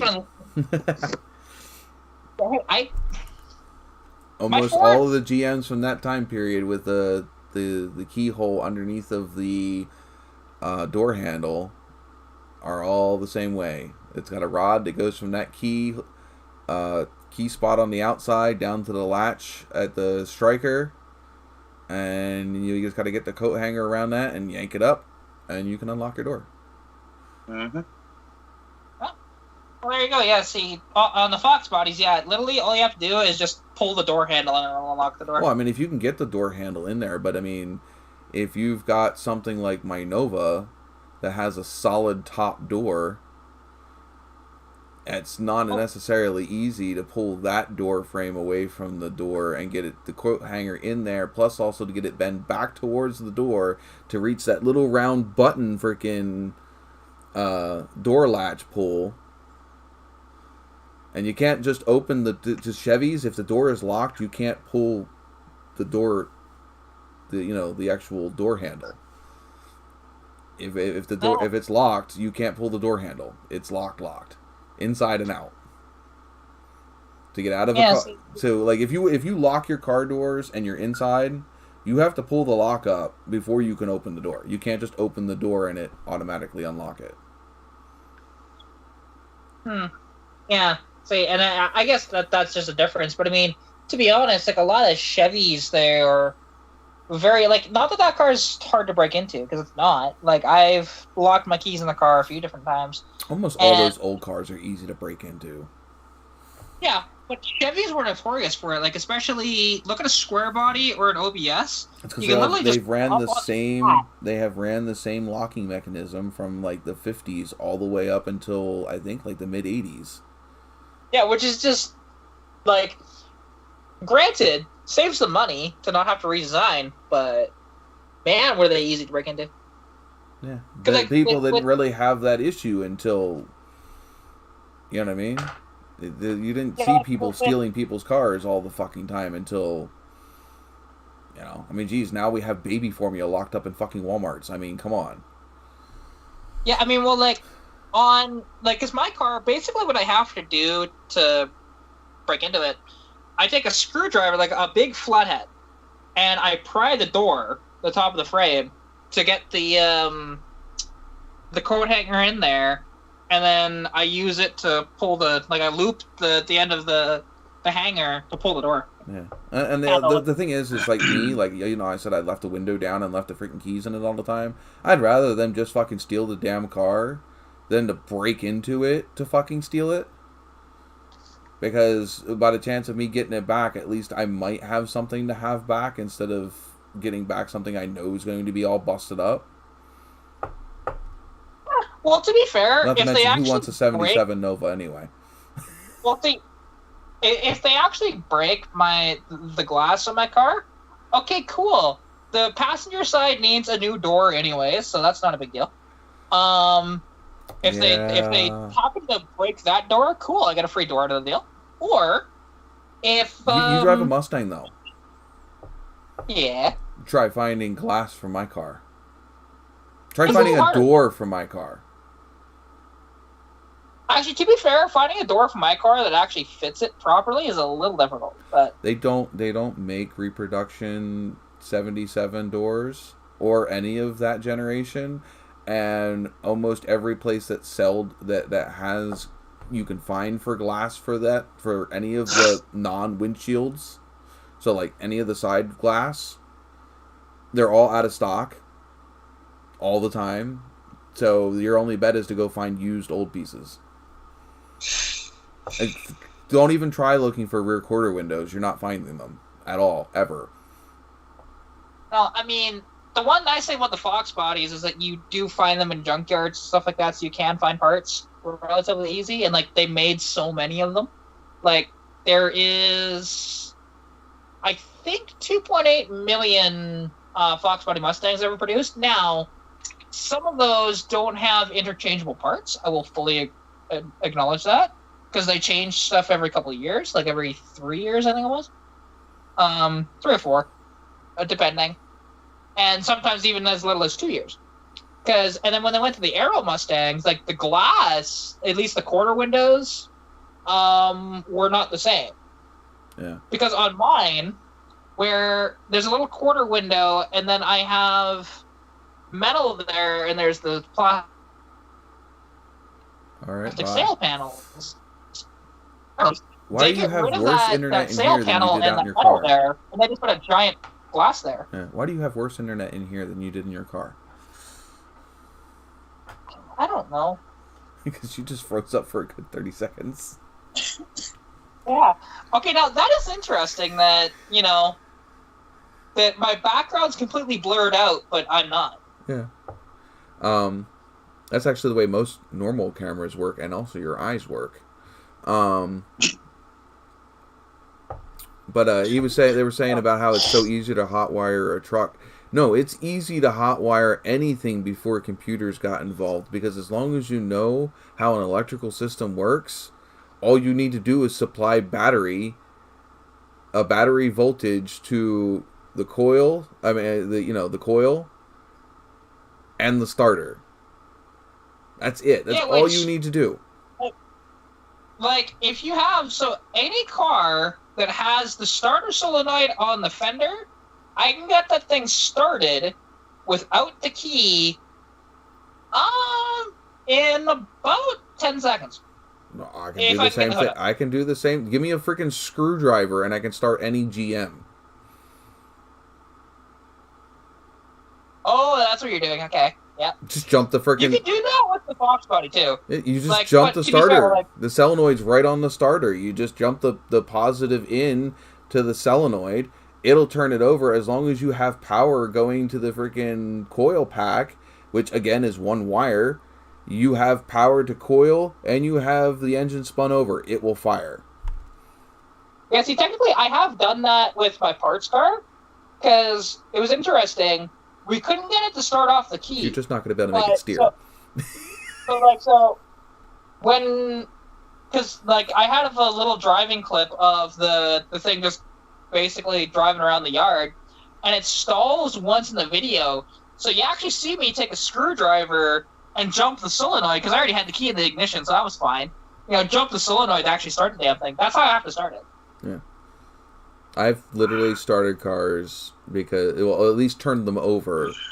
In fact, that's how I knew that I had power to certain things in the TA, because when I had no power inside, I could get the car to turn over, by jumping the starter. But I had power all the way up to the starter, and then as soon as it got to the firewall, there was no power. Well, okay, Jesse, the reason why it took us a few times to actually start that car had nothing to do with the car at all. It had to do with me being stupid.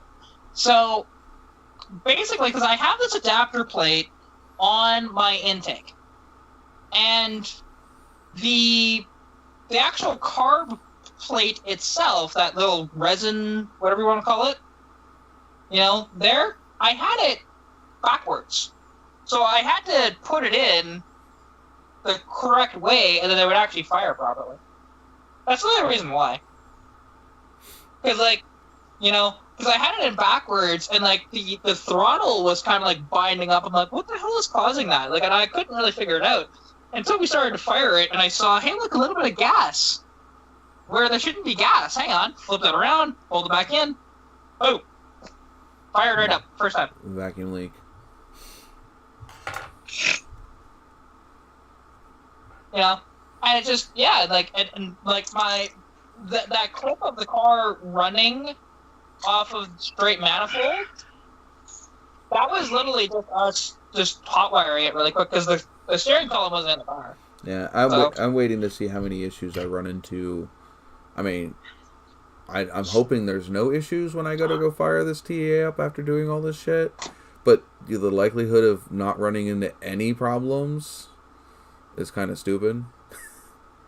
But I'm waiting to see what issues I have to overcome once I get this all together and start to try to get it to fire. I mean, it says like the whole car's electrical system and fuel management and everything has been completely replaced. I mean, complete wiring harness. I'm completely switching everything over from a mechanical fuel system to a fully electronic fuel system, not to mention dealing with a computer. And everything's been sitting for over a year, not being used. I'm assuming that I'm going to run into something. And yes, I've researched everything very well. I have researched other people's problems and the things that they have run into. But there's always something you overlook, or something you weren't expecting, or something that you couldn't foresee happening. Because, like, for all I know, the ECU in that Holly might have gone bad from sitting for that long. You know, who knows? You know? Yeah, well, even like, so a guy here in town, he has it's a 72 Mustang Fastback that he has. It honestly, it's like kind of Mad Maxed out. It's really freaking cool. I love his Mustang. But anyways, that thing, he put a Holly Sniper on the 302 that he has. And at the beginning, you know, he was trying to figure out, like, why isn't this thing firing? And he had too much electrical interference when he actually turned the key to do it.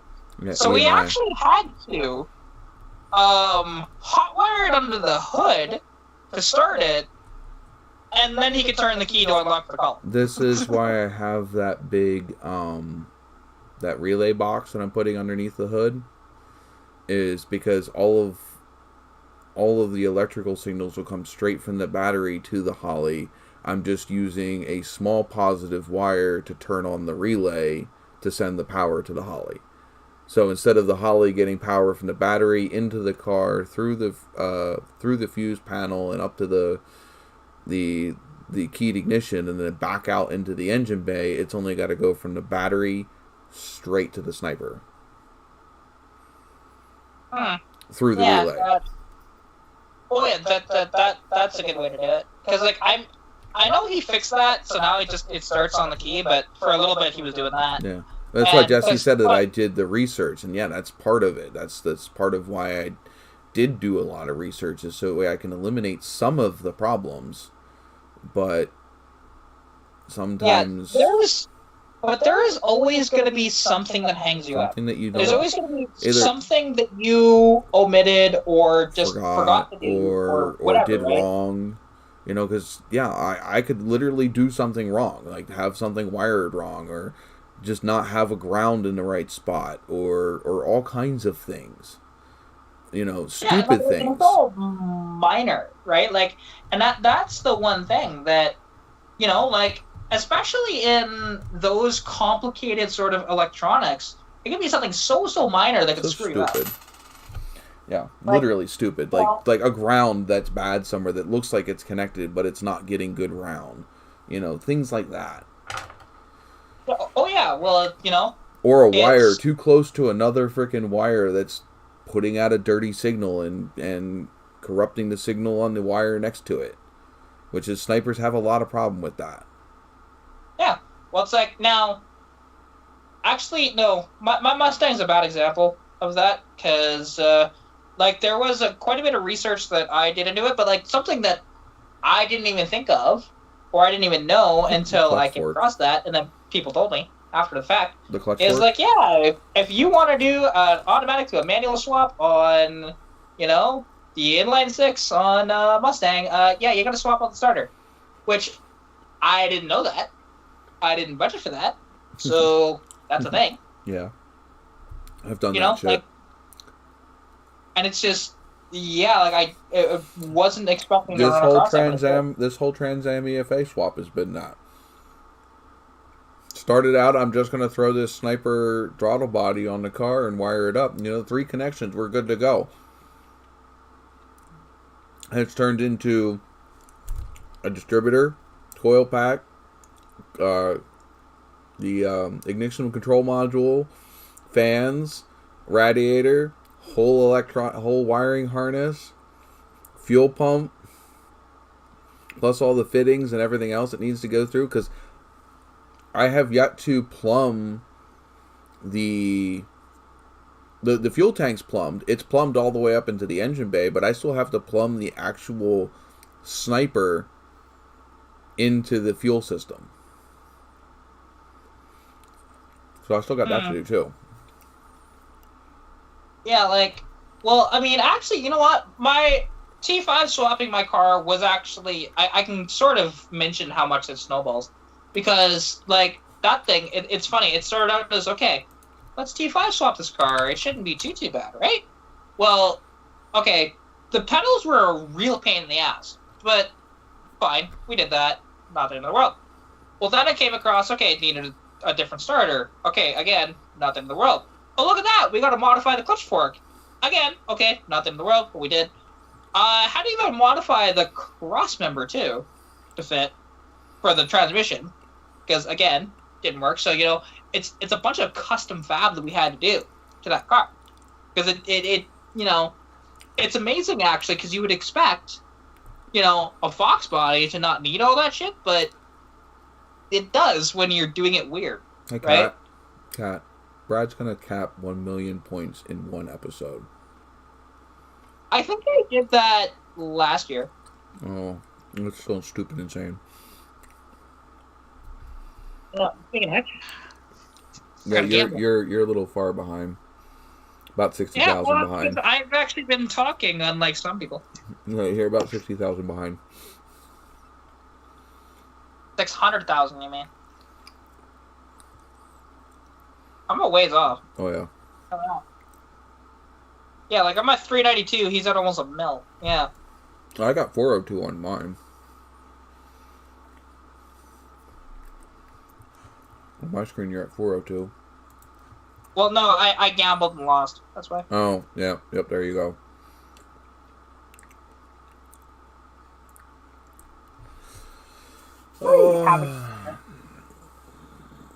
Wait, what do you had your hand raised, but you need to just say something. You walked away after you had your hand raised. And then you're muted. How am I supposed to talk to you if you're muted? I was just throwing Being that a out dick. there to mess with Cat. You're an ass.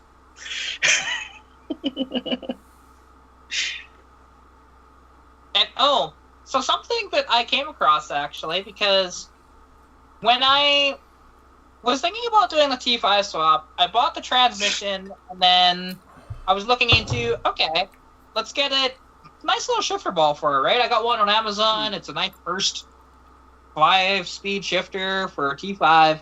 Perfect. Well, it turns out it's the wrong thread. But the old shifter for that actually fell apart. So what I'm going to do, and it's going to be hidden underneath the Boot. Thank you. Yes, the boot. Das Boot. Because I have The this, boot. right, from the other shifter. And basically, I'm going to glue this portion, or maybe that portion, I can't remember which way this threads, into that so I can screw it on. Right? Oh, so you're gonna thread that, you're gonna screw that or glue that into the handle? Yeah. Okay. Oh. By the way, actually, yeah. We were talking about the EFI swap taking forever. Technically, this swap goes all the way back to 2014. Because originally, I was swapping the engine in because the freaking the 403 blew up. So I went and got the 400 to throw in the car so that way I had a running engine, and it was also the engine that I wanted, only to find out that I couldn't get it running because the carburetor didn't work right, and then the transmission blew up and had to fix that. Then the electrical system fried on me, got that fixed up, only to find out that the transmission wouldn't come out of reverse, fixed that, still had the problem with the carburetor not running right. And also thought the dizzy wasn't right, so we replaced the dizzy, still had the carburetor issue, and then I'm stuck at like, well, how do I get this car running? So let's throw an EFI at it. And I'm still chasing my tail with this car, and still have not driven it since the 403 blew up on it. Yeah, it's just sad. I have not cruised this car since 2014. I had it 1 year and it died. That's sad, you know? Like, I've owned this car now for almost 10 years, and I've driven it for 1 year. Yeah, see, like, it drove me nuts to not have my car driving for, like, the 2 months it wasn't. And my Nova has been down since 2013.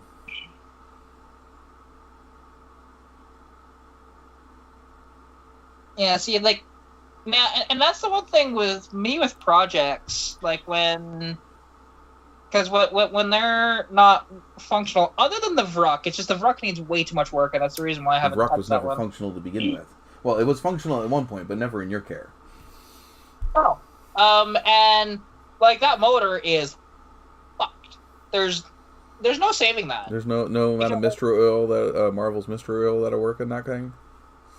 Oh, don't get me wrong. It's possible that I could get it to run. It's not going to run good, though. So, when it was parked, which who knows how long ago that was, because I have no clue. But I'm going to guess at least 15 years, give or take. It had a blown head gasket at the time. I only know that because there was corrosion that's only caused by coolant in metal on the spark plug, right? It's the only thing that causes that sort of corrosion like that. So, could you imagine what the inside of that cylinder looks like? Right? Like, that's just gonna... Borescope, you don't have to imagine. Well, I mean, I do have a borescope. It's just, it hasn't really been working very well. So, you know. Yeah, you keep saying, okay, pay for it for me, and then I'll do it. Buy me all the parts and do it. Otherwise, sponsor the build, Jesse. Sponsor the build. Yeah, like it's so funny. People say, "Hey, do this, do that, do that." Pay for it, I might. You just put big lettering on the side of the VRUC that says Jesse. Like the 70s and 80s freaking show vans. And like the big super metal flake, the big flake. With all kinds of silver and blues and sparkly whites.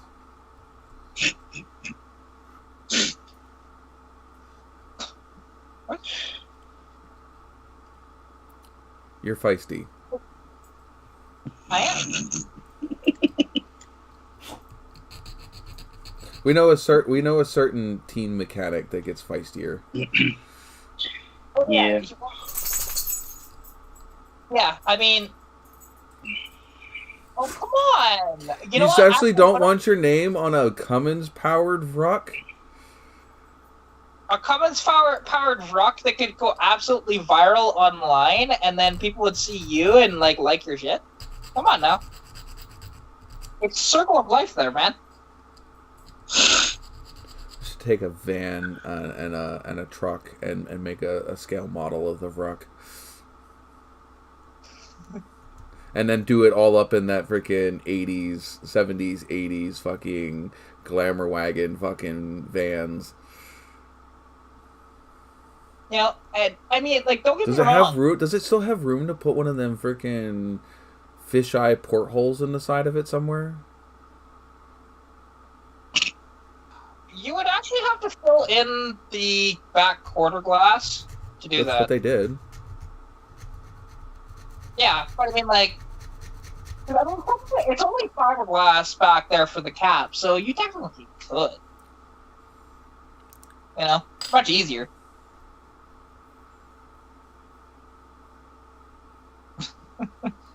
I'm just saying though. You know, Hey, like you've riled her up. She's just returning the favor. Come on, do you know how girls work? Whatever you throw at them, they wad it up and throw it back at you 10 times worse, regardless of whether it hurts your feelings or not. wow, you learned the ways of the girl. I Congratulations. date a brat. Come on, you have seen enough of Jess to know that she is all out a baby girl brat. Trust me, I know how that shit plays. Yeah, it's what we do, and She does not play fair whatsoever as long as she wins. yeah. You don't understand girls. Yeah, see, here's a secret for you. Girls We don't always either. win. And girls always win anyway. They don't know how to play the game, they don't know how to play the rules, but they still win. Yeah, well, we don't even understand us either. We don't. You know? Wait. Like, What are we waiting for? It says wait, Brad. Or are we talking about gambling? oh. He keeps losing now. He was like less than 20,000 away, and he's lost every single gamble since.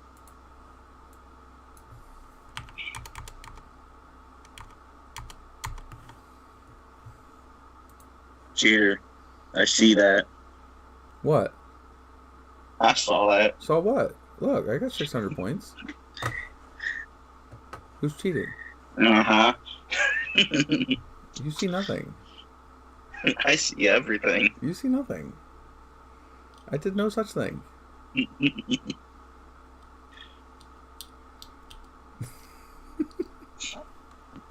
gonna be on a top cooldown anyway.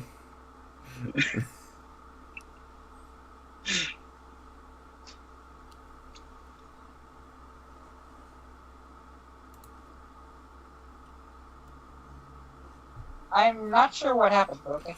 He doesn't either. No. He thinks he knows what happened, but nothing happened. It's true. You have the same amount of points, so I have the same amount of points. You know, Sean has the same amount of points. She's not looking in the Skype window. Where's the Skype No. window at? What are you seeing on a Skype window? Everyone's points where yours is at 1 million. Where are you seeing that at? Am I sharing something I don't know I'm sharing? Yep. Oh, yeah. I guess I was. Through Skype.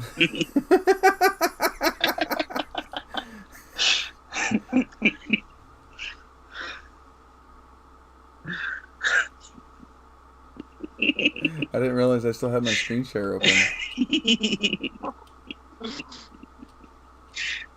Again, cheater. Now, see, it's only fair if you donate all that to me now, so that I'm in front of these fools. Hmm. It's fair. Hey.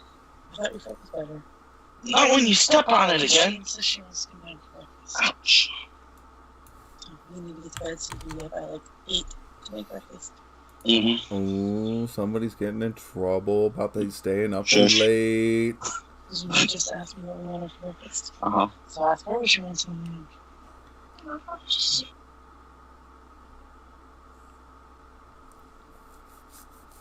That's it, Brad. You're not going to make it to 1 million. Yeah, but I won the year before, so... No, technically Brad did not win because Brad was not winning at midnight on New Year's. I have the screenshot. I know what it was at midnight. Jesse gave him all his points at like 1 o'clock in the morning.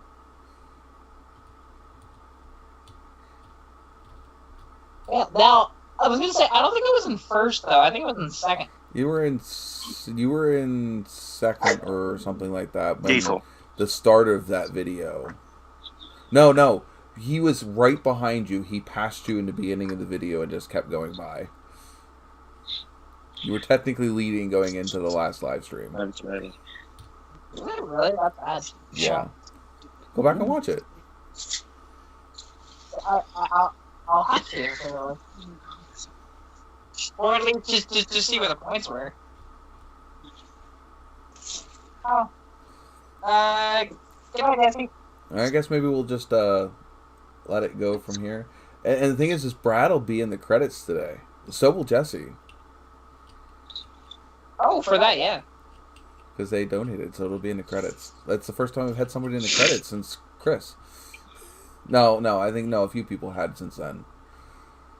But yeah. Aww. No audio. Alrighty. What are we at anyway as far as viewers? How many people are even still here? It's about 4. 4, 2, 5. It shows 4 watching. Yeah, actually, we've been here pretty good. I mean, if we've been right around between 3 and 4 for the all the way up to 6 at one point. But between 3 and 4 since midnight. It's not too bad. I mean, I wish it was like 10, 15, 20, but I'll take 3 and 4. It's a good night. I think we had a great conversation and everything, so I'm gonna go through my ending podcast thingies and catch you guys later. You guys want to say goodbye? You got to speak for a little bit so that way they can actually see you. Oh, that was a great transition there.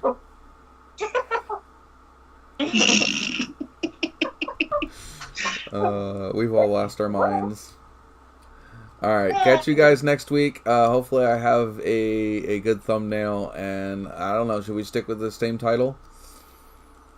Works for me. Garage Tools and Barstools? Sure, why not? Alright, we'll go with that for this year. Alright, ending.